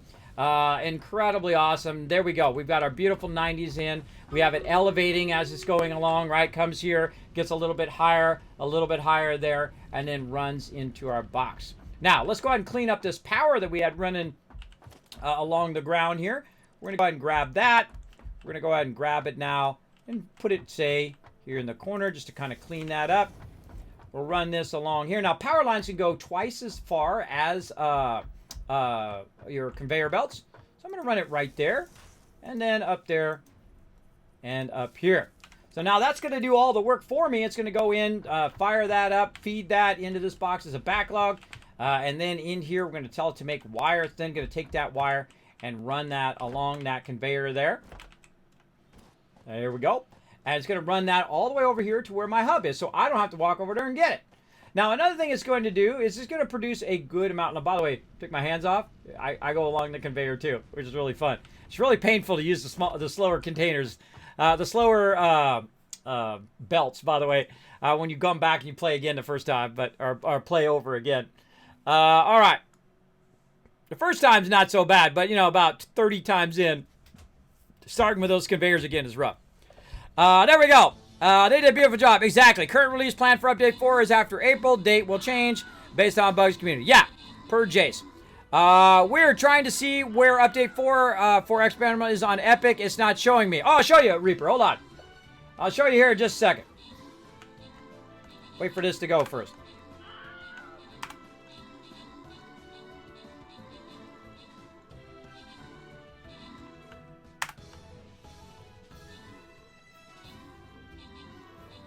There we go.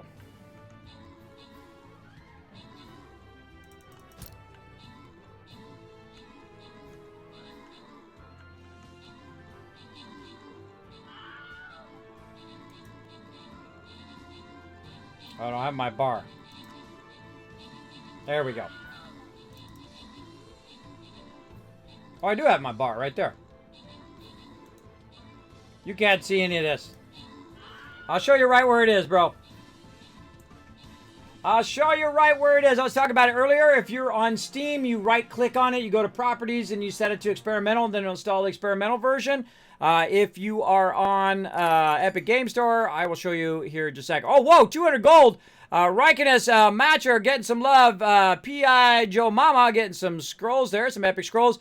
Turk Smashy and Riverdog walking away with some loot as well. Riverdog with a massive 20 kills. Nice job. MVP of that round. And if you got an epic skin, if you got a free skin, let me know, because in that chest you might have got one in that particular thing. Another 4 coming up. Another 4 coming up as well. Let's go ahead and just pull out the Wasteland Tycoon right in here. There you go. You're like, Kismet, where do I get Update 4? How about right here? Bam! You're going to see 2 different versions in the Epic Game Store.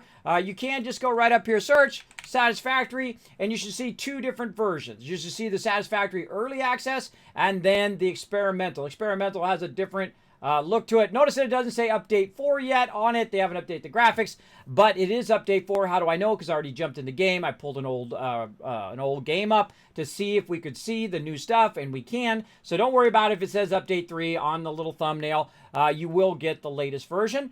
So go in and go ahead and click on the Experimental. It's a whole separate version of the game. Back up your saves first. If you want to keep your save, make sure to back them up. You can find that on Satisfactory's website over there. You can go over there and it tells you exactly step by step on how to back up all your saves before you start to work on Experimental. It's called Experimental for a reason. For sure, for sure. So that's how you find it in the Epic Game Store and also in there. And let's go back to full 4K, full size, which is what I'm playing it. Bam! There we go. There we go. Oh, or not. Or not. Hold on. I got to fuddle with my settings now because the Epic Game Store is in the background. Get out of there, Epic Game Store. There we go. Where you at? Where are you at? There we go.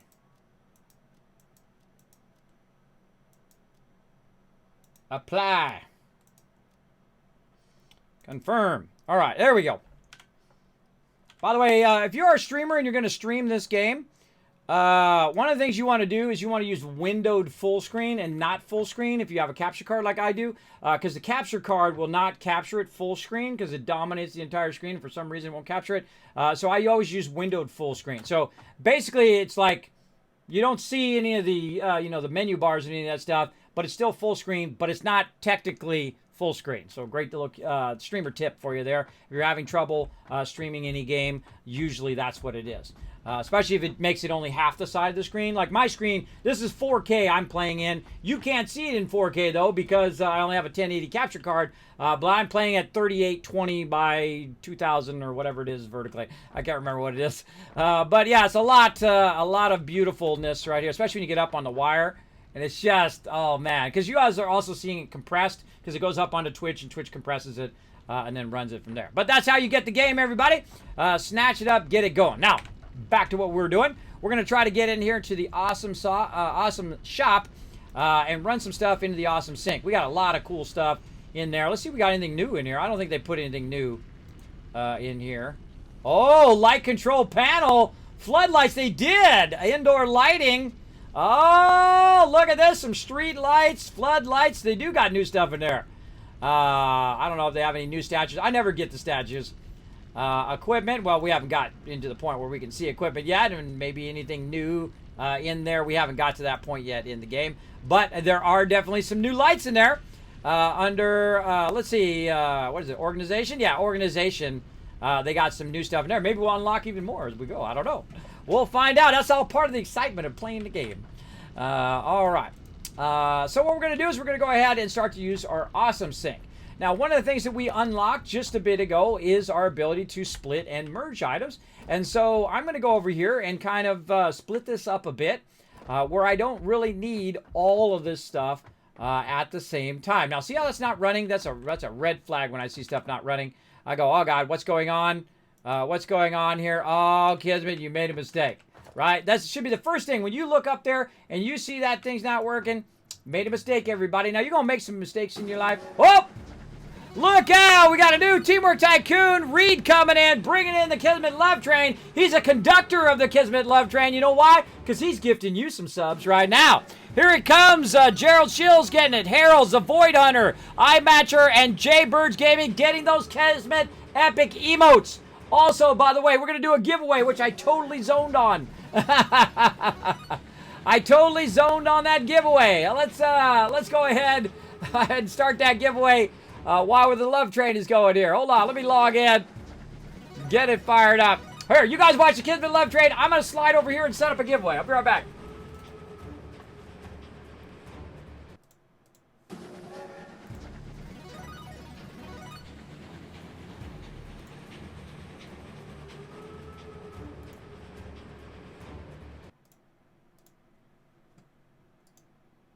All right, that's done. Thank you so much for showing that love. I'm going to set up a giveaway right now. We're going to give away a Stream Raider skin.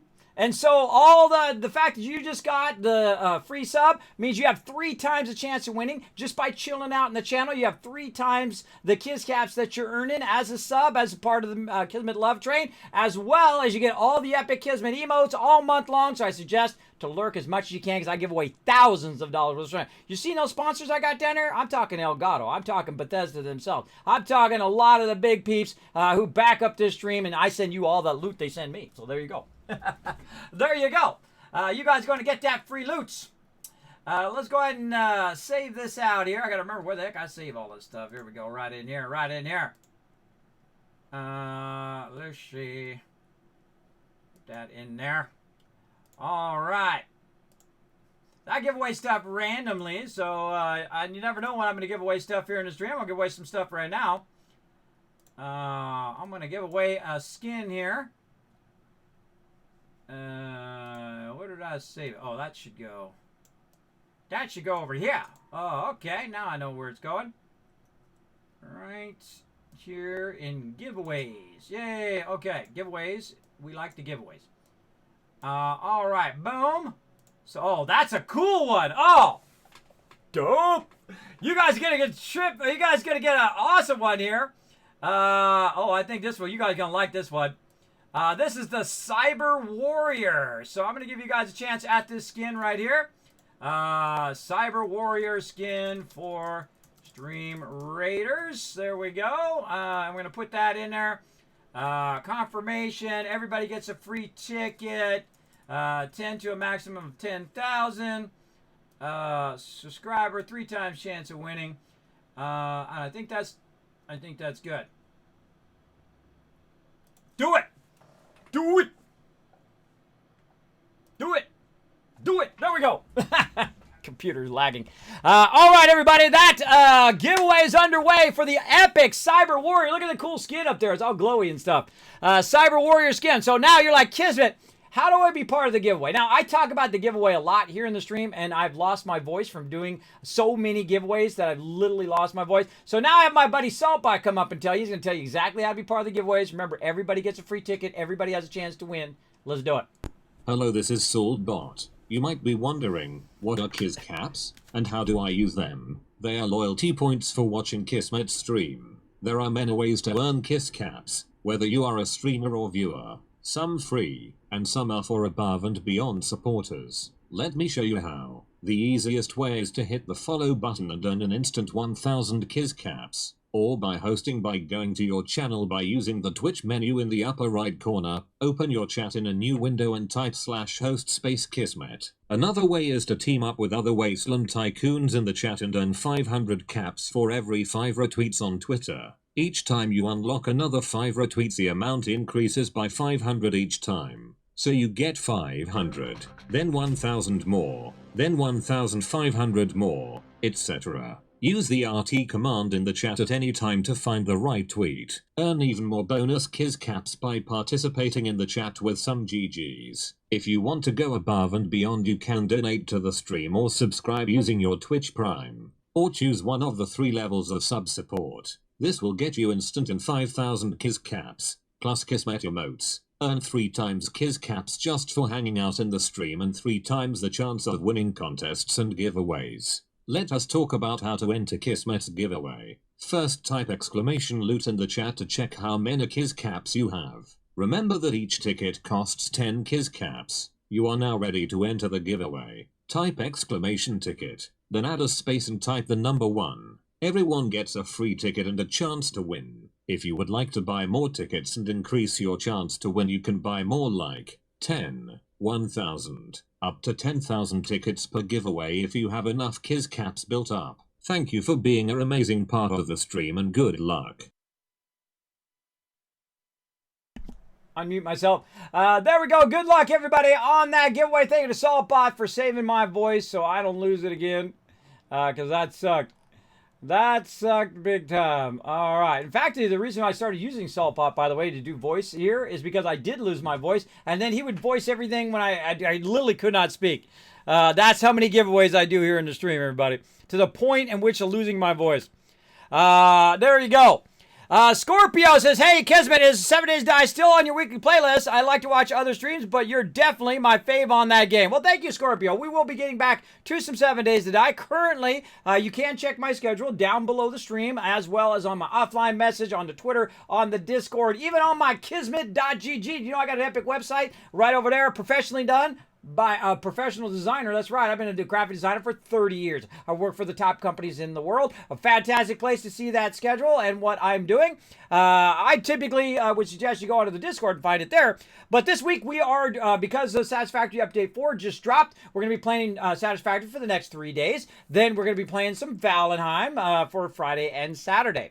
But we will be getting back to 7 Days to Die, of course. And it doesn't matter what I do. Someone's going to also ask, Kismet, where's Astroneer? Where's Dyson Sphere Program? Where's Fallout? Where's all of that? Don't worry. We will get back to all of those and play all of those games again. We have a really awesome playthrough going right now in 7 Days to Die. Really, really fun, as well as in Valheim. Incredibly fun as well. Built our gigantic mega base. We spent 6 hours trying to kill the 3rd boss just to get to the boss. We weren't trying to kill him that whole time. Just to get to the boss took us 6 hours, and then it took us 45 minutes to kill the boss with 7 people, because he scales up depending on how many peeps are in there. It's pretty scary.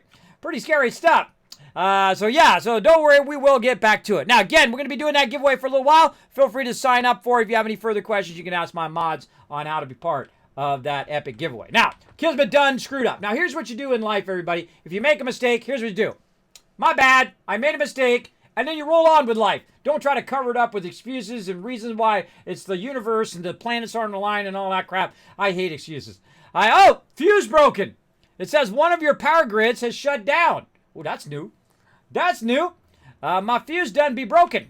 So what I forgot to do here, everybody, is I forgot to go ahead again. I do this quite often, even though I've played through the game like 30 times, all the way through from start to finish, that I keep forgetting to put my smelters in.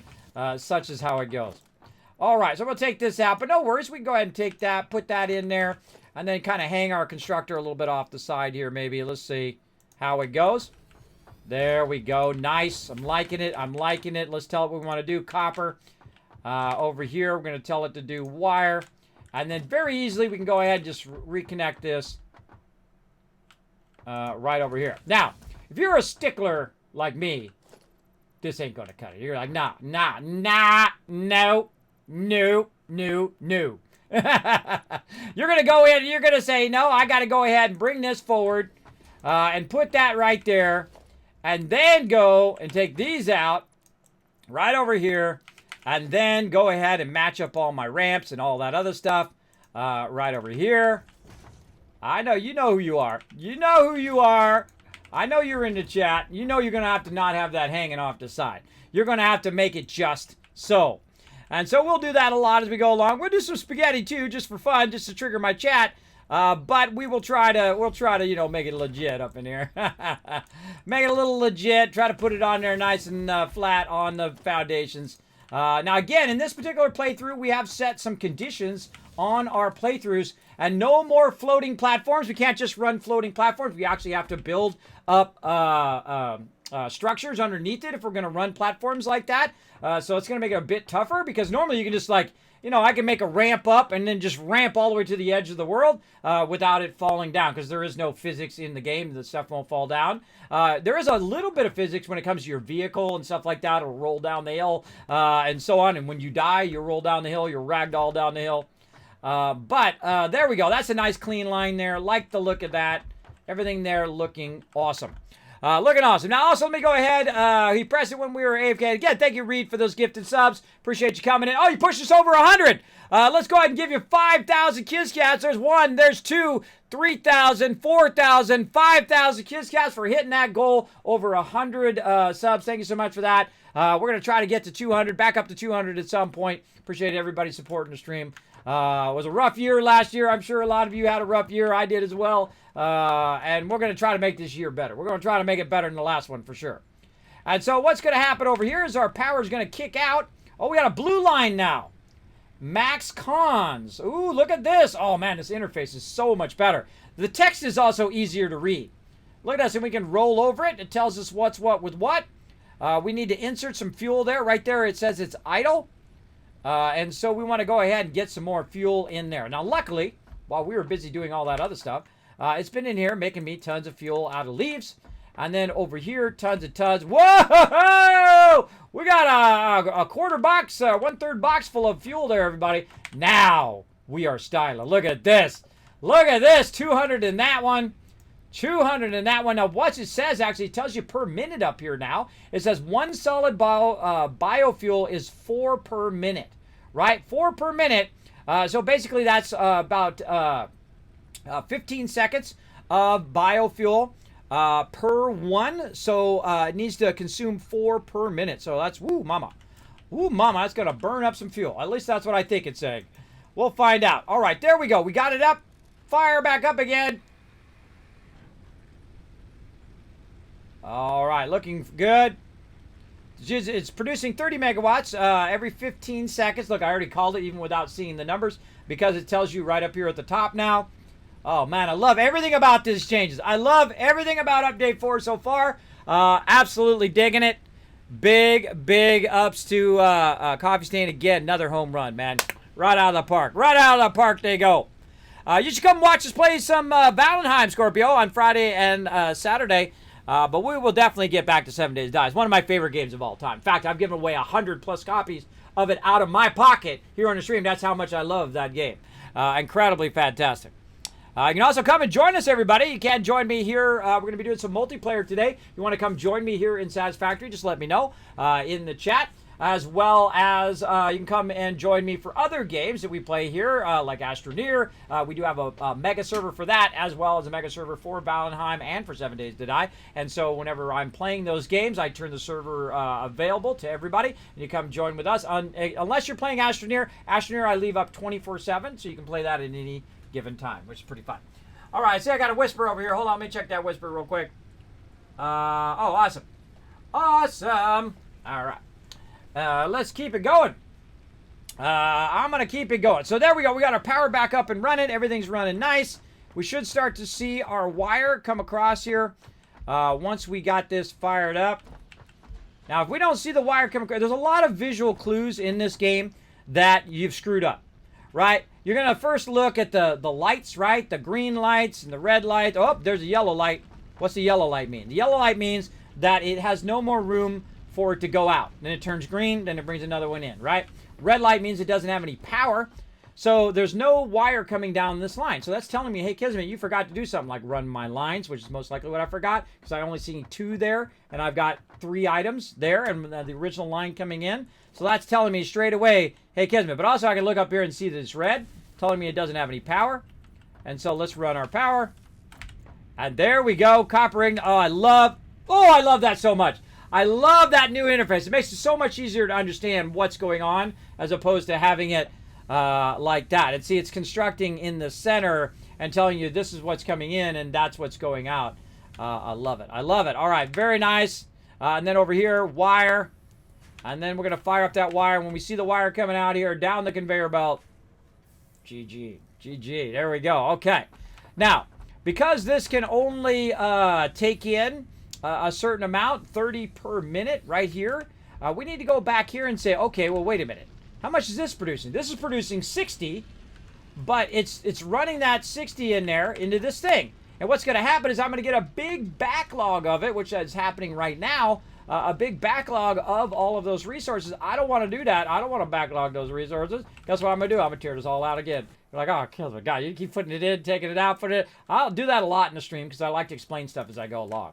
The reasons why I do stuff. And knowing the how is great, but knowing the why is way more powerful. Why am I taking out? Why am I splitting it? Why am I doing the thing? Right? That is way beyond powerful than just knowing the how. It's like, okay, I push this and I click that and I do this. Right? That's more powerful. So we're going to go ahead and do this again. But this time, we're going to get a little tricky with what we're doing. So we're going to put a splitter in there. And that splitter is going to allow me to have an input and an output. Now, again, remember, those 3 lines are the input right here. And then we see our arrows. You can look at them on the top here. Those are all outputs. So a single input, 3 outputs, that's a splitter. And so that's going to, that's amore. And put that in there. And then we're going to go ahead and get our belts. And we're going to run our belt into there. Now, this is going to allow us to split this off to the side. And we're going to put something over here that we're going to go ahead and use in the early game. Now, obviously, we want to use as high-end items as we can to run them into the Awesome Sync. But right now, this is what I got. So this is what I'm going to use. Now, I want to put it right about here, but I don't have enough resources. And I need the very resource that I am working with, or at least over here, to make the thing over there. So we need to get that going. Now, we also need to kind of get this production going again because we don't want to have it not making our stuff while we're busy doing other things. Let's get this back up and running. There we go. And then back over here again. You'll see me dismantle my factory a lot. I'll take it apart, put it back together, put it together, take it apart all day long. And that's because I never mind just tearing the whole thing down. Tearing the whole thing down and starting all over again. And make it better the next time. Iterate on your factories. Make them better and better and better. Every time you play, every time you get to a different stage, tear it down and make it again. Like you saw us, we put everything on the ground before.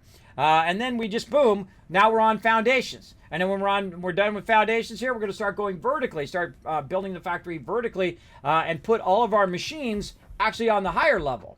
But we need to unlock our supports first because we're not playing without supports this time. I'm not just going to make it. We're going to actually put in our proper supports before we build in the topper level because I promised that I would do that in a future playthrough. And this is the one. This is the one right here. Now, of course, this is feeding in here faster than it can use. Now, I could double up this production and be getting double the wire. I don't need that much wire right now. I really, really don't. That's a lot of wire, and I would rather start to unlock some stuff in the Awesome Sync, and I can go ahead and just let it run. Now let's go over here and see how we're doing on our concrete. Let's follow it down the line here. And again, you just want as much of this as you can get. And again, we want to make the Awesome Sync. So we're going to go to the Awesome Sync, and we're going to press plus, and it's going to tell us over here on the right side on exactly what we need. We need a lot of reinforced iron plates. So, whew, mama, we're going to be making some of those for a minute. And we'll also make some more cable. Now, right now, I can make 0 reinforced iron plates. Why? Because I need a bunch of screws. And like I said, we're going to be making a lot of screws today, everybody. I need enough screws to make 15, which is a lot in the very beginning, reinforced iron plates. I'm at 4 now. I'm at 5, so not too bad. So luckily we've been keeping all this stuff running. We've been keeping it going. Again, starting from scratch. We started from scratch 5 hours ago, and we're already to the point in which we're doing the awesome sync. That's pretty fast. That's pretty fast and very efficient in the way that I've been showing how to do it. And I'm going to keep showing you all my best Kismet tips along the way, including how to make a bunch of these reinforced iron plates. Now, I'm going to show you how tedious it is to do it in here. Imagine doing this, because these reinforced iron plates go really slow, though they go faster than they go in the machines. But I'm going to show you a way of optimizing your plates and your resources right off the very beginning, so that it's making you tons and tons of reinforced iron plates, learning the basic combinations of skills that will basically help you throughout the entire game. It's the most powerful thing you can learn in the game, and that is the balancing of all your resources. All right, there we go. So we made a bunch of those. We got a bunch of those. Let's go to it. Let's see if we can make our awesome sink now. Yes. Back over here to our copper we go. So we got our copper, limestone, and 2 iron nodes going. We have 3 impures and 1 normal. And so we're going to run right over here in this little spot that we put. Right over here. The awesome sink's pretty big, too. So keep that in mind when you're putting it down. You're going to need a pretty good spot to drop that sucker down. Let's say right there. Now what I'm going to do is go ahead and run it off of the splitter and into here. Now watch how it speeds up, by the way. Watch how this is now going to speed up a little bit over here. Oh, speed up as in run more down that line. And now this over here will start to diminish. This is going to start to diminish or hold steady in this case, because both lines are running evenly. And so now we have all this stuff going here. Now here's a great little trick to do as well. You want to get rid of all this excess stuff? You make another one right over here. You make another one right over here, off to the side. You go in and use your merger. Now I'm going to go into the menu. I have it programmed in my command keys down here. But I'm going to show you where that is, right here at the bottom, splitter and merger, right where my big fat hit is. Splitter and merger, and we're going to use the merger here. And so we're going to go ahead and put that merger. Now, here's a great trick. You aim your little hammer, which is in the middle of the screen, at the actual belt itself. And so when you put it at the belt, it automatically orients it for you. A fantastic feature of this game. And bam, it's right on the belt. Right there. Easy. Now you just go ahead and take this. You run. Oh, hold on now. Hold on now. Because the belt's at an angle, it's a little too close. And we'll say, okay, no problem, no problem. We got some concrete. Throw some concrete down here. We got the ability to make some more of these storage containers and back it up just a little bit. Like that. And then run it into the merger. So this is going to merge into the awesome sink. And then also be running this as well. Right? So when you want to just run this into the awesome sink by itself, that's a great way of doing that. Now, here's the problem with doing that right now, is that my belts aren't fast enough. My belts are not going to be fast enough for what I want to do. I want them to go into the awesome sink as fast as possible. This is brought, by the way, where the very first 120 belt's going to go, right into the awesome sink, so it runs that in there faster. But if we do the numbers, let's figure out the numbers, right? Say it's running out of here at 60, right? Because it's going to be in the box. It's going to run out at max speed. And then this is going to be running in at 30, right? So those two are going to be too much. That's too much for the belt. That's 90, right? So that's not going to really help me right now. But the second I get to 120 belts, I'm going to come over here and I'm going to make all that work. But for right now, I'm going to leave it in this box and go with that. Because again, this is coming out at 60. And so 60 goes into here. And then it goes into the splitter. It's going 30 straight ahead, 30 straight ahead, 30 over here. It's good to know all that math. Good to know all that stuff. You don't have to. You don't have to know. You know how you do it complete without math? You just look in here and see if that number's going up or down. If that copper ore is going down, the sequence of the numbers going down, then you know that you don't have big enough supply to keep this running. If it's going up or it goes to maximum like this, you know you have too much supply. So you don't have to do the numbers if you don't want to. There we go. Now, one last thing we need to do is we need to go ahead and bring some power over here. But look at this. We used up all of our power lines. So let's take this off temporarily. Let's run another power line over there just for the awesome sink and for our forge. And then awesome sink up there. Now, the awesome sink takes a lot of power, everybody. It takes a lot of power. It's like 30 power. If you want to know how much power stuff takes, by the way, if while you're putting it down, you can just go in and roll over it, and it'll tell you right over there, 30 megawatts. That's a lot of power. It's going to be churning up. Now, how's our power looking? Max cons, I think that's if everything was on at the same time, it would actually go higher than my current power. Let's hope that doesn't happen for right now. And there we go. So now it's running it into the Awesome Sync. The Awesome Sync is going to eventually generate me some tickets.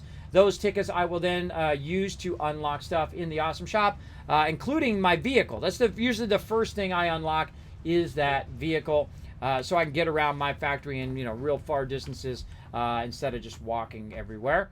It's very, very useful on your foundations, but not so useful when it's on the ground, because you'd be spinning around everywhere and whatnot. And we are in update 4 right now on experimental.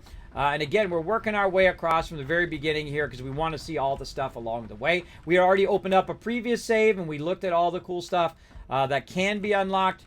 But we're going to run through again because that's fun, fun, fun. All right. We got that in there. What are we unlocking? Power part assembly. Right, that's what we're on. Current milestone. So we're going to try to get our copper sheets going there. And let's see what else we can throw in there. We can throw a little bit of that. We throw that. We need more screws.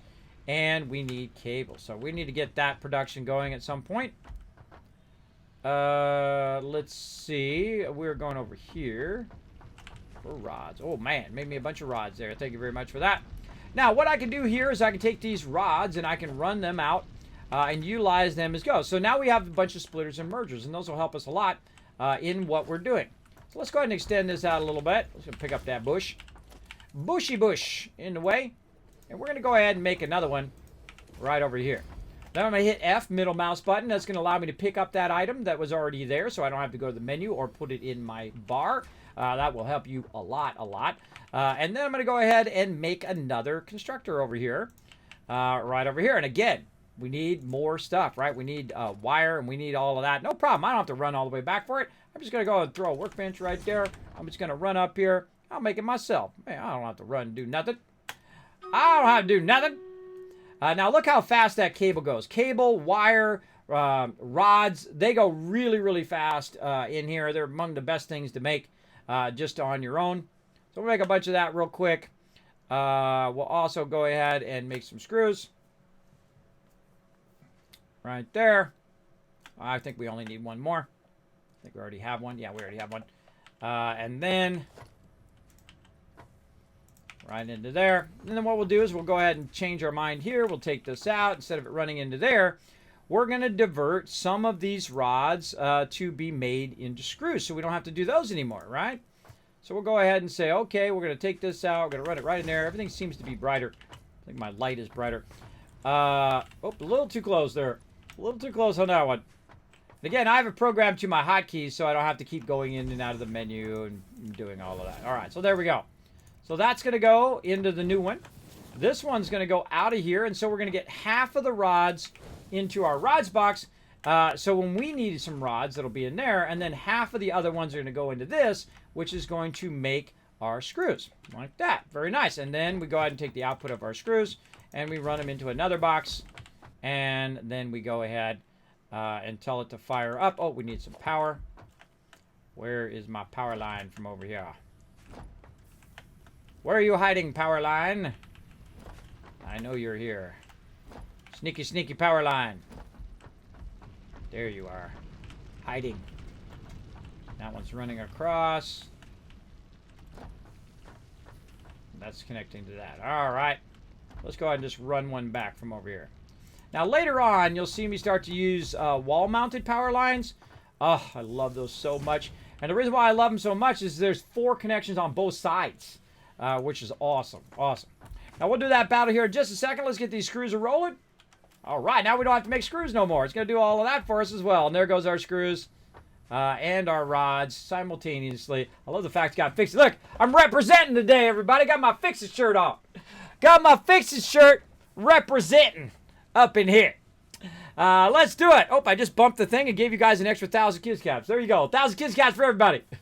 By mistake. But that's okay. That's okay. You can have them. We're going to start this battle. Again, this little side game we play called Stream Raiders. Incredibly fun. Highly recommended. And it's free. Free to fun. Free to play on in the chat. Again, you can download it here. Or the link will come up here after this battle. You're welcome to download it for free. Play it on Android or iOS or on your desktop or laptop. It's up to you. We'll let that... See, the cool thing is, while I'm doing this, it's backlogging a bunch of screws and a bunch of rods, and it's making plates, it's making copper stuff. It's just doing all of that stuff while I am doing something else. And I've actually let the game run for a long time before, where you just let it run and backlog a bunch of materials. And then you come back and you're like, boom, I got tons of materials. I can make whatever I want. Now I can progress through the game and be good to go. I love that about it. I love that you can just let it run. As long as you got power, you can let it run and run and run. We're going to try to get... We got a little time left. We might run over a bit today. We're going to try to get as close to coal power as we can. Oh, we got a couple sticklers over here left to get. I think they're going to die. We got 69 allies, and they got 5. And now they did. All right, open the capture chest. Ooh, bunch more loots over there. Grand Super. Oh, more epic scrolls going to Rotisserie G, Blue Chronos, and Blue Shell. I think that is shells. Bushels, yeah. Bushels, I think that is. Congrats on that epic loot. And See the Moon with 20 kills, crushing it. Nice job. All right, on to the boss. So we got one more battle here and then the boss battle. I'm going to call out the Flying Rogue. Let's do it way over here on the left side. I feel like I'm going to go right over there. Again, thank you so much. Now, I didn't forget you there, MB from OK. Boom! Thank you so much for becoming a Teamwork Tycoon. Thanks for hitting that follow button. I see you did just a bit ago. Thank you so much for that love. Appreciate it. Again, everybody, we've got a giveaway going for a Stream Raider skin right up there. If you have any questions, you can ask my mods in the chat. Whoa! Speaking of, Bushels coming in as well, rocking a big chain gun. Thank you so much for becoming part of the Teamwork Tycoons here in the Kismet channel. We're going to keep it going, everybody. We're going to keep it going. We're going to do battles all day. We're going to be doing a bunch of Satisfactory. We're going to be having the greatest time playing some Update 4 right now, crushing it. Showing you guys some of my best tips to get in there and just absolutely crush this Update 4. We're going to get it going. Now, again, when we get so many tickets, we're going to need to go in here and buy ourselves this little vehicle. We need 10 tickets to get that unlocked. It's going to take a little while before that happens, but then it's okay. We can set it and forget it, come back later and get it going. The thing we need to worry about right now is we're going to get through our updates. Now, in the last few hours, we have gone through and we have done our entire Tier 0. We got that done. Tier 1, done. We're into Tier 2. Got a couple of them done. Went straight to obstacle clearing first, so I have plenty of fuel. And now we're working on parts assembly. And so we want to go ahead and put in what we can and go from there. So we got 39 there. Rod's already done. A little bit of screws. And so what we need to also be doing is we need to be making cable now too, so we can work on that. Now also, again, my biggest tip here to know what's in what box is to basically put a little thing on the front here. It tells you what's in that box, right? So now I know that's screws and that's rods. Otherwise, you got to hit F to find out what's inside there, because you can. It actually will tell you what's inside the box as well. The 142 right there, that's a good start. We need about 500.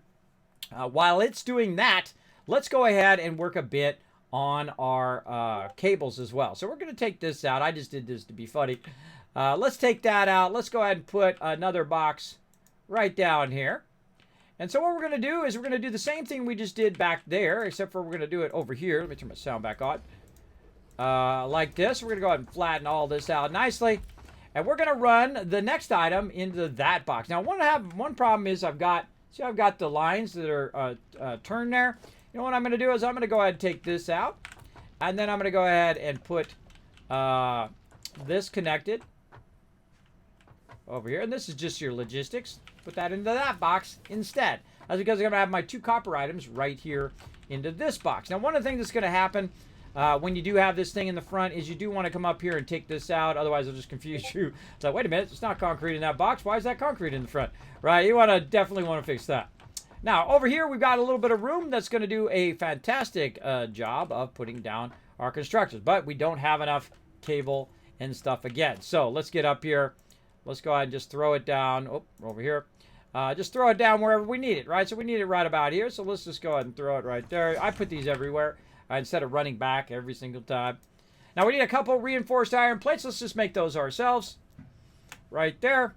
And then we're going to make some cable right over here. Easy to just make it yourself. Make it a little bit as you need it. I build as I need in the beginning, and then later on I'll just build in complete, utter excess. Just like an obscene amount of resources running everywhere. And so we'll run that into there. So here's what we want to do. We want to go ahead and take our wire and we want to convert it into cable. So I'm sure you guys can already guess if you've ever played the game before. No, I'm just going to go right over here and try to get a splitter going on. I can do it there. I can do it right over here, wherever I feel like doing it. I feel like doing it right there. And so I'm aiming my little hammer, which is at the center of the screen, at the belt itself. Very important you hit the belt. If you're too high up or down, it's just going to set it on the ground. It's not going to do nothing. You also should always double check that it is actually functioning by watching it.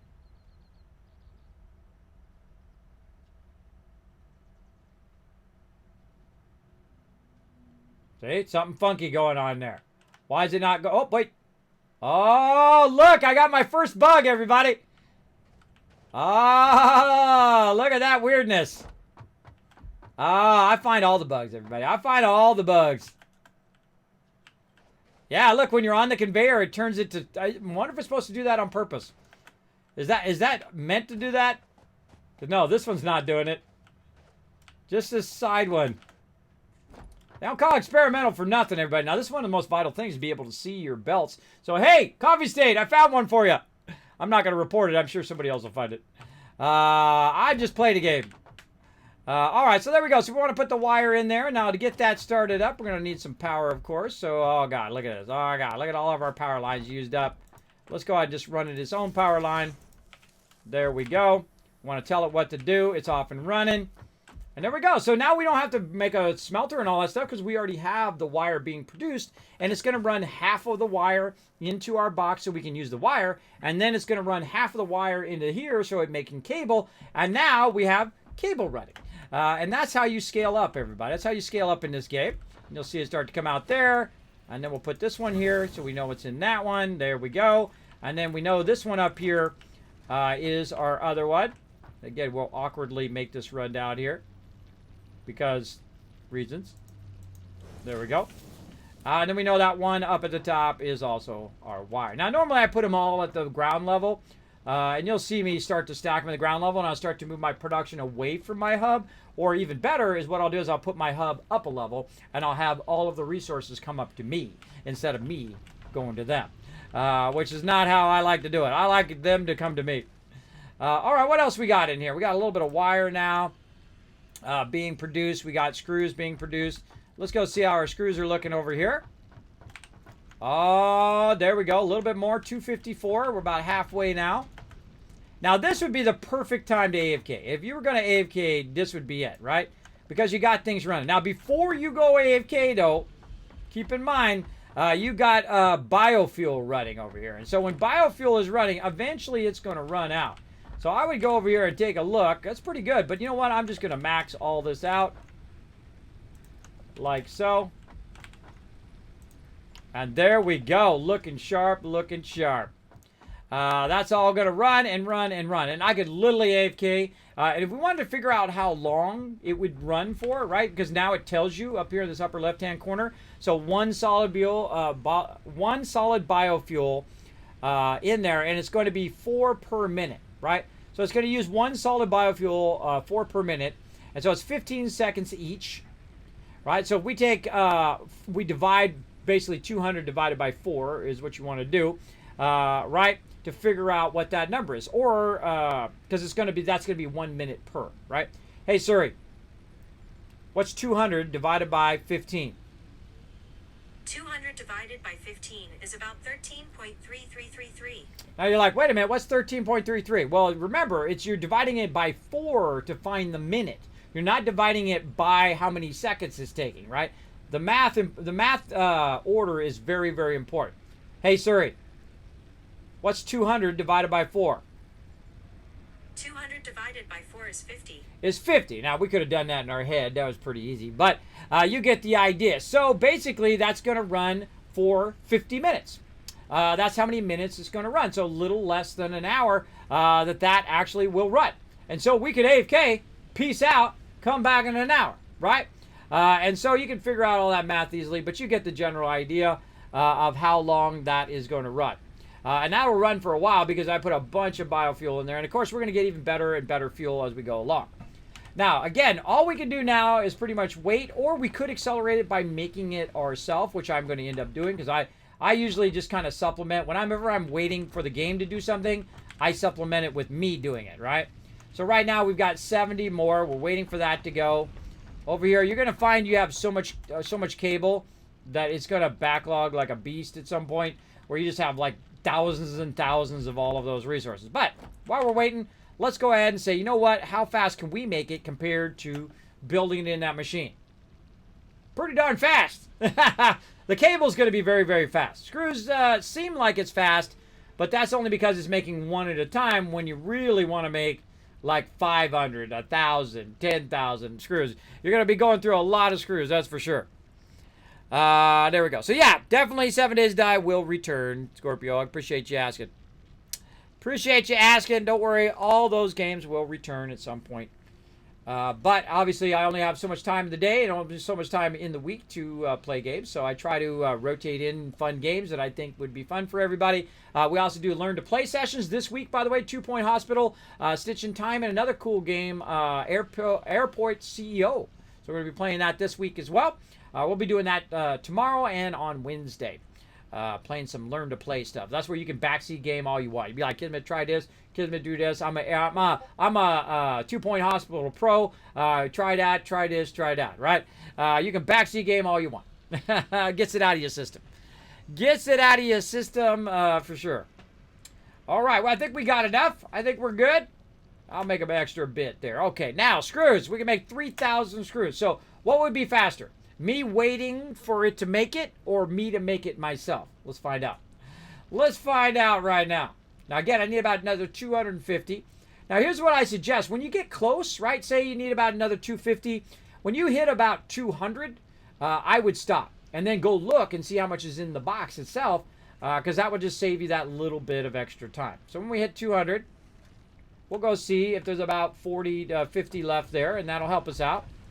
How about over here? Boom, 62. Perfect. So we don't need to make that extra little bit. It's already helped us out on that. So let's put this in here. Boom, boom. And another one unlocked. Milestone reached. More complex assembly of parts can now be automated. Project assembly parts can now be constructed and sent up via the space elevator. Note: project parts are too complex to produce by hand. True that. All right, that's called the smart plating. That's what they're talking about. All right, so now we've got all of that rocking and rolling. We got our assembler and all sorts of cool stuff, but really we don't really need that right this second. What we need is the Kismet's rule of 8. Ready? I told you I'm going to tell you right now. We're going to build it right out here in this little field in the back here. And I feel like we'll go ahead and rise it up just a little bit as well. Let's do that. And we're going to use supports this time. So we're going to first go in and decide how tall up we want it. And let's go full up. That's a little close. That's a little close to my hub. Don't like it. All right, let's go out here and say, all right, we're going to do this right here. And let's go ahead and do this 4 wide. Now, I don't need to have the foundations under all of these. It just takes up extra processing space. Now, normally what I would do is I would just build it out. But we aren't going to do that. We are actually going to put foundations underneath all of these. Run this out here like this. And we're going to say, what is the tensile strength of one of these foundations? We're just going to say 4. Right? So 1, 2, 3... and then the 4th one needs to be a support, right? So that's what we'll say. And then we can take these out. Now, the same thing in this direction. We'll go ahead and say the tensile strength is 4. You don't have to do this at all, by the way, everybody. You don't have to care whether you're running it like I am. It doesn't have real physics in it. So it does. Well, I mean, it has some physics, but it doesn't have like your base is going to fall down if you don't put supports. But I did say in this particular playthrough, we're going to play with supports. So same thing here. Go ahead and aim to the middle. It's going to put that up. Notice that I used that to align all of that. Take all this out. All right. So those are our supports that are going to support our floor. Let's do it. And one off of here, and we'll say these are all connected. Like so. Uh-oh. We got a problem. We're down here. We're stuck down here. If you ever get stuck, just take something out and run past it. All right. We'll fill all these in.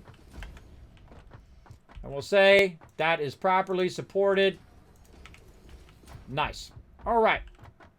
We got that going. Now, what are we trying to build up here in the top part? We're going to build the Kismet rule of 8. Now, what I always do is I always go ahead and tell myself, okay, I'm going to need 8 constructors right over here. Now, I'm also going to need a certain amount of resources, which I don't have enough to do the full amount right now, but I do have enough to get it started and to get it going. And so I need 8 constructors, so I need 16 of the plates. So again, we'll go ahead and just make a workbench over here. Make it nice and easy. We don't have to run back every time. So we're going to go and do that. We're going to need more screws. So we can make 16 of those. And again, same thing with this. When you go to construct something, go ahead and make a bunch of them. And then come back and grab some out of the boxes you might have already made. A great way of doing that. So let's say we're at 10. Let's go down here and see how many screws we have. We have 128. And then let's see how many we can make now. Now we can make 20. See, that's a much better way of doing it. So it's doing it while you're doing it, so you're doubling up the time at the same time. And we're going to go ahead and make 16 of these.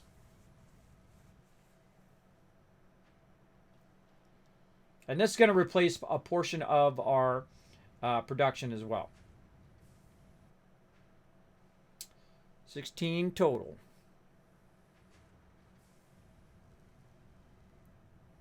There we go. All right. And then we got to have enough room here for 8 constructors. So we're going to go ahead and start with our constructors.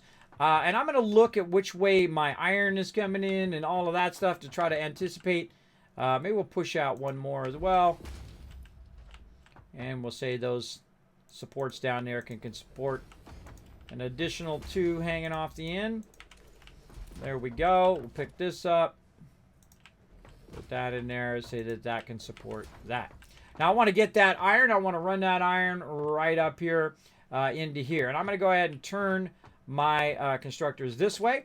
And we're going to do, there's 2 different ways of kind of doing splitting, right? I call centerline or inline. And we're going to do some inline stuff. Inline is probably one of the most space-efficient way of doing stuff. And so we're going to start with 3 constructors first. And you'll see why here in just a second.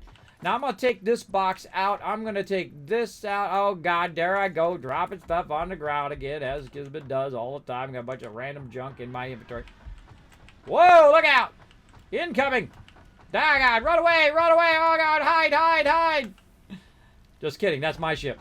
That's my ship. Okay, look, we're getting in the bowels of everything there.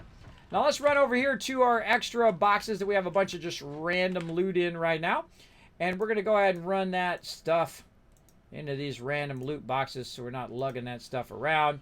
We're going to run probably most of that into the awesome sink later on. There we go. Now we got lots of room. Back over here again. And we're going to pick up all of our random loot we have sitting on the ground here. Pick that up. Oh, my thing is real low again. My thing is really low. My thingy thing. Audio.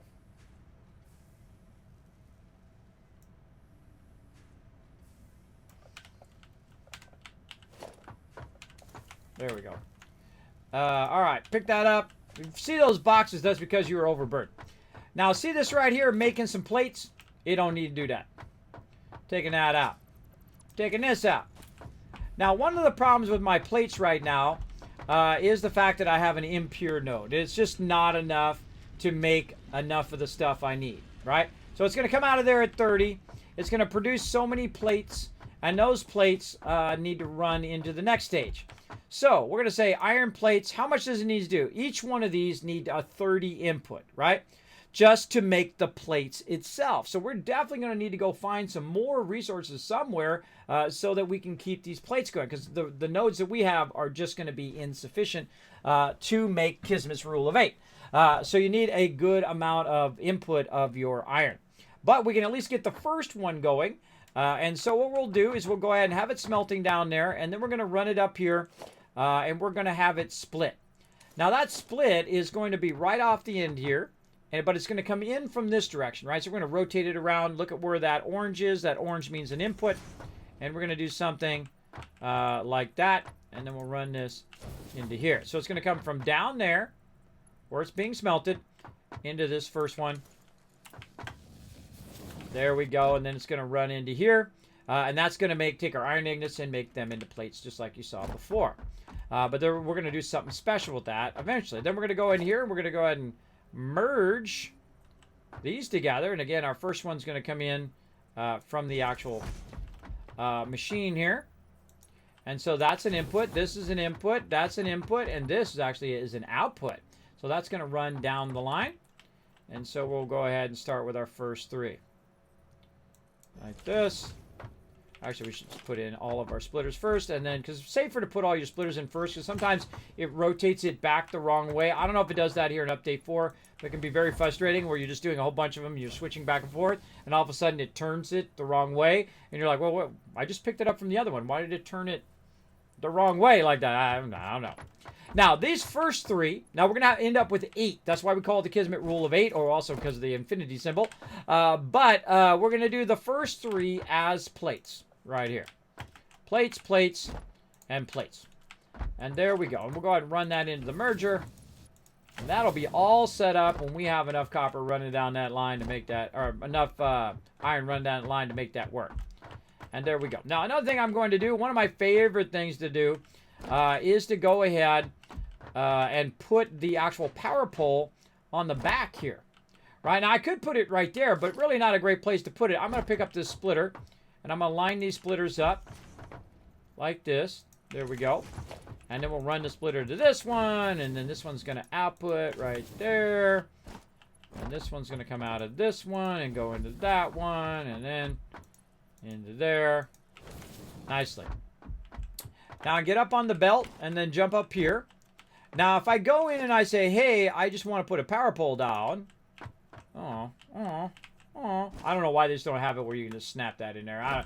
I feel like that's one of the most useful things. So that doesn't work, but there is a workaround. So what you do is you go ahead and act like you're going to run a wire first, like that. And then you can go ahead and just put it right here in the center. You're welcome. You're welcome, because that is awesome, everybody. I love that it just center lines like that. Not only is it functional, it's beautiful at the same time. And then we'll go ahead and run that up to there. And guess what? Now we got 3 constructors working away on those iron plates. Too cool.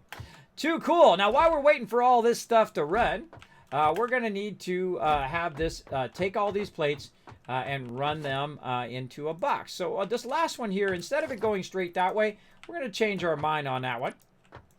And so we're going to go ahead and have it input, but the output is going to go ahead and face toward me right there. It's kind of hard to see. I don't know if it's got like a new glow to it or something that makes it hard to see. I don't know. It didn't seem it to be so glowy last time. Oh, we're offset just a little bit there. Let's fix that. I was too distracted by the glowiness. And then that into there. All right. Now it's going to come out this way, and the reason why is because it's going to go on to do some other stuff for us in this direction, but we want to also put it into its own box. And the reason why we want to do that is to let it run while we're doing other stuff, like maybe chasing down another iron node or whatnot. We want to make sure it has a place to go to, that it can make its way down. Now, you should be able to see stuff on this belt. If you're not seeing stuff on this belt, something going wrong, right? Something's not working. So, over there, I can see I got red. Oh, God.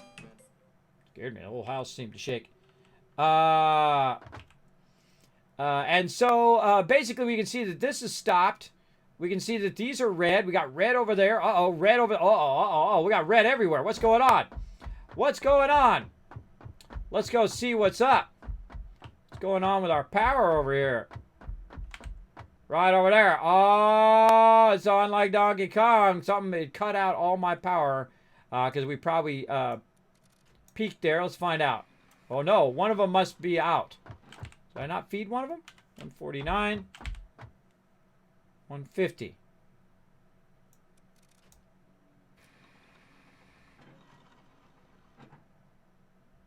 went up and it went down. Huh. Let's do this. Cut that connection off. Pull it again.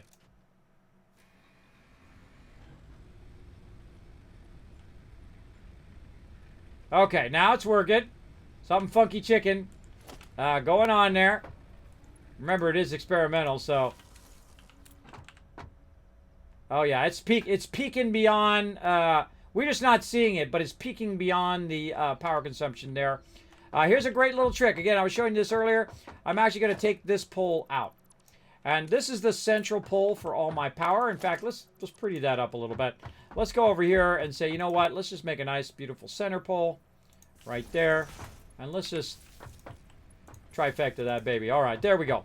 And then we'll go ahead and put another pole over here, which is our, what I call the lead pole. The lead pole is going to lead it in other directions, right? Lead it maybe down this way or that way, so we can cut certain parts of our factory off. Now, we just learned earlier that they did add power switches, so you can control that as well. And so we're going to run that down the line over there and see why we're not getting enough power. And something definitely funky chicken going on there. I feel like super funky chicken. Let's take this power off.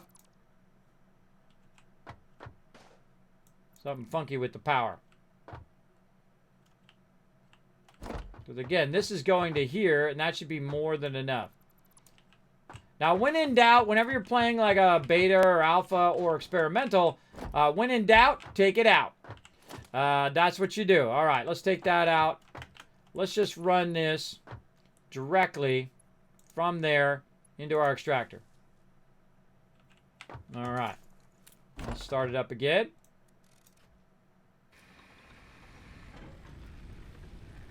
Okay. Seems to be working. It says max cons 5 megawatts. What the heck that all about? Huh. I think that's where, see, it can, what that is that's the, if everything's on, maximum constructors, I think that is, or maximum total construction. Basically, that means that's how your power will max out if you have everything on at the same time. I feel like that's our problem right now, is that we don't have enough power to keep that going. So let's go ahead and, you know, again, if you're confused as to what's going on, best to take it out and test it, which I did. It seems to be working fine now. And so let's go ahead again, make sure that we're connecting these in such a way that we're just connecting the stuff of a certain line, right? And this is going to really help you later. Basically to, I want to take this one out. It's actually the one I want to take out. When you start to put in those power connectors that they've added, where you can control which lines you have on and which ones you have off. So we're going to run this back up to there. This one is running into there already, which is nice. And then we'll connect it up into there. Now all of those should start going. Very nice. And we'll look at everything there.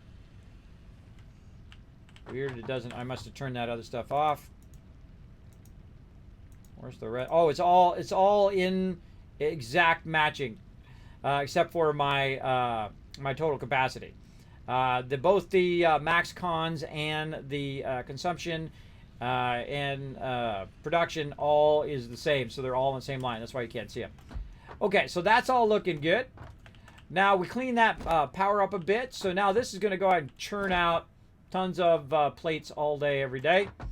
Now let's go ahead and fix up our other production, our other power, which right here is our power for, put it over here, our power for making our fuel.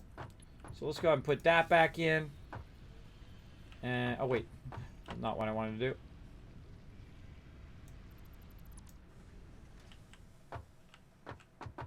That one to there. Oh wait, no, that was right. That was right. Okay. So that to there. And then this one is to this. There we go. This one here is going to go back to here. We'll clean up all these power lines later. And then this one's going to be part of that production. There we go. And that's going to produce our stuff. Now, we probably ran out of stuff in here. So that's why it's not running right now. But that's okay. We got plenty of fuel for the moment. In fact, I can probably put some of this fuel back so I don't have so much on me. There we go. Okay, so that's back up and running. That's why it says max cons, is because if it had, if I had leaves in there, it would also be running that machinery. And if we go over here and look at the pole, our max cons should now be different. See, because it's not running that other machinery, though it could have I put stuff in there. So it's best to watch the blue line versus your actual production line. I like that a lot better. I like that a lot. It tells me what's going to happen if I do hit that max. Okay, so those are going good. Now let's go over here and clean this up a bit. Now I feel like the best thing to do is make another thing and go with 4 of them. And I usually kind of max out about 4 in the early game. I usually make about 4, and then I'll start working about coal instead. Okay, so what we need to do is we need to go ahead and do this. And we're going to go ahead and put both of these on that line.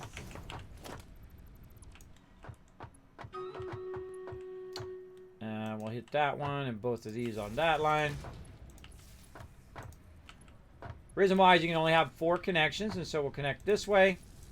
And then now we got all 4 of them running over here. And let's go ahead. We need to get back some of that fuel. A stack of 200 there. And put that 200 in.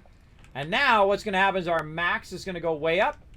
And then when we connect it back into the system here to our other poles over here, now we should see a giant spike. Oh, wait, it went off. It still went off.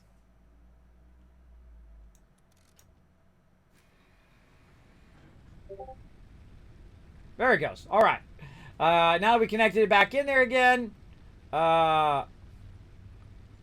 we should be good. Our power is now more than our max cons can get to. So we're producing 120. The most we're going to be using is 110. All right. That's what we needed. Now everything's back up and running. Hopefully, unless I missed a cable somewhere. And that stuff's going to keep trending. So now we need more of these. Let's keep it going. Up here. And so the first 3 are going to be our plates, and we'll do that battle here in a second. And then the next 2, right, are going to be our iron rods. Now we're gonna go ahead and just set it to iron rods because we know that's going to be. But now we don't have enough copper feeding in here. No, that's not enough. That ain't enough right there to run all of that. In fact, we probably want to have faster belts before we even do this because it's not going to be fast enough to feed it, but we can feed it separate if we want. But we'll go ahead and run that there. Now, over here, we already have some rod production and screw production. So we're going to just say, you know what? All right, we're good. We're going to go ahead and get all these resources back out of here and take all this out now because we're going to consolidate this all into a single spot. All this stuff over here.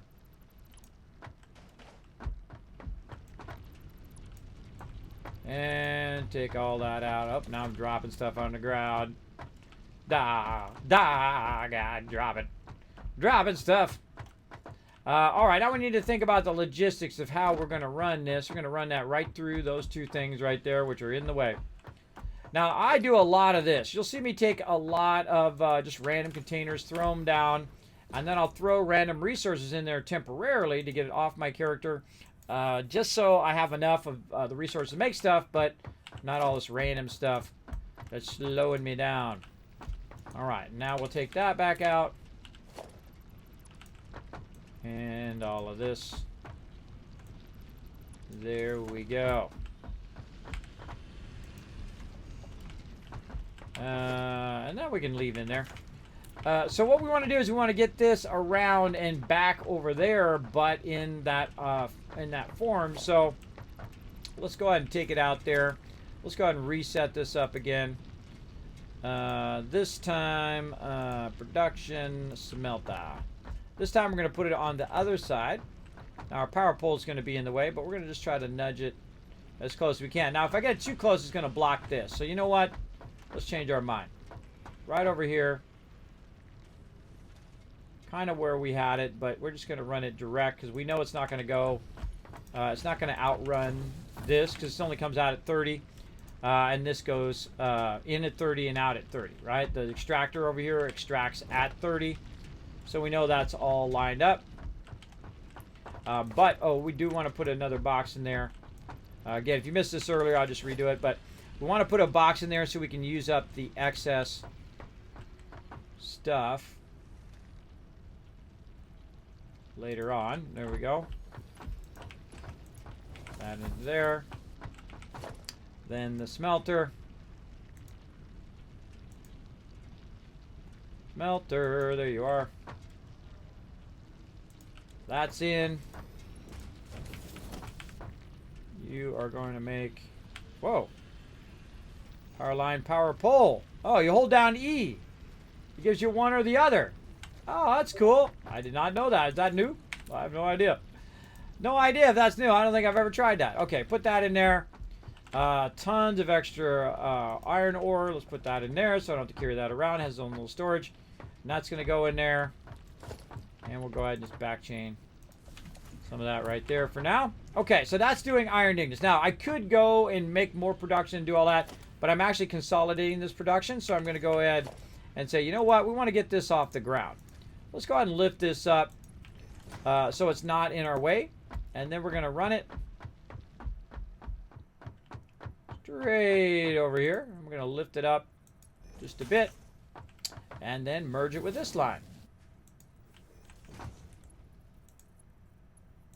Right there. Now, all of our iron production, or iron ingot production, the 60 of it, is going to end up going in just 2 of these. All right, so that tells you that we really, really need more production to really get this ramped up so we can make iron plates at full speed. And again, 3 plates and then 2 screws. Now, we're going to go ahead and continue this going, even though we know we won't have enough to really make it work yet, but we'll get it going. And so our input is on that side.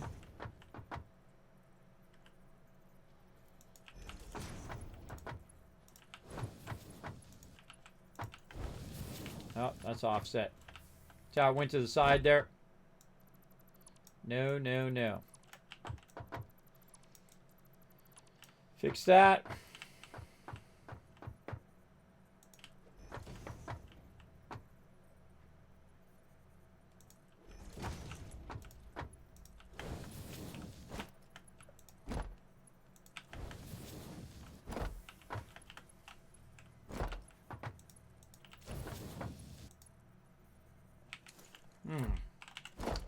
Man, I'm eyeballing stuff really bad because I'm looking at those green lines, but the green lines aren't helping me.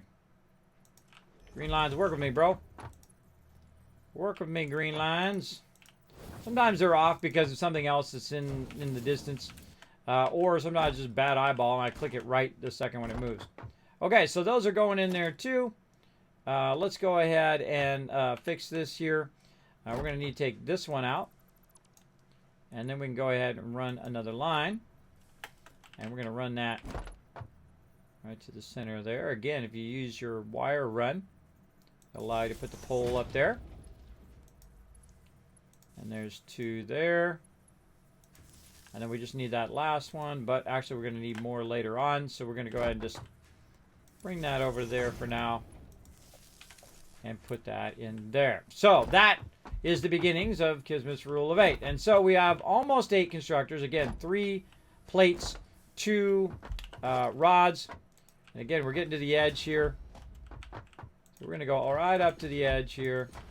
And because we can't run out over the edge, I guess we could. We'll try to get it done here in the next few moves. There we go. And there we go. And so now we need just 3 more over here. So 1. There's 2. And again, I feel like it'll have enough tensile strength to hold it out like that. And then number 3. Now, the thing I want to do with these ones is actually turn them the other way. I actually want to turn them away from here, the other way, just to make it easier for what I'm doing. So you want to go ahead and turn them facing forward instead of putting them that way. And the reason why is the output of these two, the rods, are going to be the input of the rest of these. Right, so we're going to go ahead and merge these and then split it again down there. So we're going to go ahead and bring our merger out. And we're going to aim it in the right direction here.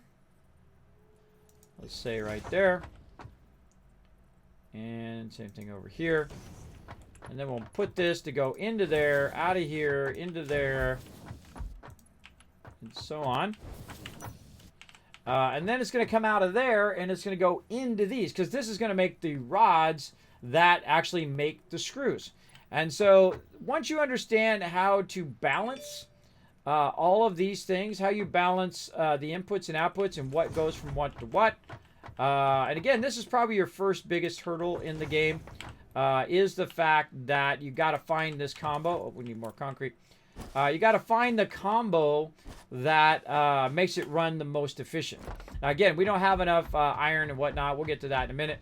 What we need right now is some concrete. Look at that. Boom. Keep that concrete a-rolling, bro. Keep it a-rolling. Back up here we go.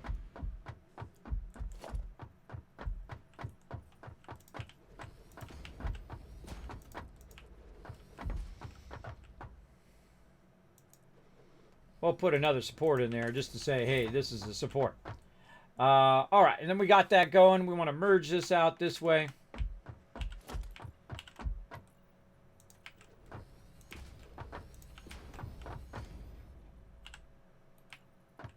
Now at the end here, we actually want to turn it forward toward me. I can see which way it's going. Got a little too glowy. There we go. And then this is going to come out of there. The weirdest problem am I lining up today? Weirdest problems.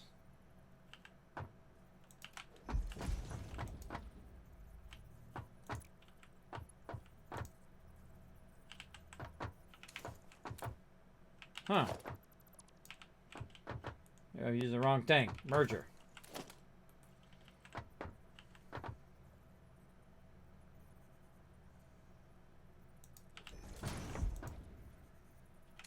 Yeah, look how weird that is. Whoa! Almost went off the side. A little overzealous jumping there. What the heck, bro?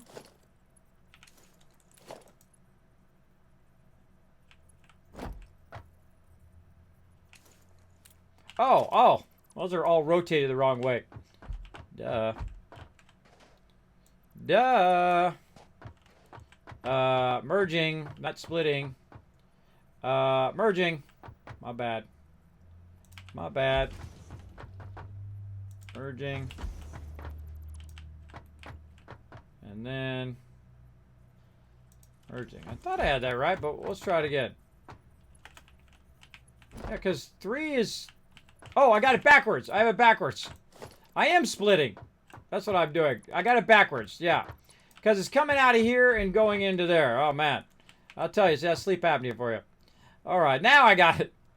That's coming out of here. I thought I was doing the back of that one. I'm doing the back of the screws over here. So we got to split them, not merge them. My bad. No problem. You make a mistake, you roll on with life. All right, so now it's going to merge the rods together, and then those rods are going to go into here, and those rods are going to feed into the back of this. There we go. That's just me being me. Sometimes a little flighty on that action. Still feel like these belts are a little funky. But such is experimental. Okay, and then we want some power. So I'm going to go ahead and grab the power from over there. And I'm going to run it to this middle one.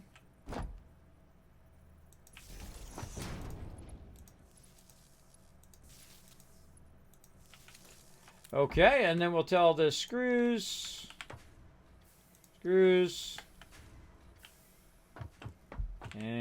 screws. All right, I feel like we can probably get away with one more off the side here.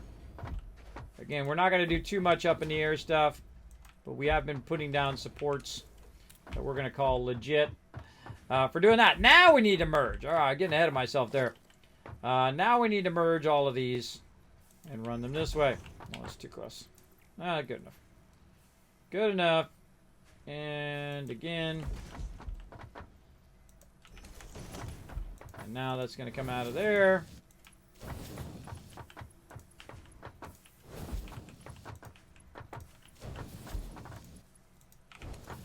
So for that first step.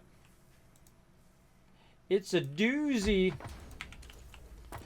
All right, so there we go. We got that. Now we're going to go ahead and run this over here. Except for I don't like to run stuff on the ground, so I'm going to go ahead and lift it like that. Then we're going to go ahead and grab it. We're going to run it over this way. Now, if I had my lifters unlocked, I would use those, but we'll go with that. Now, our goal is to output screws and plates, not rods. Rods become the screws. And so our goal is to output those two things. Why do we want to output those things?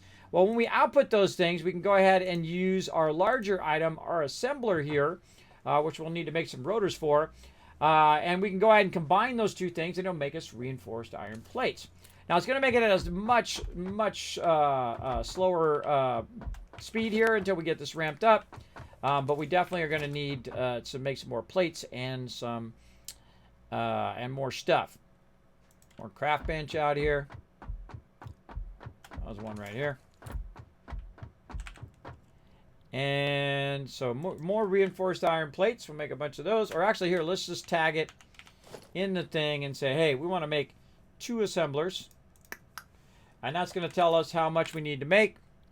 And there we go. So now while I'm doing that, a good time to roll in a battle. Let's go. Battle time. Bada bing, bada boom. Very focused there. Very focused. Let me catch up on chat. Let's see. You guys just checking your points in there. Checking your points for that giveaway. Giving away a Stream Raider skin right now. Get that loots, everybody. Get that loots.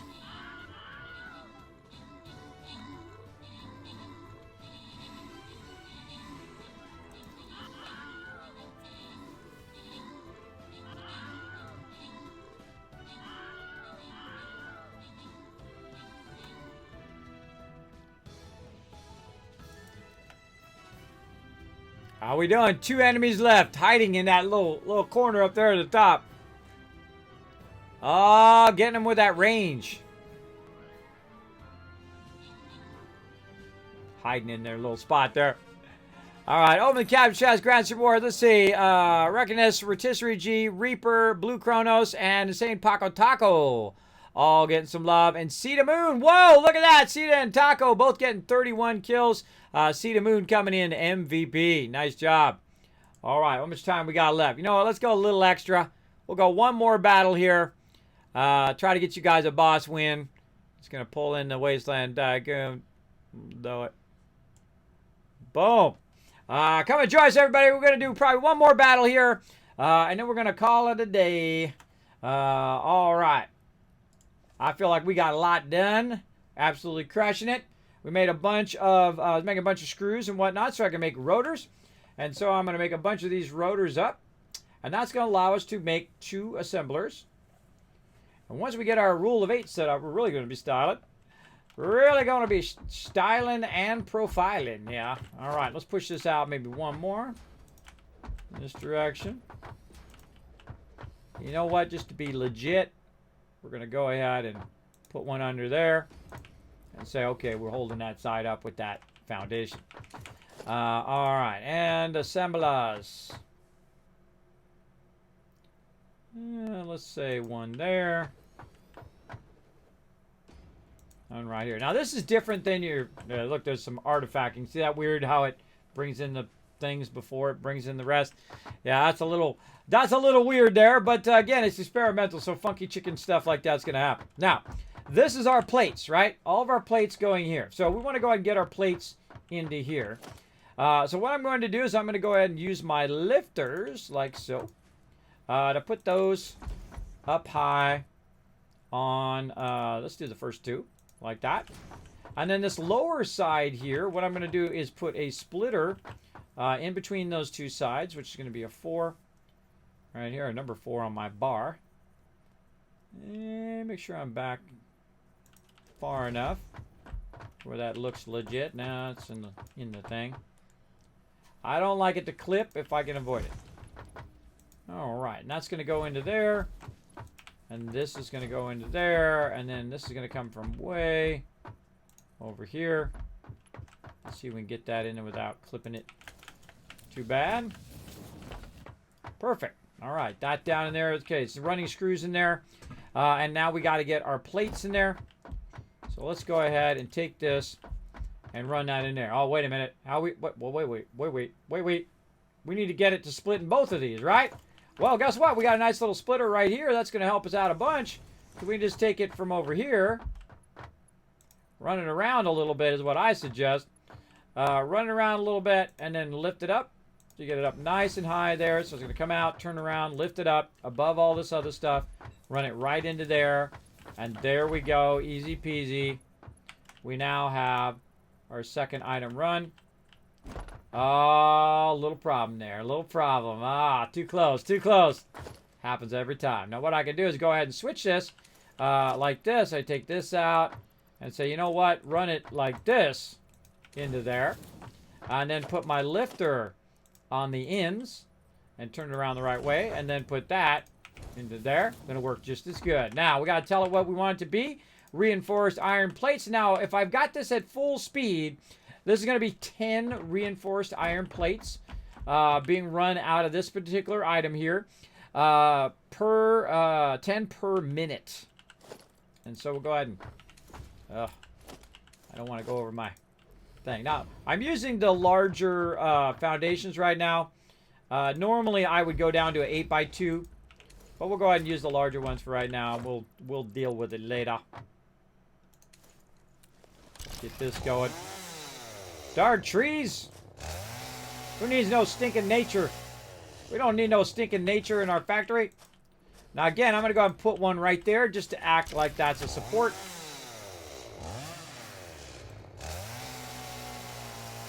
Oh. Bye-bye, Mr. Tree and Mr. Bush. Okie dokie.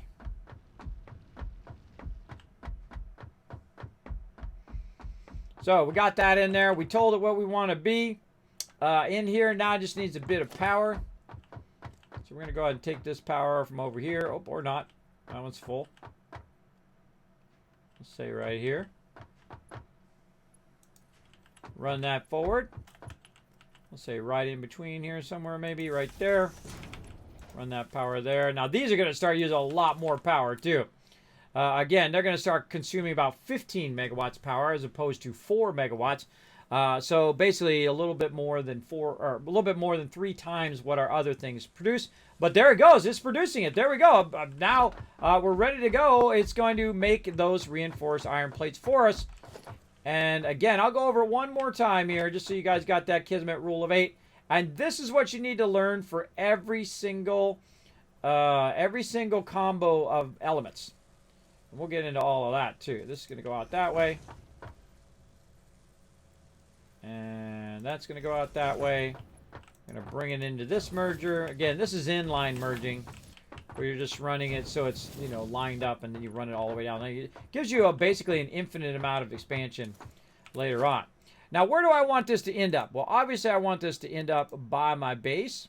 My power grid is shut off again. I want this to end up over here by my base where I can get it kind of down here where we were already working. I want to get that right there. And so when I need some iron plates, they're going to be right there at the end. So this is going to come out.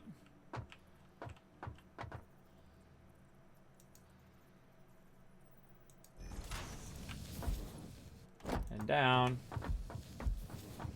And then we'll do my trick here where we run this out.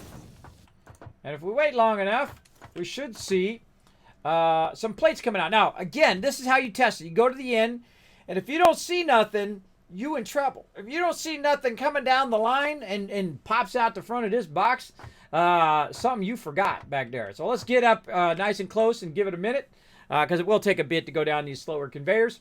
And we'll see if I did it right. Let's go. Well, that was quicker than I thought. Yeah, that is correct. It's working. And that is the Kismet rule of 8. Let me show you one more time. Here we go. First thing you do right over here is you create 3 that are plates. So 3 plates right there. 1, 2, and then 3 right there. And that's going to be enough plates to keep both of these going up here. And then we're going to go ahead and do rods. 2 rods, 1 there, 2 there. Oh, our things got moved forward. Look at that. I can see they're offset, but that's okay. That's okay. We'll deal with it. Because this doesn't need to connect from over here, by the way. It doesn't need to connect over there, but because it comes from the back. Connects in the back way and runs in. And so these last 3 here are screws. So it's taking the 2 of these, running the rods out into the screws, screw converters here from rods, and then it's making 3 screws. So that's total of 8, right? 1, 2, 3, 4, 5, 7, 8. And then that's going to run out the screws. And it's going to run out just enough screws that we need to run 2 assemblers. But we don't have enough input right now. That is for sure to run all of this stuff. And really, this is an input of the other thing. So you don't have to really worry about the screws. The screws are a third product, right? So the first product is going to be your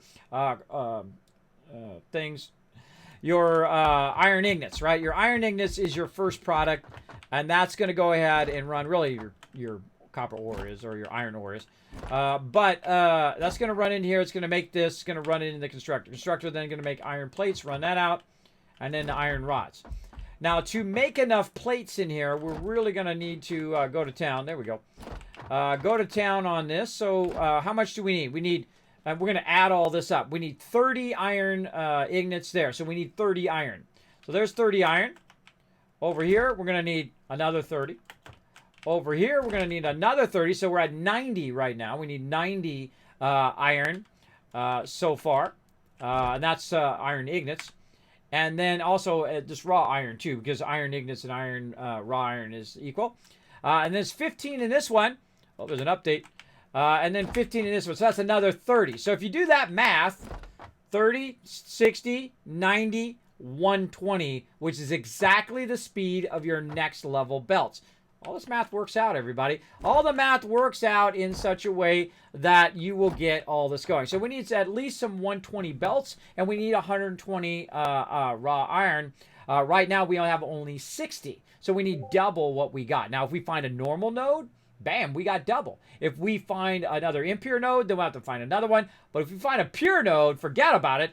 We'll have 120, and we'll be able to build this twice. So let's go ahead and try to find that iron ore. We're going to scan for that while I go ahead and do this update. Got to do a Stream Raiders update. Got to remember to go back in it. Sometimes I do the update and then I forget, and then it's like a battle's ready and I don't hear it. That's not good. I hope you all are having a fantastic day, everybody. We're playing update 4. We're playing from scratch again. We pulled up my old playthrough to see where the playthrough was and whatnot, but we want to see the stuff as we're going through, not just jump to the end.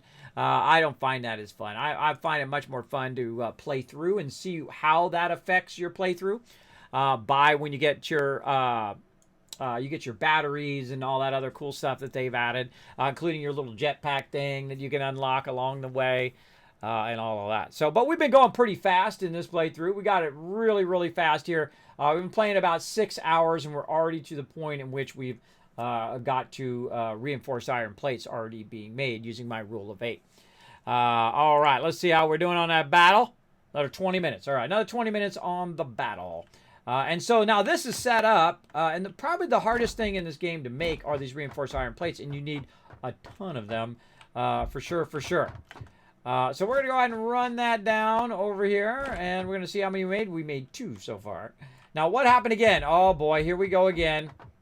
Everything's red, everybody. Why is it red? Let's go look over here. Okay, this is sitting here. Let's see, we got 90 there, 90 there. Oh, look at what happened. Look what happened. Our capacity, 120.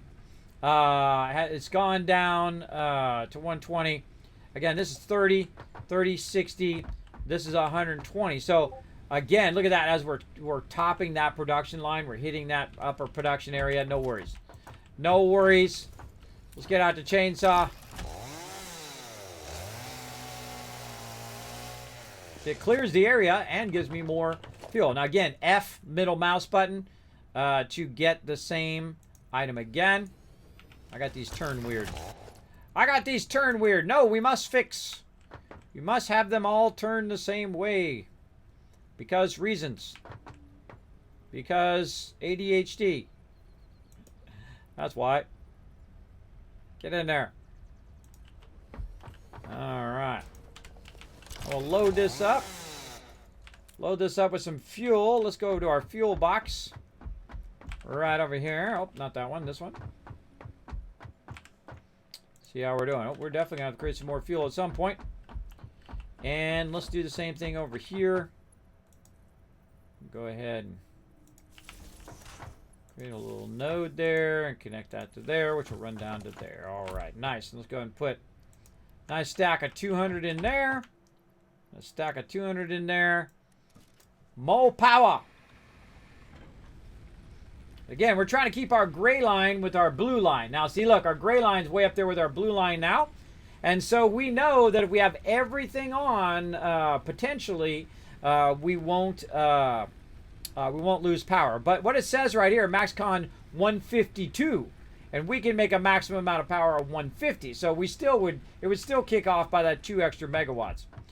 All right, back on it goes. And we should probably top all this off with 200 as well. Let that run. Right over here. And I will let this run after the stream. I'll just let it run until it runs out of fuel. And then we'll have a bunch of various resources for the next time. And whatnot. So there we go. That's going into there. And we should have somewhat of an output of our reinforced iron plates. Again.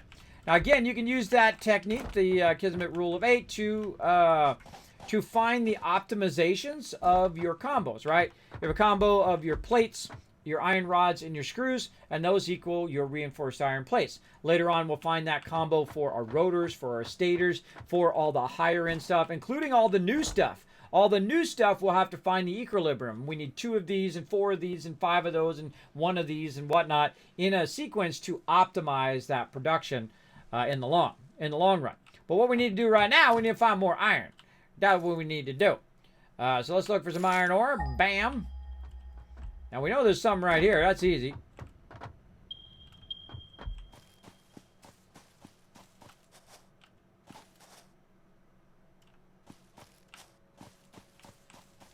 I see you under there, berries. Lily says it's right here.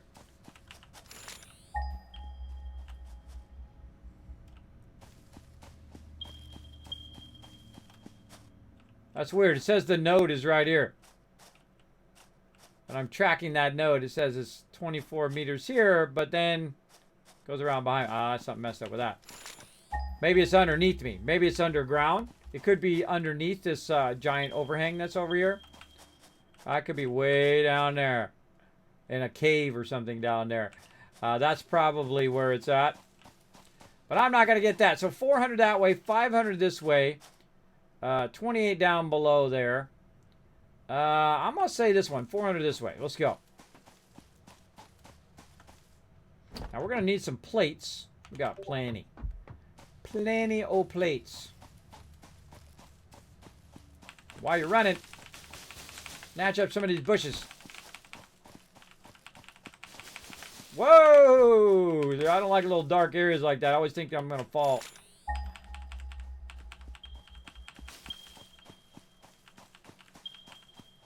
Watch out for baddies while you're running. Wow, that timing. Oh, come on. I call hacks.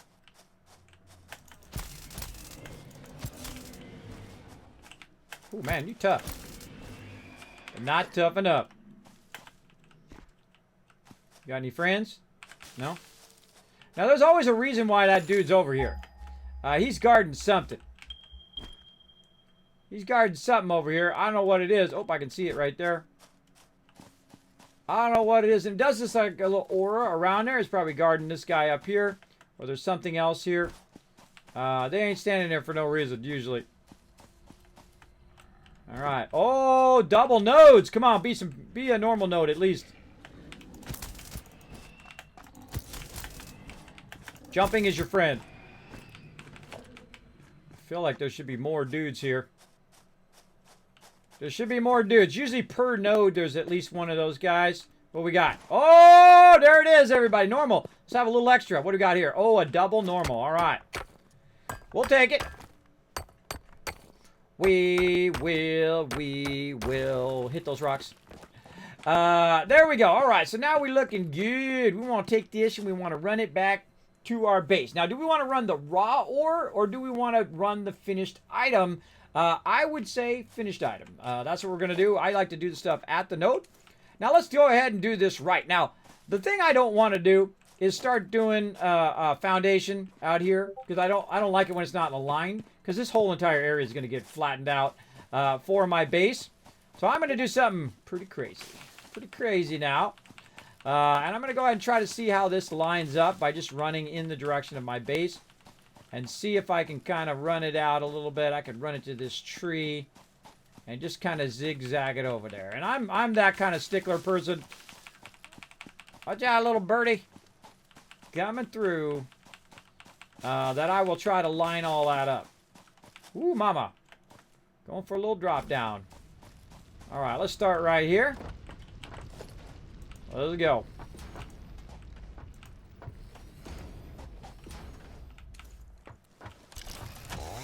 How's my inventory looking? Looking good. Clear cut these trees.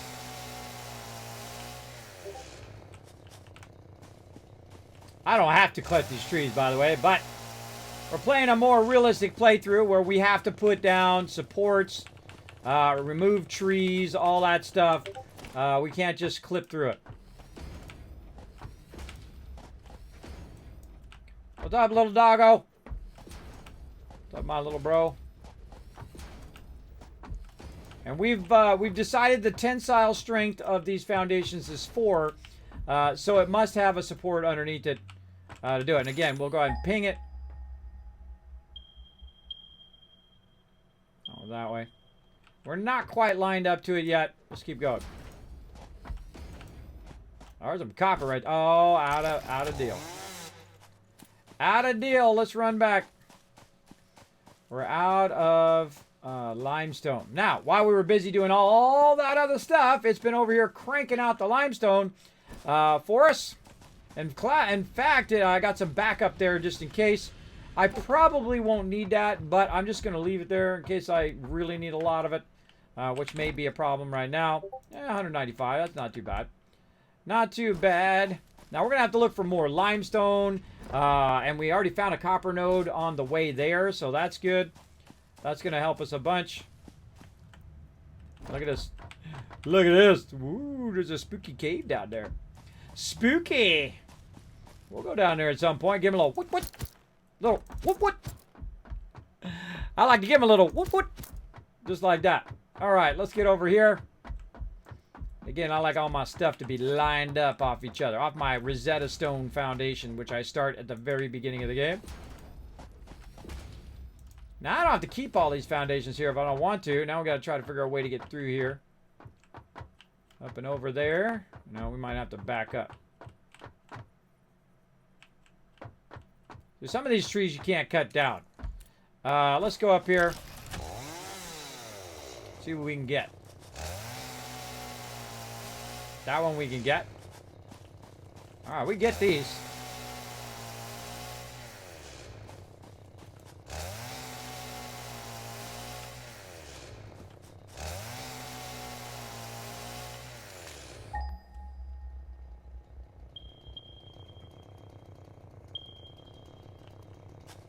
I see you right there. Okay. Now I could go on this side And I've got some copper right there. A new little friend I'm going to charge.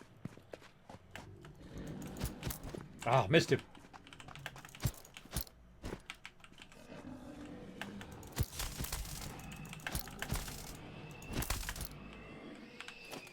Oh, that's another normal node. So you have 2 copper normal nodes. You want to take inventory in your head. 2 copper normals. You got 2 impures. And I got another impure. Now, do I want to bring it... Do I want to bring it over here and then go up and over? Or do I want to just go across there and then dogleg that out? I feel like the smarter choice is just to go straight. Right by that edge there. That dude blotting out the sun. Straight to go right through that edge. Now, also, while I'm out here, collecting me some loot. Because I'm going to need a bunch of this later on. Or in a minute. Like so.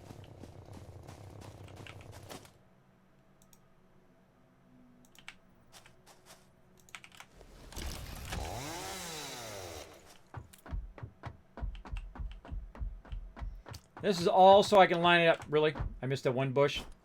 I missed a 1 bush! Out the way, bush! You can't jump up there yet because I don't have my skates. Later on, you get some skates, you can jump higher. It's my favorite thing in the game because it makes you go way faster. This one maybe? Let's go. Oh yeah, that's the one. That's the one if I do it straight.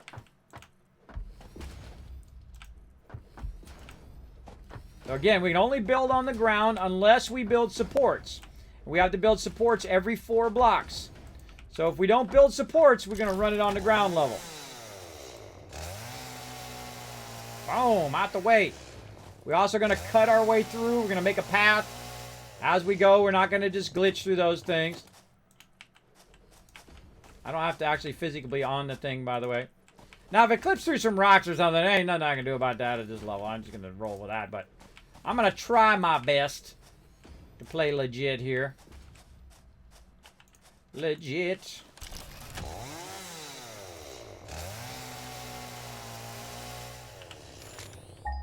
Where you at, my little iron? Oh, coming up. Alright, now see it's starting to go up like that. And so we'll say, okay, here, and then there'll be a support there to keep that bridge going there. And we'll just say that we're cutting in the ground. Now, I hear Mr. Glowy up there somewhere. We'll get Mr. Glowy later. Alright, here we go. So we line that up. That's a lot of work.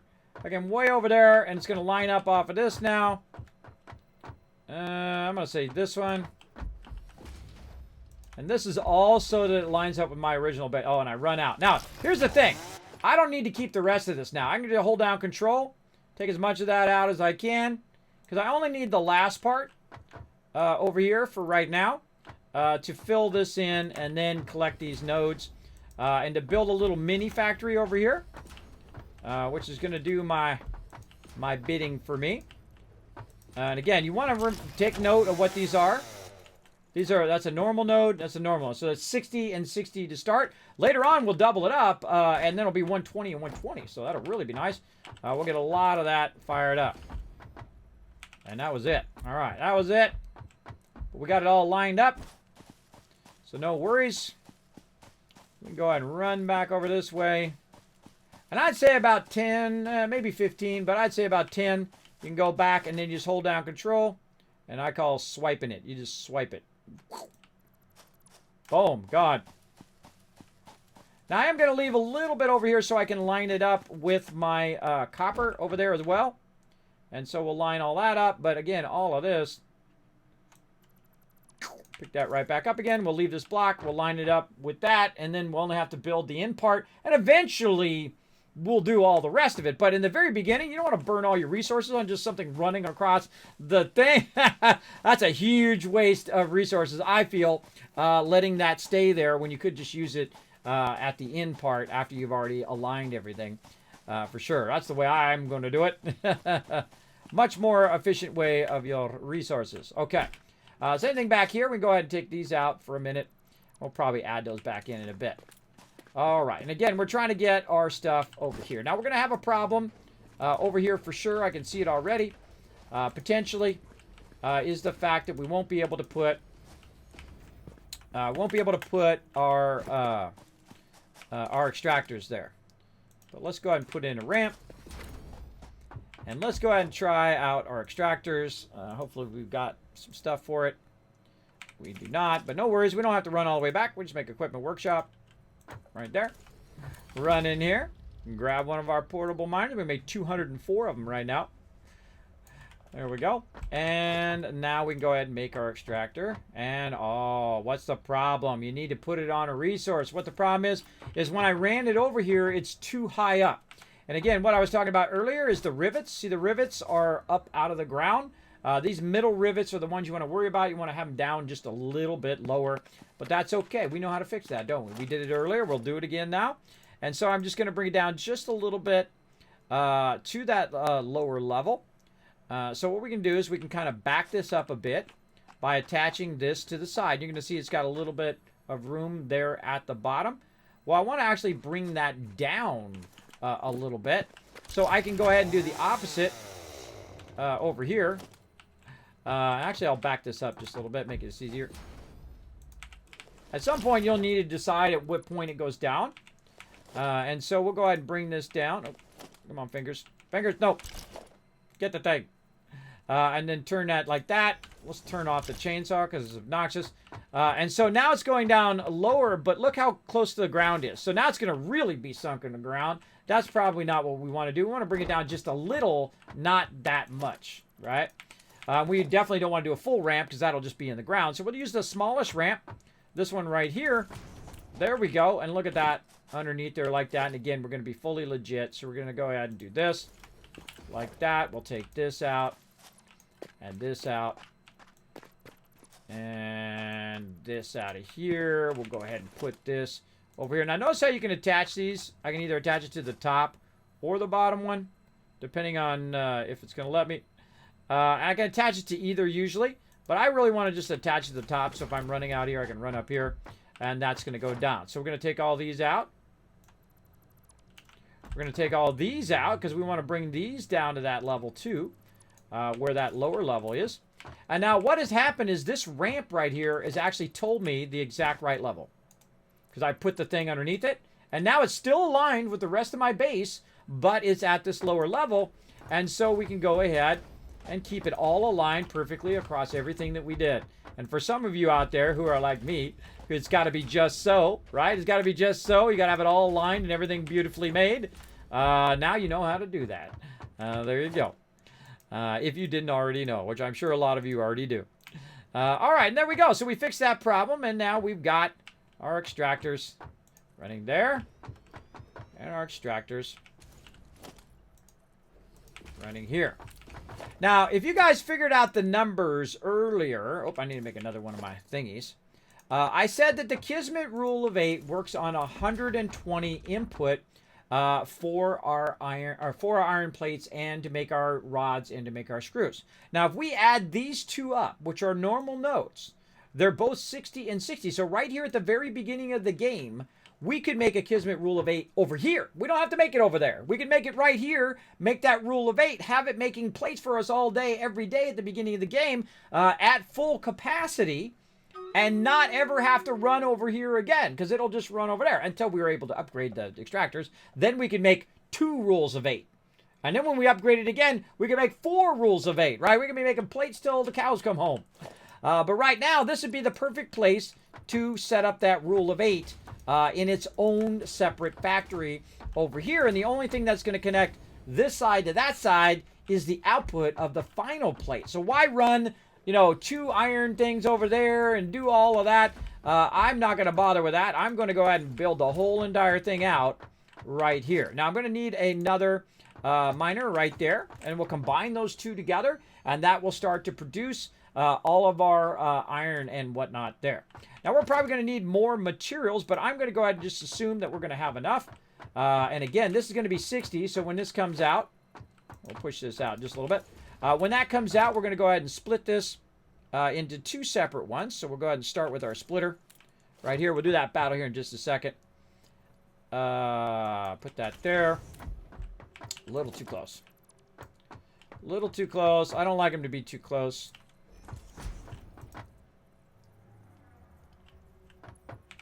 Rotated the wrong way. Rotated wrong. It's hard to... That glowy... The glowiness of the things now, they're like really glowy, so you can't see like where the arrow is behind there. That definitely needs to be fixed.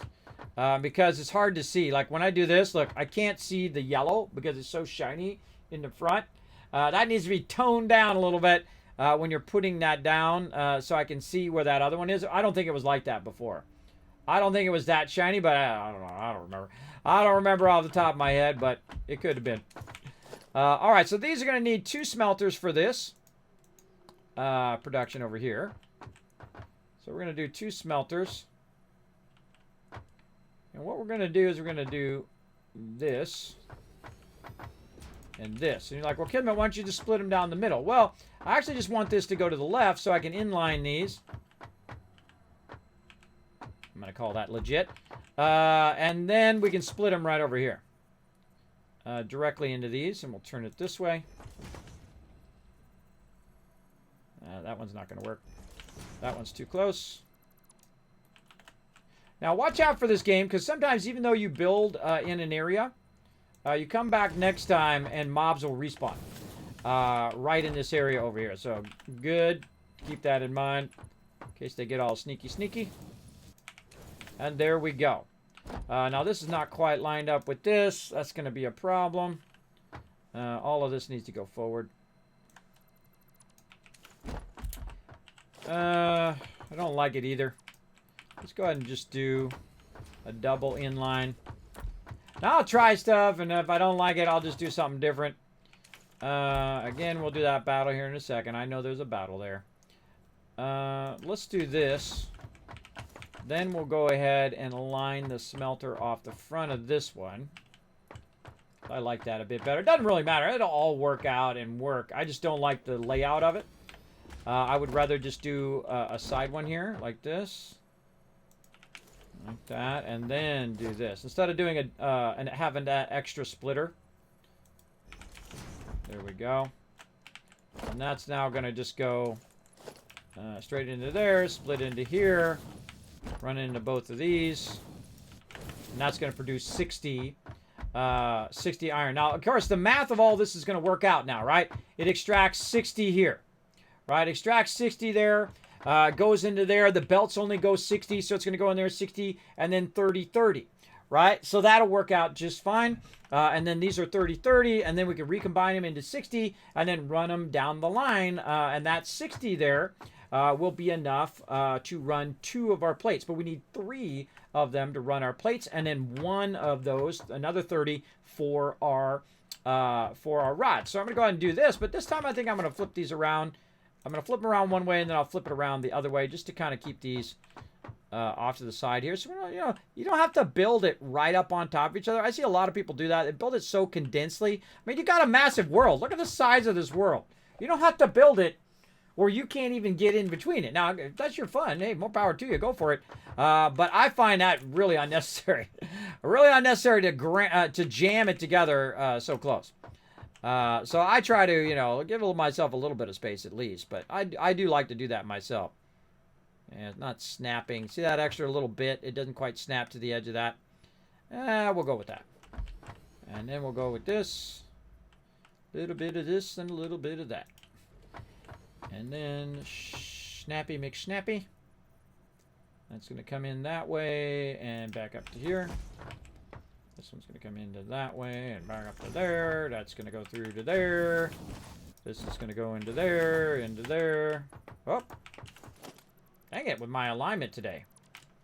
My alignment is off today. I don't know. What the heck? Yeah, I don't know if it's just me or if it's the update, right? I'm telling you, my alignment is totally off today. Being able to visualize that. Okay, there we go. So now that's going to produce 100. That's going to produce 60 iron ingots. This will produce 60 iron ingots, and then we'll go ahead and get our Kismet rule of 8 going over here. How much time we got left? We're ready for the battle. All right, we'll go ahead and do this battle, and maybe we'll go a little longer. We'll go a little longer. We'll see how I feel. Right? I usually kind of extend it like 30 minutes at a time, depending on how I feel about now. If I'm exhausted. and whatnot. I feel like we go a little longer. We get that Kismet rule of 8 up and run it. Let's go ahead and do this battle first. And while we're doing this battle, I'm going to go ahead and run back and actually dismantle my Kismet rule of 8 over on the other side. Yeah, we are. Let's go ahead and start this battle while... Oh, I got to put my spell down. While we're running back.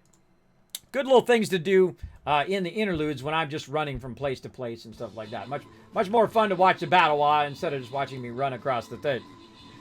We keep a lot of stuff going in this stream. We don't call it the mega stream for nothing, everybody. Hit that follow button. You got stream avatars down here. We got stream writers here. We're playing some Satisfactory. We have a lot of stuff rocking and rolling up in there. Look at that little doggo.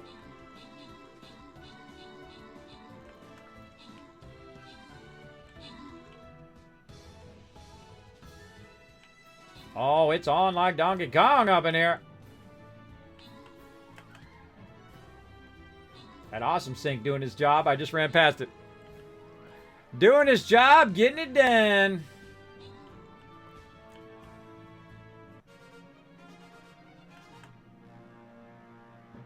Okay. Let's open the captain's chest. Whoa, that's a boss right there. Centurion scrolls going to Rotisserie G, Matcher. We got more Centurion, Blue Chronos. Lacraft, I'm going to call that. Taco also getting some... Wow, man, Centurions for everyone. And Sita coming in MVP with the 19 kills right there. Tons of loot for you guys today. That means we're going to go ahead. Oh, my God, we're almost on 42. 6 more days left. Let's see. I think we get another battle in. We'll get some more tokens here. We can go path of least resistance to the tokens. Maybe go bottom side first so you get some gold. Over, up, down. Across. Might go mystery. And then boss. Yeah, here. Or up, over. That works too. All right, I like to think out which way we're going to go ahead of time because you can go the wrong way and then all of a sudden you miss out on some loot. Let's see. I don't have any other quests that I need to do before I place any units down. Let's see. What do we got? Not seeing it. Still trying to get kill 5 armored units. All right. That's trying to get level 30 and get some assists. All right, let's go check out the store, too, while we're at it. They usually have a bunch of scrolls in here. Let's get some warrior scrolls, rogue scrolls, warrior, rogue. Oh, yes, very much. Duelist paladin, no. Tank, no. Because these are already maxed out. So I do not want to get any more of those. That'll just waste my cash because I'm not working on my second ones right now. All right. Do we got any upgrades for the army? Doesn't look like it. Normally there's a number over there, but I go check anyway. We're good. And so I can pick whatever I want. Let's go ahead and do Archer this time. There we go. My big, long Archer there. He's got a long distance he can shoot. Back you guys up. Get you guys some loot. Now, if you're not familiar with that game, it's called Stream Raiders. A little side game we play. You click the link. You can play it for free. Mobile, desktop, either way. Really, really fun and super addicting. Just like Satisfactory. Just like Satisfactory is. All right, so we'll go another 30 minutes, everybody. This is how you play this for like 20 hours straight, is because you're just having so much fun. Now, I just built this entire thing, and I'm never afraid of just pressing F for fricassee it all, I guess. I don't want to say a bad word. We'll go ahead and put all that in there, and bam, bye-bye. It's gone. That's right, we're going to tear the entire thing back out again, all of it. All of it out. Bye-bye. Bye-bye. In fact, let's get the foundations, too. Let's get everything. Let's get it all. Let's go crazy. Let's go crazy up in here. Shoosh. Bye-bye. I love taking out a bunch of stuff at once. It's pretty fun. Like this and that. Uh-oh. Look up in the sky. Look up in the sky. Oh, no. We're going to have stuff dropping everywhere. Oh, no. Our inventory is full. Inventory full. Back over here we go. Whoop, whoop. Back over here to the back of the box. Or the back of the bus. Either way. That one is full. Can't wait to get my larger containers. We'll put all this random loots in there. And we picked up along the way.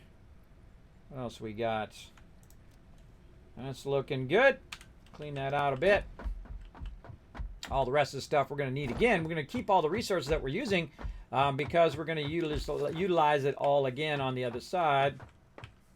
I'll try to not take out, oh God, too many foundations. We can put them all back in later.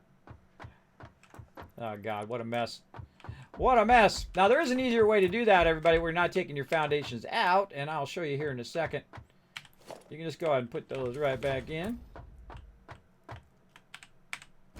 Jump for it. There we go.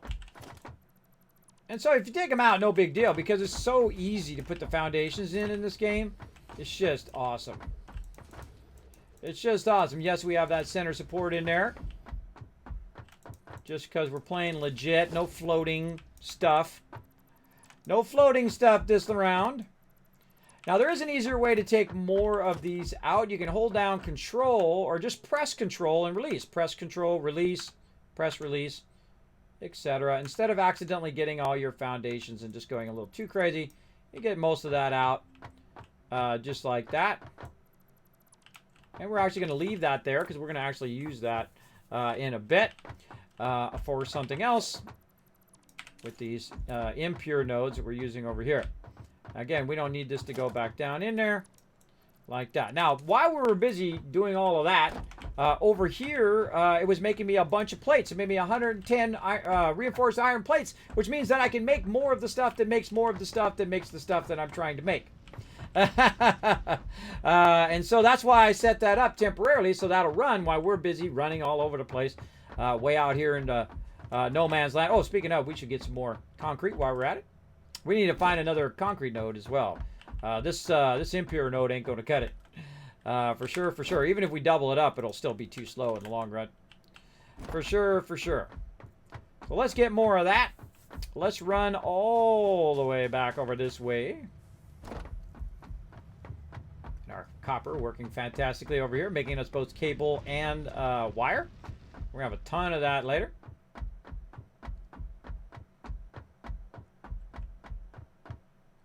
Doggo!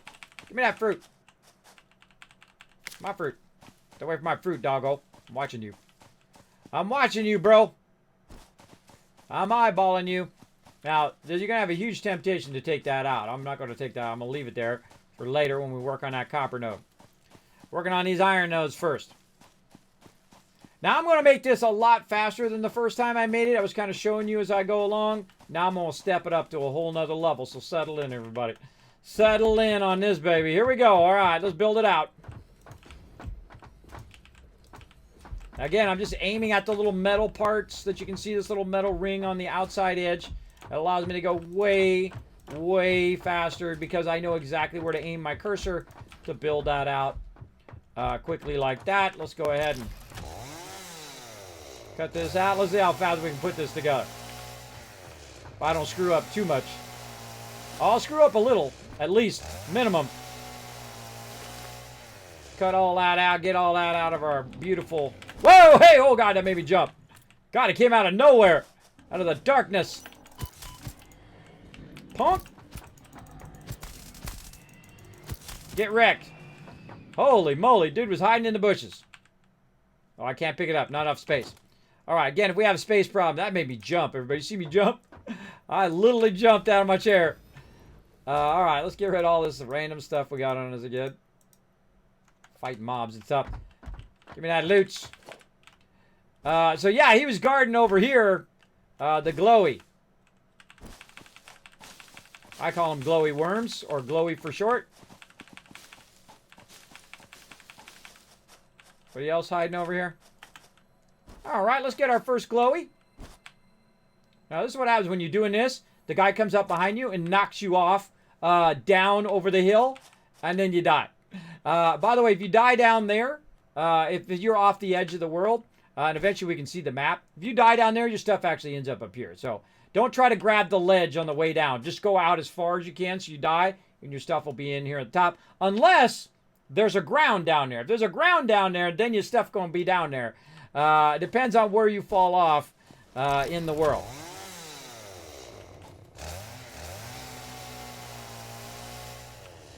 Clear some more of this in case someone else decides to sneak up on us. All right, little sneaky guy. Jeez.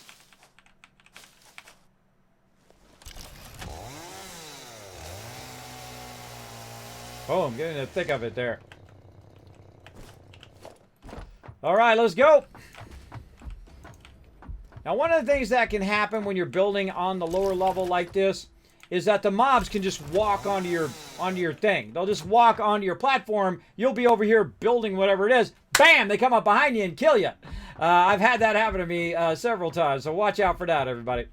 Watch out for that for sure. Now, let's get back over here and finish up what we're doing over here.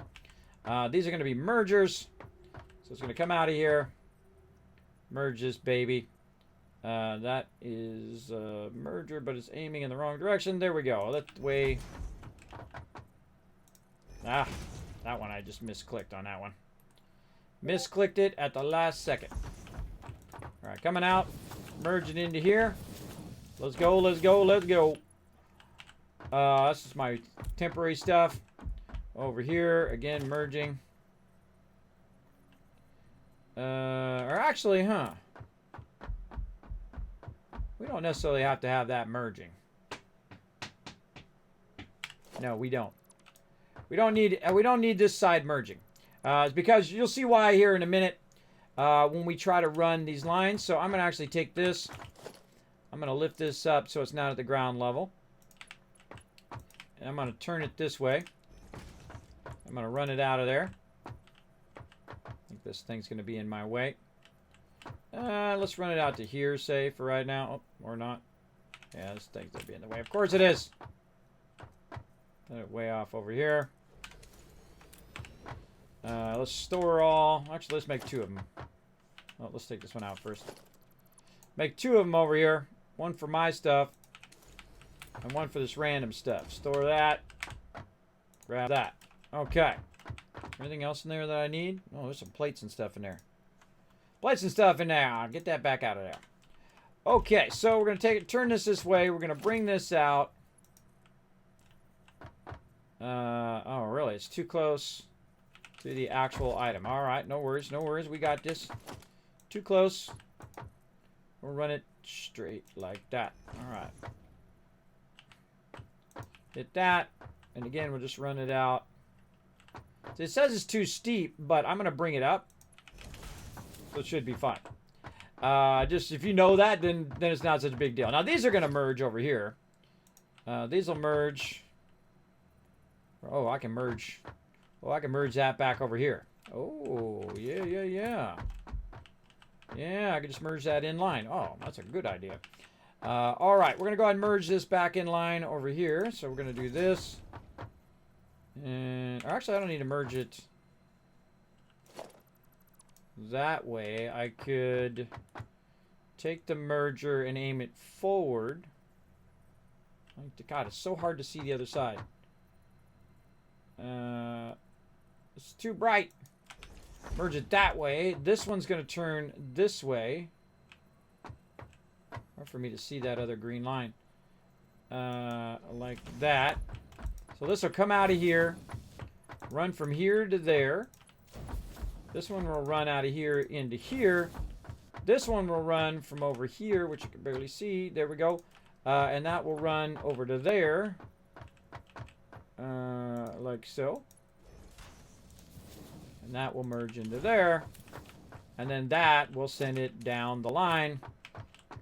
And let's see. Do we want to build it that way or this way? Good question. I would say we build it out here in the front. But that means we'll need to move our boxes again. Let's move them to this side. Doesn't matter where I move these boxes. Wherever I move them, they'll be in the way. That's the law of boxes. Now watch this. I can take this out from way over here. Don't have to run back over there.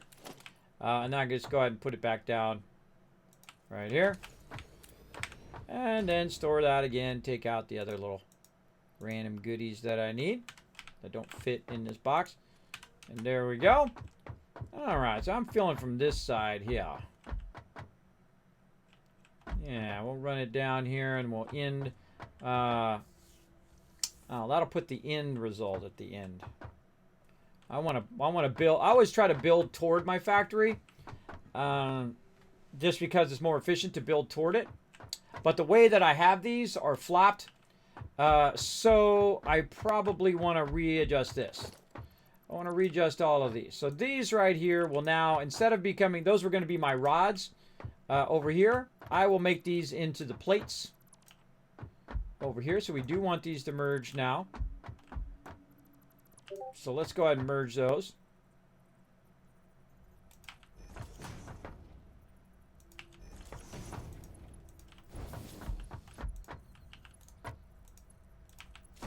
Again, sometimes while you're in the middle of building it, you don't realize that thing until later that you need. So that's going to come out. And we're going to say, we're going to run it. What's that other side at? Yeah, we'll run it right about here. Yeah, maybe one more out. And so that's going to come in here. So that's actually going to be a splitter. It'll come in there. And then split down the line. Okay. That'll come in there. And then we're going to start our first one off the end of here. Our first conveyor. And so, conveyor number 1. Right here. Or no. We already got our smelters. Yeah, so conveyor number 1. Right here. And we'll go a little bit forward with it. Now, we're going to actually line it up via the conveyors because they're the widest item in this particular setup. So there's 2, 3... There's 4, 5. Hold down control to snap it. 6. Fred! Fred, get out of my base! I was getting in my base, everybody. Fred always coming up in my business. I can't build nothing, Fred! Go on, shoot! Shoot, get out of here! Fred, go, heal! Heal, Fred! Look at that. He purposely got in my base and stood right there where my last thing goes. I'm telling you. He does it all the time. Watch out for my stuff, Fred. I just built that. It's brand new. Watch the paint. Watch the paint there, bro. I mean, he senses. He senses exactly where I'm going to put stuff. I'm telling you. That's my buddy, Fred. 1, 2, 3, 4. 1, 2, 3. Almost miscounted there. 1, 2, 3, 4. One more. One more off the end. Yeah.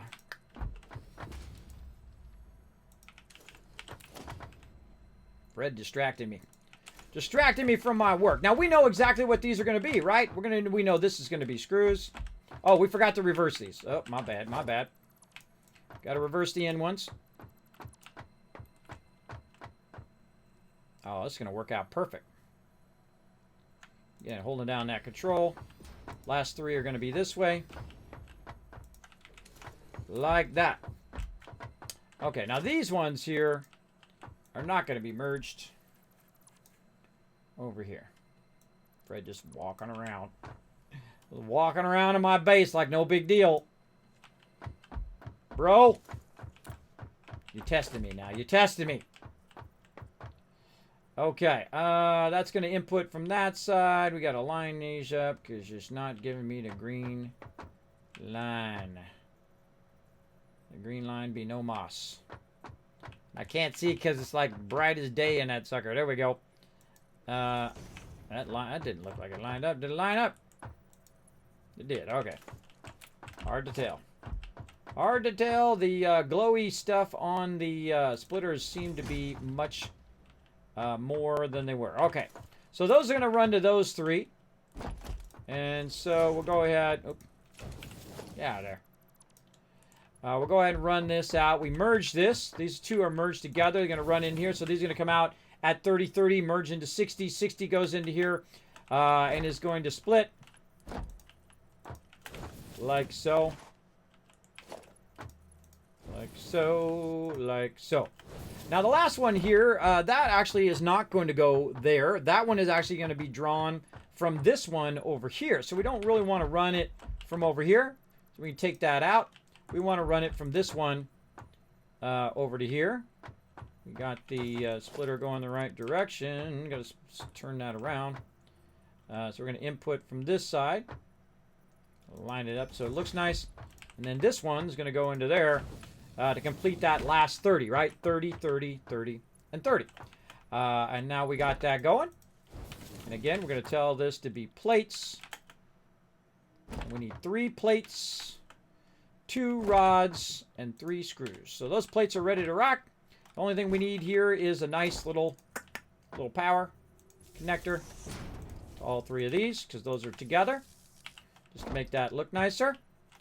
And then over here, we're going to need a splitter. We're going to need it to come from this way. And so we'll line up that splitter based on all of our other stuff. And this is going to go in here. Ah! Nope. Try it again. Try it again. Right there. There we go. And then out of here into there. Out of here into there. Into there. Into there. Into there and into there. So this one thing is going to work just for the 2 rods.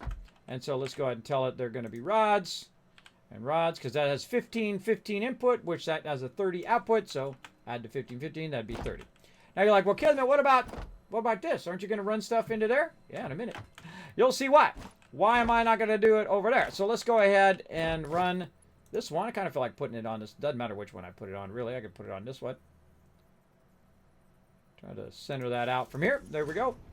And there. Remember, to do that, you can't do it with the actual pole. You have to actually press 2 like you're going to run a wire, and then you can put the pole down on top of that stuff, which is I don't know why both of them don't work. Again, I don't know why people love to do that so much that I think they would just, add that as a feature to the game, that it does snap in there. Maybe they got some other idea for a feature that's going to make that happen. Now this one, I'm going to go in the back of this one. Again, run this over to here. Run that over there. Run that up into there. Then connect this into this one. And this one over to there. But if I connect it to there, what's going to happen is it's going to run out of connections. But if I run it this way, and I run this way, then I could get it in there. But then I don't have a connection onto the next one. So I got to watch out for that. So what I probably want to do is take this one out and create an in-between connection so it doesn't fill up all of my connections at once. So I'm going to go ahead and just use this one because it's conveniently close by. And then I can go ahead and interconnect all of these. Now later on you get ones with a lot more connections and you don't have to worry about making so many, but that works for me. Now what do we got going on down here? Well, on this side, this is an input side over here because we can see the 3 little lines. These are output sides because we can see that they are the arrows. Now the plates themselves are going to be running into an actual other machines that we're going to put down here at the end because we're going to try to aim it in this direction. So we're going to merge all of our plates together first. So let's do that. And we're going to run them in that direction. Let's say right there.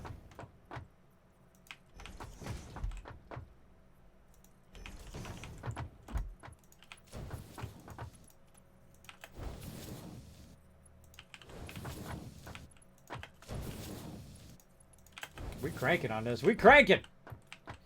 And then our rods are going to come out and they're going to merge, going in the same direction, like so. Again, all of our belts are fast enough. Our mergers are working great. We merge this together. It's only going to be 30, so all the belts will work out. Now over here, we're actually going to use some splitters like we did before. So we're going to run this in. Splitter there. And again, we're going to do this in line just so we can save space. But you could center split it if you want, whatever floats your boat. Just needs another one over there. Grab dish. And yeah, like that. Again, splitters. Splitter. Merger is going to bring the rods from there and feed it in because rods make screws. So we're going to feed it into this side, into these 3. And so that side's going to make rods down there, and the other side's going to make screws. And then we're going to make some reinforced iron plates. Now, we got a little bit of room over here, it looks like. So we're going to go ahead and push out a little bit like this. Try to make that look nice and legit here. I feel like we might need a little bit of support down here because I feel like it's kind of getting underneath there. So let's go ahead and just put a nice support there. Not that we have to because we have ordained that that's what we're doing in this playthrough. That we are building supports for all the stuff that we're building. No floating items. We're not going to do any of that in this playthrough because I said I would. Gonna make it much tougher, especially when we go to do find coal and all that other stuff. We'll have to run on the ground level all over the place. Let's go ahead and just push this out a little more. Okay, looking good. Now, these things, of course, are going to be right in the way, as always. But we want to run this here, and we want to run it out of here into the first one here, the assembler. So we're going to put 2 assemblers here, and this will be this whole entire area's job is just to make me reinforced iron plates. So it's its own little mini factory over here to do all these reinforced iron plates for me. And so we'll go ahead and do our lifters here. Where'd our lifter go? There it is. We're going to do these on the outside. We'll see why here in just a minute. Like that. And then we're going to run a splitter right here in the center, but we're going to offset it back a little bit. And that's to keep it from getting messed up against this. And you can check this by going like this.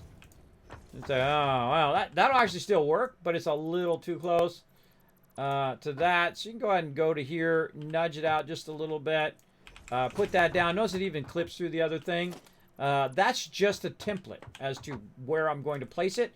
It's going to act as a guide. So when I'm putting it in between the center here, it'll let me do that. I'm going to go ahead and put the input on the backside for right now. And so that's going to align me not only to the lifters, but also to the other items that I need to run, right? And if it's not quite center, see that? For some reason, it doesn't always quite center it. Just go back, put another one over here as a guide, take these out. Sometimes you just don't eyeball it. Sometimes it just doesn't work out. Let's try that again. Take that out, lift this up. And then we're going to go ahead. Again, we need our input at the bottom. We got to do our input in the right direction. Like that. Nope, still not right. Still not correct, though.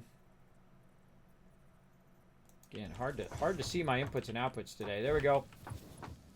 That's going to go around there. That's going to go around there. This is going to go the correct direction. Where are we bringing that from? Right there. And so we'll go like that. And again, we're going to do the high side as well. So we did low side and high side at the same time with the same stack. That works pretty fun. And then, again, lifter here. So we're going to put these up high. Make it nice and easy. Just run that right into there. Easy peasy. Easy peasy. Now, again, we need to think about our power. How are we going to run our power? Now, it doesn't stack onto these, which is a bummer. It'd be nice if it stacked right there or you had some way of stacking it. I usually just put it in the center and then stack them both in the center like this. And then we got to find some way of connecting it on the other side. There's no connection there. Is there a connector way at the end over there? I think there's one in the middle. I can't see it. I'm so used to my skates. I want my skates back. I think we can get away with it. Right, that one. There we go. All right, that's going to power all of that. It's going to turn all that on. Let's tell it what we want it to be. Reinforce. Now, notice I'm doing this all without power. I'm doing it all just from memory because I've already done this like 1,000 times. This is like my thing. This is my Kismet rule of 8. You master this, you've mastered the entire game. From the very beginning of the game, you've mastered the entire game.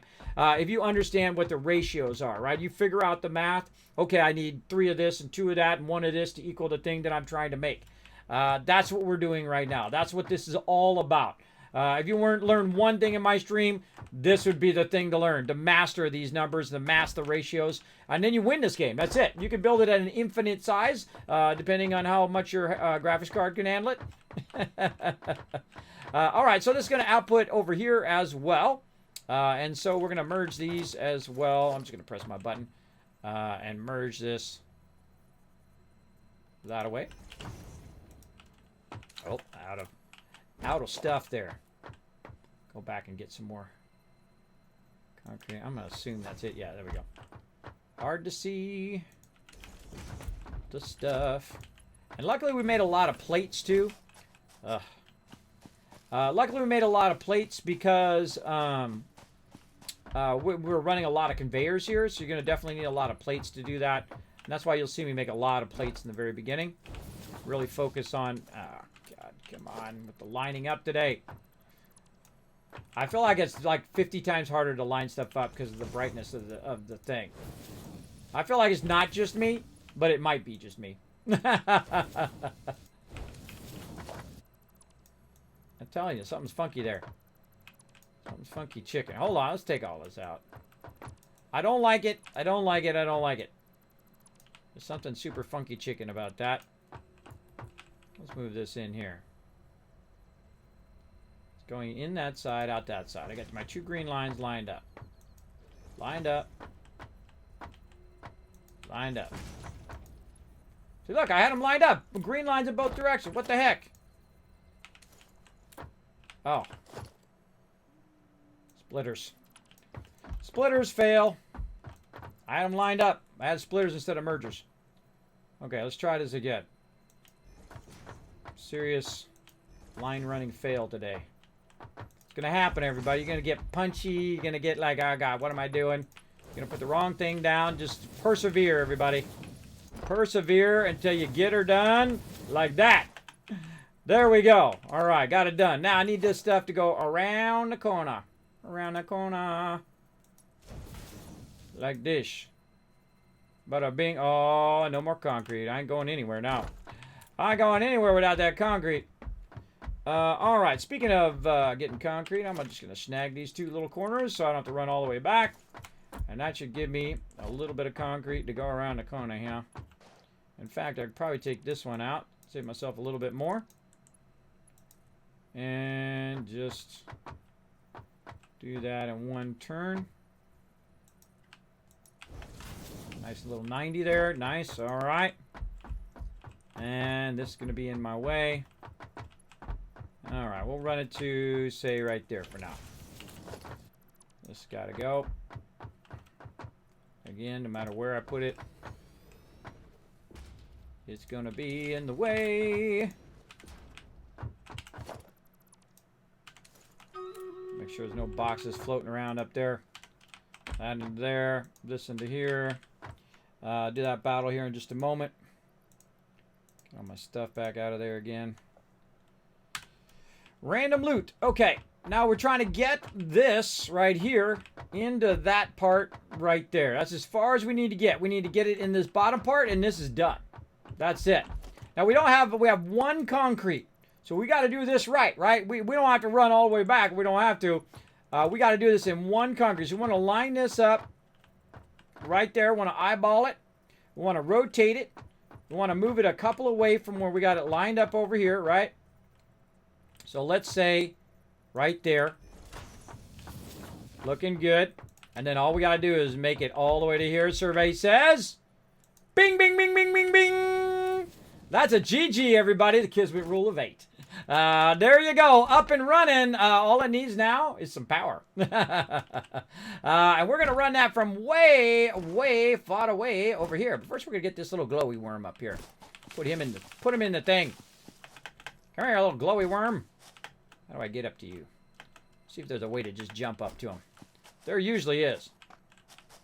Hoo-ah! Get up there. Get up there with your big butt. My character always has a big butt. He has trouble climbing up on stuff. In every single game, not just this game. All right, screw it. We'll use the foundation. Whoop, whoop. Whatever works. Come here, Mr. Glowy. I'm sitting here listening to you do your little glowy noise the whole time. Boom. All right, there we go. All right. No one else can. If I can't make it up here just by jumping up here, hopefully the mobs can't either. Usually they do sneak up on me, though. They sneak up on me anyway. Let's go ahead and do a battle. Then we're going to turn this power on, and then we're going to let it run. It's going to run at full capacity as well. When we come in next time, we're going to have crazy tons of reinforced iron plates.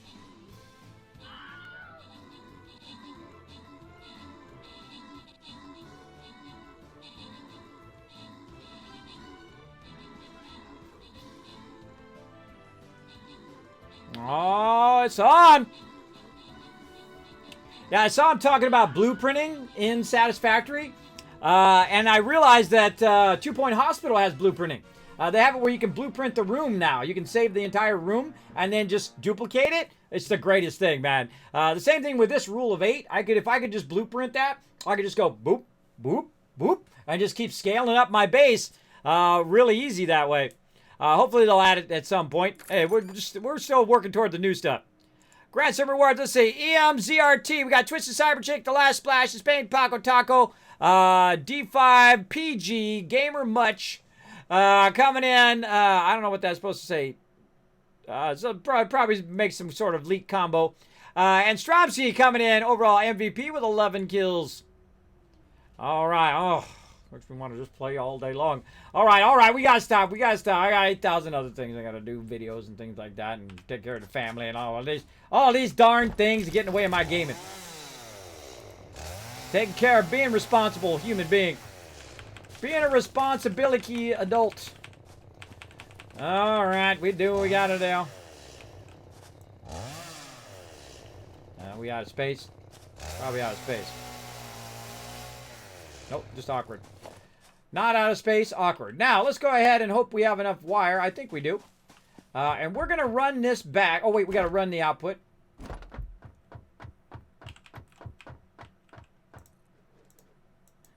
Okay. Nope. Nope. Let's go ahead and make mergers. There. And there. This coming into there. That going into there. This going into here. And we'll utilize the box we already got. Bam. Right there. Okay, so we got all of our lines run. We got all of our machines set up. We told it what these machines are going to need to be. Oh, we didn't. We didn't tell these last ones what it should be. Screws.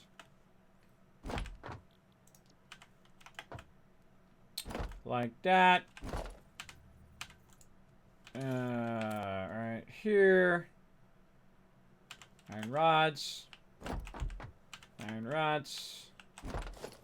And there's always something you forget, everybody. There's always some line you didn't run, something you didn't split, some machine you didn't do. And you could try to do it perfect on the first try. I don't kick myself if I don't. I don't beat myself up if I don't do it perfect every single time. Nobody's perfect. Spoiler alert. That person that you think is perfect, they're not. I'm not. Nobody is. It's okay. It's those imperfections is what makes people wonderful anyway. It's those perfect imperfections, as they say. All right, we got all that looking good. Let's go back over here. This is coming in here. That's splitting out of there into here. These are set up for iron. See, we almost forgot that part. And then over here, if I forgot there, I most likely forgot over here. There we go, or hadn't got to it yet. And iron over there. These are all interconnected. Do we have this connected? No, we do not have our thing in the line there. All right, let's take that out. Let's put this right there. Make sure we got that one connected as well. It's going to add a lot of power very, very quickly to our base. All of a sudden, it's going to be like, boo! Firing that all up. All right, that looks good. Let's go. Let's go with it. Now, what we want to do is we want to go ahead and run a line. As we're walking back, no reason to run there and then run the line back this way. I can just run it as I'm going. And I'm just going to run it just directly toward my base until it says I can't run it when I get too far away. Now I was going to say wire too long. Now look how far away I am. I'm really far. And so I'll maximize that distance right there. And so that'll maximize that length distance. So I only need to put one. Less resources I got to use. And then we're going to run toward our copper over here, which is luckily in between the two things. That's pretty close right there. And let's see if we got a line we can tie into from our copper. No, we do not. Because, oh yeah, no, we do. We do. Oh no, it's 4. It's 4 and 4. All right. So let's go ahead and put this, say, right here. Let's cut this last line off, which is doing our extraction. Let's go ahead and run this to here. Make sure you put your extraction back in there first. And now, it's firing up. Boy over there. Way over there. Don't believe me? We'll go check it here in a moment. Let's first check our power. Oh, man. If we had it all on right now, it would be way beyond what power we got. But it's looking good. See how it's starting to scale up? And as it goes through the different levels, it'll start scaling up. And we're probably going to need some more power. I'm surprised my power hasn't run out yet. But it's still running. All right, so let's go ahead and run back. Look out, Parrot. Coming through. I saw on that video, by the way, when I glanced over there on their stream, on the Coffee Stain stream, that they were killing doggos, and the doggos had a key in the doggo. So I feel like a bunch of people are going to be killing doggos now, try to get keys. I don't know. Just like one of those things. Okay, so here we go. They're all firing up over here. Let's see how we do. Oh gosh, we didn't put any power on the back of these. We did not put any power. I knew, see, look, I forget something every single time. It's okay. But luckily I thought of it when I got back. All right, then we'll connect it across from over there. All right, there we go. And now these should be green because I could see they were red. And when all the rest of them are green and these are red, that means I didn't run a power line to them most likely. And then this over here, it's waiting for its loot. There goes the plates. Plates are looking good. Come on, screws. I started the screws later than the plates, so they'll take an extra minute to come down to... Oh, man, I love it when a plan comes together. Now, how do I know it's completely working? And that's because I see my screws and I see my plates, so I know it's completely working. Too awesome. Let's go, little screws. Now, are all of them working? Well, let's go see. We're going to run out in the front, and we're going to make sure that we see, okay, one coming out of there, screws coming out of there, screws coming out. Now look at that. See, it's slowing down. That's because the screw output of this is 40 per minute, right? And the screw output of this is 40 per minute. That's already more than our belts can handle. And then over here, there's another 40. So, right, 40, 80, 120. So that's more than the belt can handle right now to do the screws. Over here, you're not so bad. Not so bad over here. You've got an output of 30 iron rods, so that's not bad. That'll go in there just fine. But our screws are definitely going too fast. Now, let's go look at our plates. Our plates are coming out at 20, right? So there's 20. And then we go here. This is 40. And then one more. That is a 60 total. So if we combine all three of those together, right here on this lifter, it should be going at least 60, and which it is. So that's perfectly balanced there. But the screw side is definitely where we need to get our upgrade on. But at least it will still run. It'll still run at a lower capacity than it normally would. But it still will run and run out. Now this one right here says no power. Did all of our power go off? Yes, all of our power has gone off. How do I know? Because every single machine is off. So back we go. Now also what this power line does is it acts as a directional, giving me a direction on how to get there. I'm going to go ahead and actually, I'm going to go ahead and change this right here. I'm going to take that out. Put that right there. Put that back in there before I forget.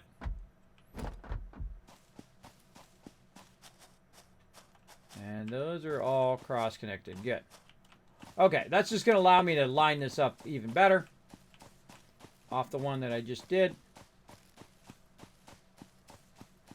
So it's even more direct. You can see it's even a shorter distance because I went straight to the thing now as opposed to going off to the side. Look at that, everybody. Look at that. Right up on it. Boom. So I can take this one out. And then also what I can do is I can take this one out.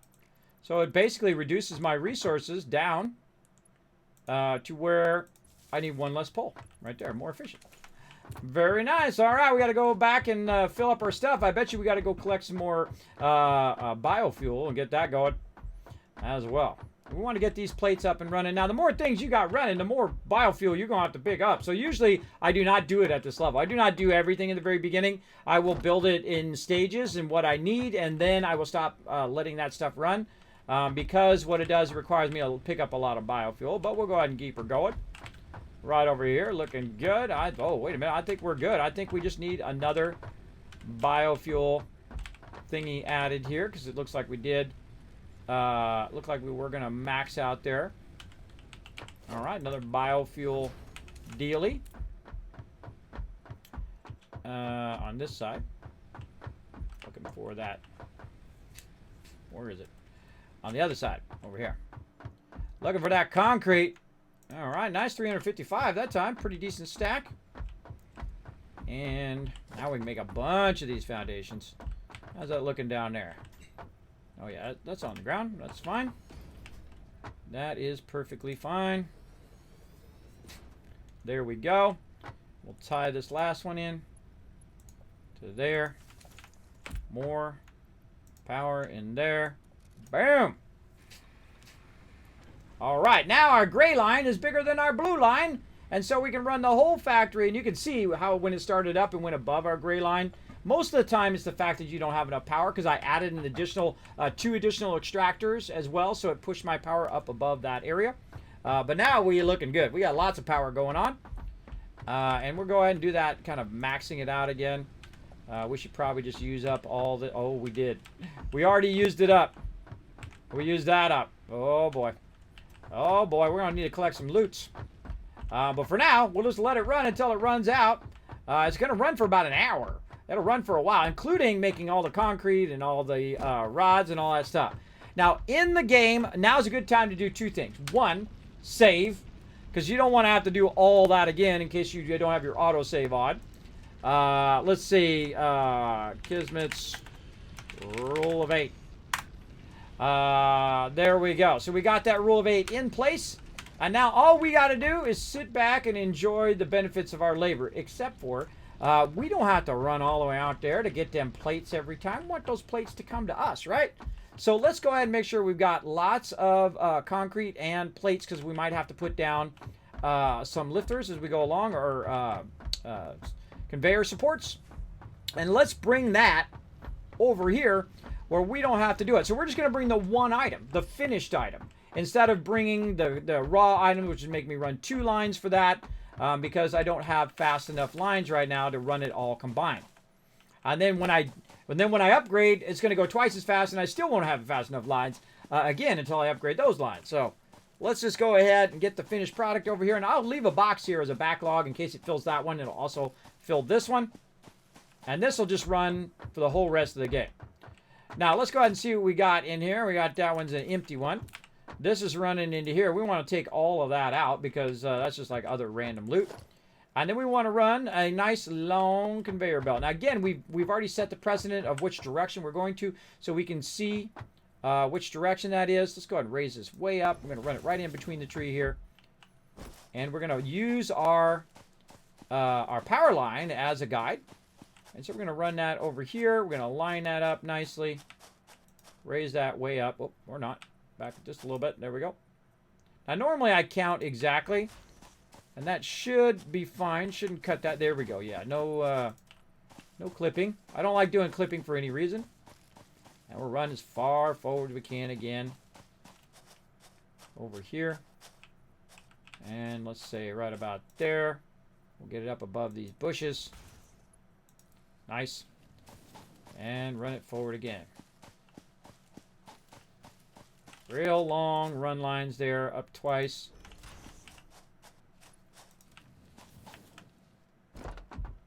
We're just going to run this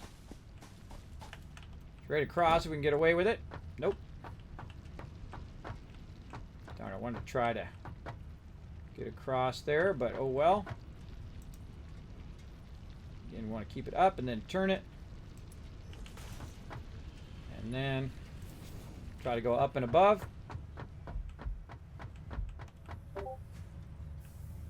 Approaching another's clearance, so that's fine. That's fine. We got this. Let's say right there. See, it should let me put that down so I can lift it up above that, but it doesn't. Here's a good workaround. Go in here. Let's see if we can do this. Where logistics, we get our conveyor power pole. We run that way up. Say like that. Then we go ahead and say, you know what? I want to run this up to there. Nope, still encroaching that clearance. It's too far down. Let's do this instead. I got this instead. Let's go ahead and do this from there to here. from there to there. That's going to run up there. Much nicer. Whoa, hey, okay, wrong way. Wrong way, bro. Thought I had it. There we go. And over here we go. Now we're running this all the way back to our hub, so we don't have to run over there and find it. Where do I want to run that to?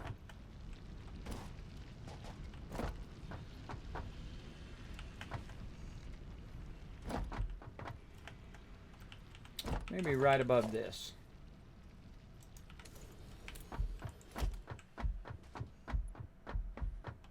Again, I love how you can grab stuff from really, really far away, right?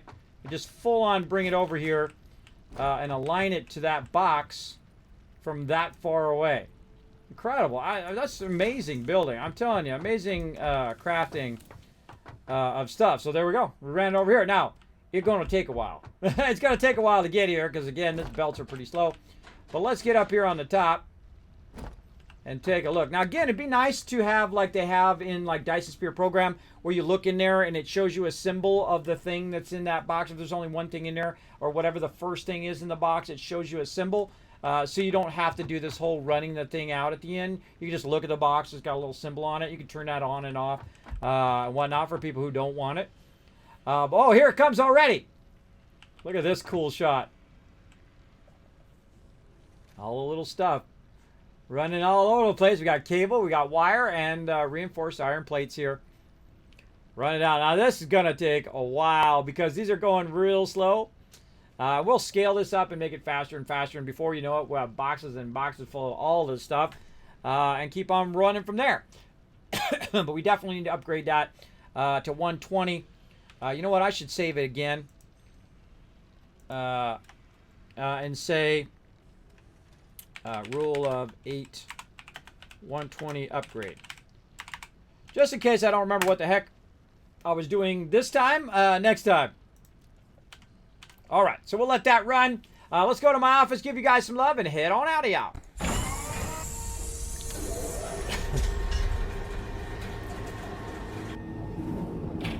All right, now right there in the stream, you're going to find that social media. Do me a huge favor. Go over there and click that Twitter. Hit that follow button. In fact, Twitter, let me see how many retweets we got today. Over here, where's my retweets? Oh my gosh, you guys crushed it. Oh, that's 10 retweets. That's 1,000 and 1,000 more. Let's do it. There's 1,000 there and 1,000 more. My thing just not scrolling. Oh, my chat's not scrolling. My chat stopped scrolling. Sorry about that, everybody. My chat went dead. Yeah, what's up? Is there confirmed change stack size? I don't know if they changed the chat size. My God, I'm way behind on my chat. Let me catch on. Only the one. Airport CO is fun, in my opinion. Awesome, LOC. I'll check that out on Wednesday. Morning, kids. Hey, Red Raven. Again, sorry, man. That was like an hour and a half ago that my chat, it stopped scrolling. Good morning to you. Been a while since I've been able to catch a stream. Hope you're having even streams come back eventually. Hope you having family safe doing. Yeah, during Corona, I gotta be on the daytime, but I'll definitely get it. 3 more retweets. There we go. Awesome. Darn, my chat stopped scrolling. Time for me to head out. Good night, Pink Ranger. Thank you very much for helping out. Let's see, Kismet during the day. What is this? Been a long time since I've been here. How are you? Much love. Doing great, Valkyrie. I've been streaming during the day since coronavirus started for almost a year now. Because I have to look after my kids and family, and I got to take care of a lot of real life stuff. So I can't stay up all night long and then sleep all day. That doesn't work out when you're trying to take care of a lot of real life stuff. There you go. How's U4 so far? It's awesome, Porces. I'm really enjoying it. Hey, good thing it's not Subnautica mob style. That game is so scary first playthrough. Yeah, I played Subnautica. Incredibly good. In fact, by the way, Subnautica Below Zero is coming out as well with their update. Really, really awesome. I definitely suggest you check it out. We're going to check it out again. We checked it in early access. They were still making a bunch of stuff for it. So we'll go and we'll check that one out again, too. Subnautica, one of my favorite games as well. Fantastically done. So again, sorry for the delay, everybody. Sometimes my chat just dies. It doesn't scroll. And so I don't notice it, and I have to come back and give it a little nudge and refresh, and then it starts to work. Hey, do you still need to use experimental on Steam to have access to the new content? Yes, I'm Dazer. Yes, you have to use the new experimental. Here's how you do it. You go in there, you right click on in Steam, on Satisfactory. You go ahead and choose under betas. You go ahead and switch to experimental, and then bam, it'll install the experimental version, and you're good. On Epic, there's 2 separate versions of the game. Just search for Satisfactory. You'll see both versions. One will be experimental. You install the experimental, and then you're off and running. Just like me, I'm running experimental right there. Now, again, that was my bad. I screwed up. I tried to scroll. For some reason, the scrolling died on me there. So what I'm going to do is I'm going to give you an extra 2,000, 3,000, 4,000, 5,000 cats for being on the Kismet Love Train. And I'm giving an extra 3,000 because my chat died. How about that? How about that? I feel like that's pretty epic. Now, we still got a giveaway to do. Don't forget. So we're going to do that right now. We're going to go ahead and give you guys a skid away. Right here. Let's do it before we go. Kismet actually remembered without logging out. All right, closing the giveaway, and the winner is 3, 2, 1, bam! Reaper, you're the winner, bro. Now, here's what you do, Reaper. You remind me. I assume if you don't contact me, you don't want it. What you do is you go click my name right there in the chat, and you go ahead and whisper me, Kismet, I won the Cyber Warrior skin. Now, you do need to say something in the chat, or I'm going to re-roll. I got 2 minutes to say something in the chat, or I will re-roll for somebody else. So don't go nowhere, anybody. Don't go nowhere. You might have a second chance here in a minute if Reaper doesn't say nothing. Reaper, say something in the chat, bro. I hate re-rolling. I just like to give it to the people who win. But again, maybe one of you. Maybe one of you if you don't say nothing. I'm going to give him 2 minutes to make that happen. Now, while we're doing that, let's go ahead and talk a bit about the ways to support the stream. You can, again, let me bring that social media back up again. You can support the stream by going on to Twitter and hitting that follow button. You can also go on to the YouTube channel, hit that subscribe. It does help tremendously here in the stream. It is free. There's great free ways of supporting the stream. Also, you can check out Kismet.gg, which is my website. Tons of epic stuff up there, including my entire studio layout, every single thing I have in there, my computer setups and all of that stuff, with links to all of that stuff so you can find it. As well as you can find my unboxings, videos, full streams of every single stream that I've done for years and years and years up on my YouTube channel. And you can also find a link from my webpage over there to find it that way as well. You just click that link in the chat. Now, you can also help out the stream here by checking out that schedule. I do stream from Tuesday through Friday, 9 a.m. to about this time, 4 o'clock in the afternoon, about 4:30 right now. We're really running over. And then on Saturday, 9 p.m. Eastern Standard Time. So there we go. Oh, Reaper, you got 30 seconds, bro. Reaper, are you there, bro? Come on, if somebody knows Reaper, tell him to get in the chat. Tell him to get in the chat. I want to give him some love here. I want to give him some love on the thing. Let's see. Broke Reaper, this is your last and final call. You got 18 seconds to say something in the chat, or I'm going to re-roll and someone else going to get it. I don't want to re-roll. I want you to get it. I want you to get it, bro. Find out. Here we go. 2 seconds. 1. Nope. Time up. All right. Gonna re-roll. Re-roll. Let me refresh. And then I'll re-roll. Still got a couple seconds until I press the button. All right. Drawing another winner. Boom. All right. Pie Joe Mama, you're the winner, bro. You're the winner of the giveaway. Say something in the chat. You got 2 minutes. Sometimes I've done this up to 6 times, by the way, everybody. Just trying to give stuff away. I'm trying to give free stuff away. People not hanging out in the chat. They took off. Said, later. Peace out, Kismet. Oh, I won. Oh, bummer. Now, if you do know Pie Joe Mama, whisper, if you're the pet of Pie Joe Mama, go in there and find Mama and say, Mama, come back in. You won some epic loot here in the Kismet stream. You won a Stream Raider skin. Say something in the chat. My chat should be scrolling now. My chat should be working now. I don't know. My chat just goes dead sometimes. I got a 27-inch monitor that high, which has my chat in it. And usually it's scrolling just fine. I thought you guys just weren't chatting. That was my bad, everybody. I should have checked that. It just goes dead sometimes. So yeah, we're playing some Satisfactory. Yeah, playing some Satisfactory Update 4. Pretty awesome.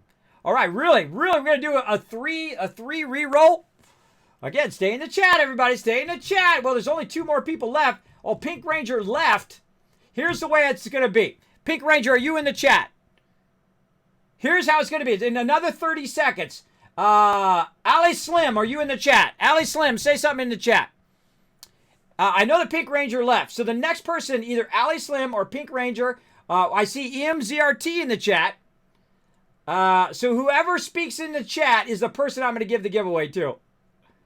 Or I'm just going to keep re-rolling until I get your name. Because I see EMZRT is in there. So Ali Slim, if you don't say nothing, I'm going to assume that EMZRT is the only person left in the chat. And I know the Pink Ranger already left.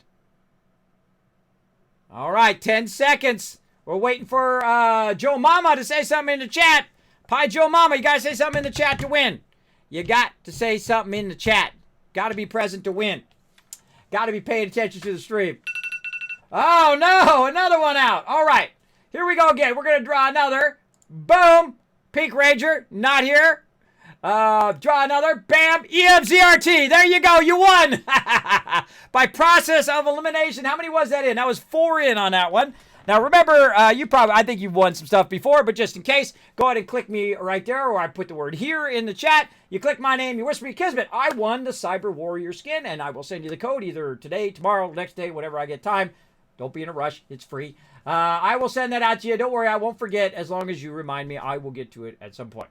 All right, that's it for me today, everybody. I had a fantastic time. I sit here and play some more Satisfactory all day long. Now, I'm going to let it run to back up a bunch of extra resources, so we have a bunch of plates and all that stuff. I'll be back in the morning, 9 a.m. Eastern Standard Time, playing more Satisfactory Update 4. We're going to probably get some of the new stuff tomorrow. We're going to, again, we looked at all the new stuff. We'll look at the new stuff again when we get in tomorrow, but we'll also get into our playthrough here. Again, you can come join me. We're doing some multiplayer as well. If you want to join me, feel free to come on in tomorrow. All right, that's it for me, everybody. I won by default. There you go. Actually, there was one other person that was in there too. But yeah, you won by default just because you're in the chat. That's why you always stay after giveaways, even if someone else won, because they may not claim it. And then boom, you got it. All right, see you guys in the morning. Bye, everybody.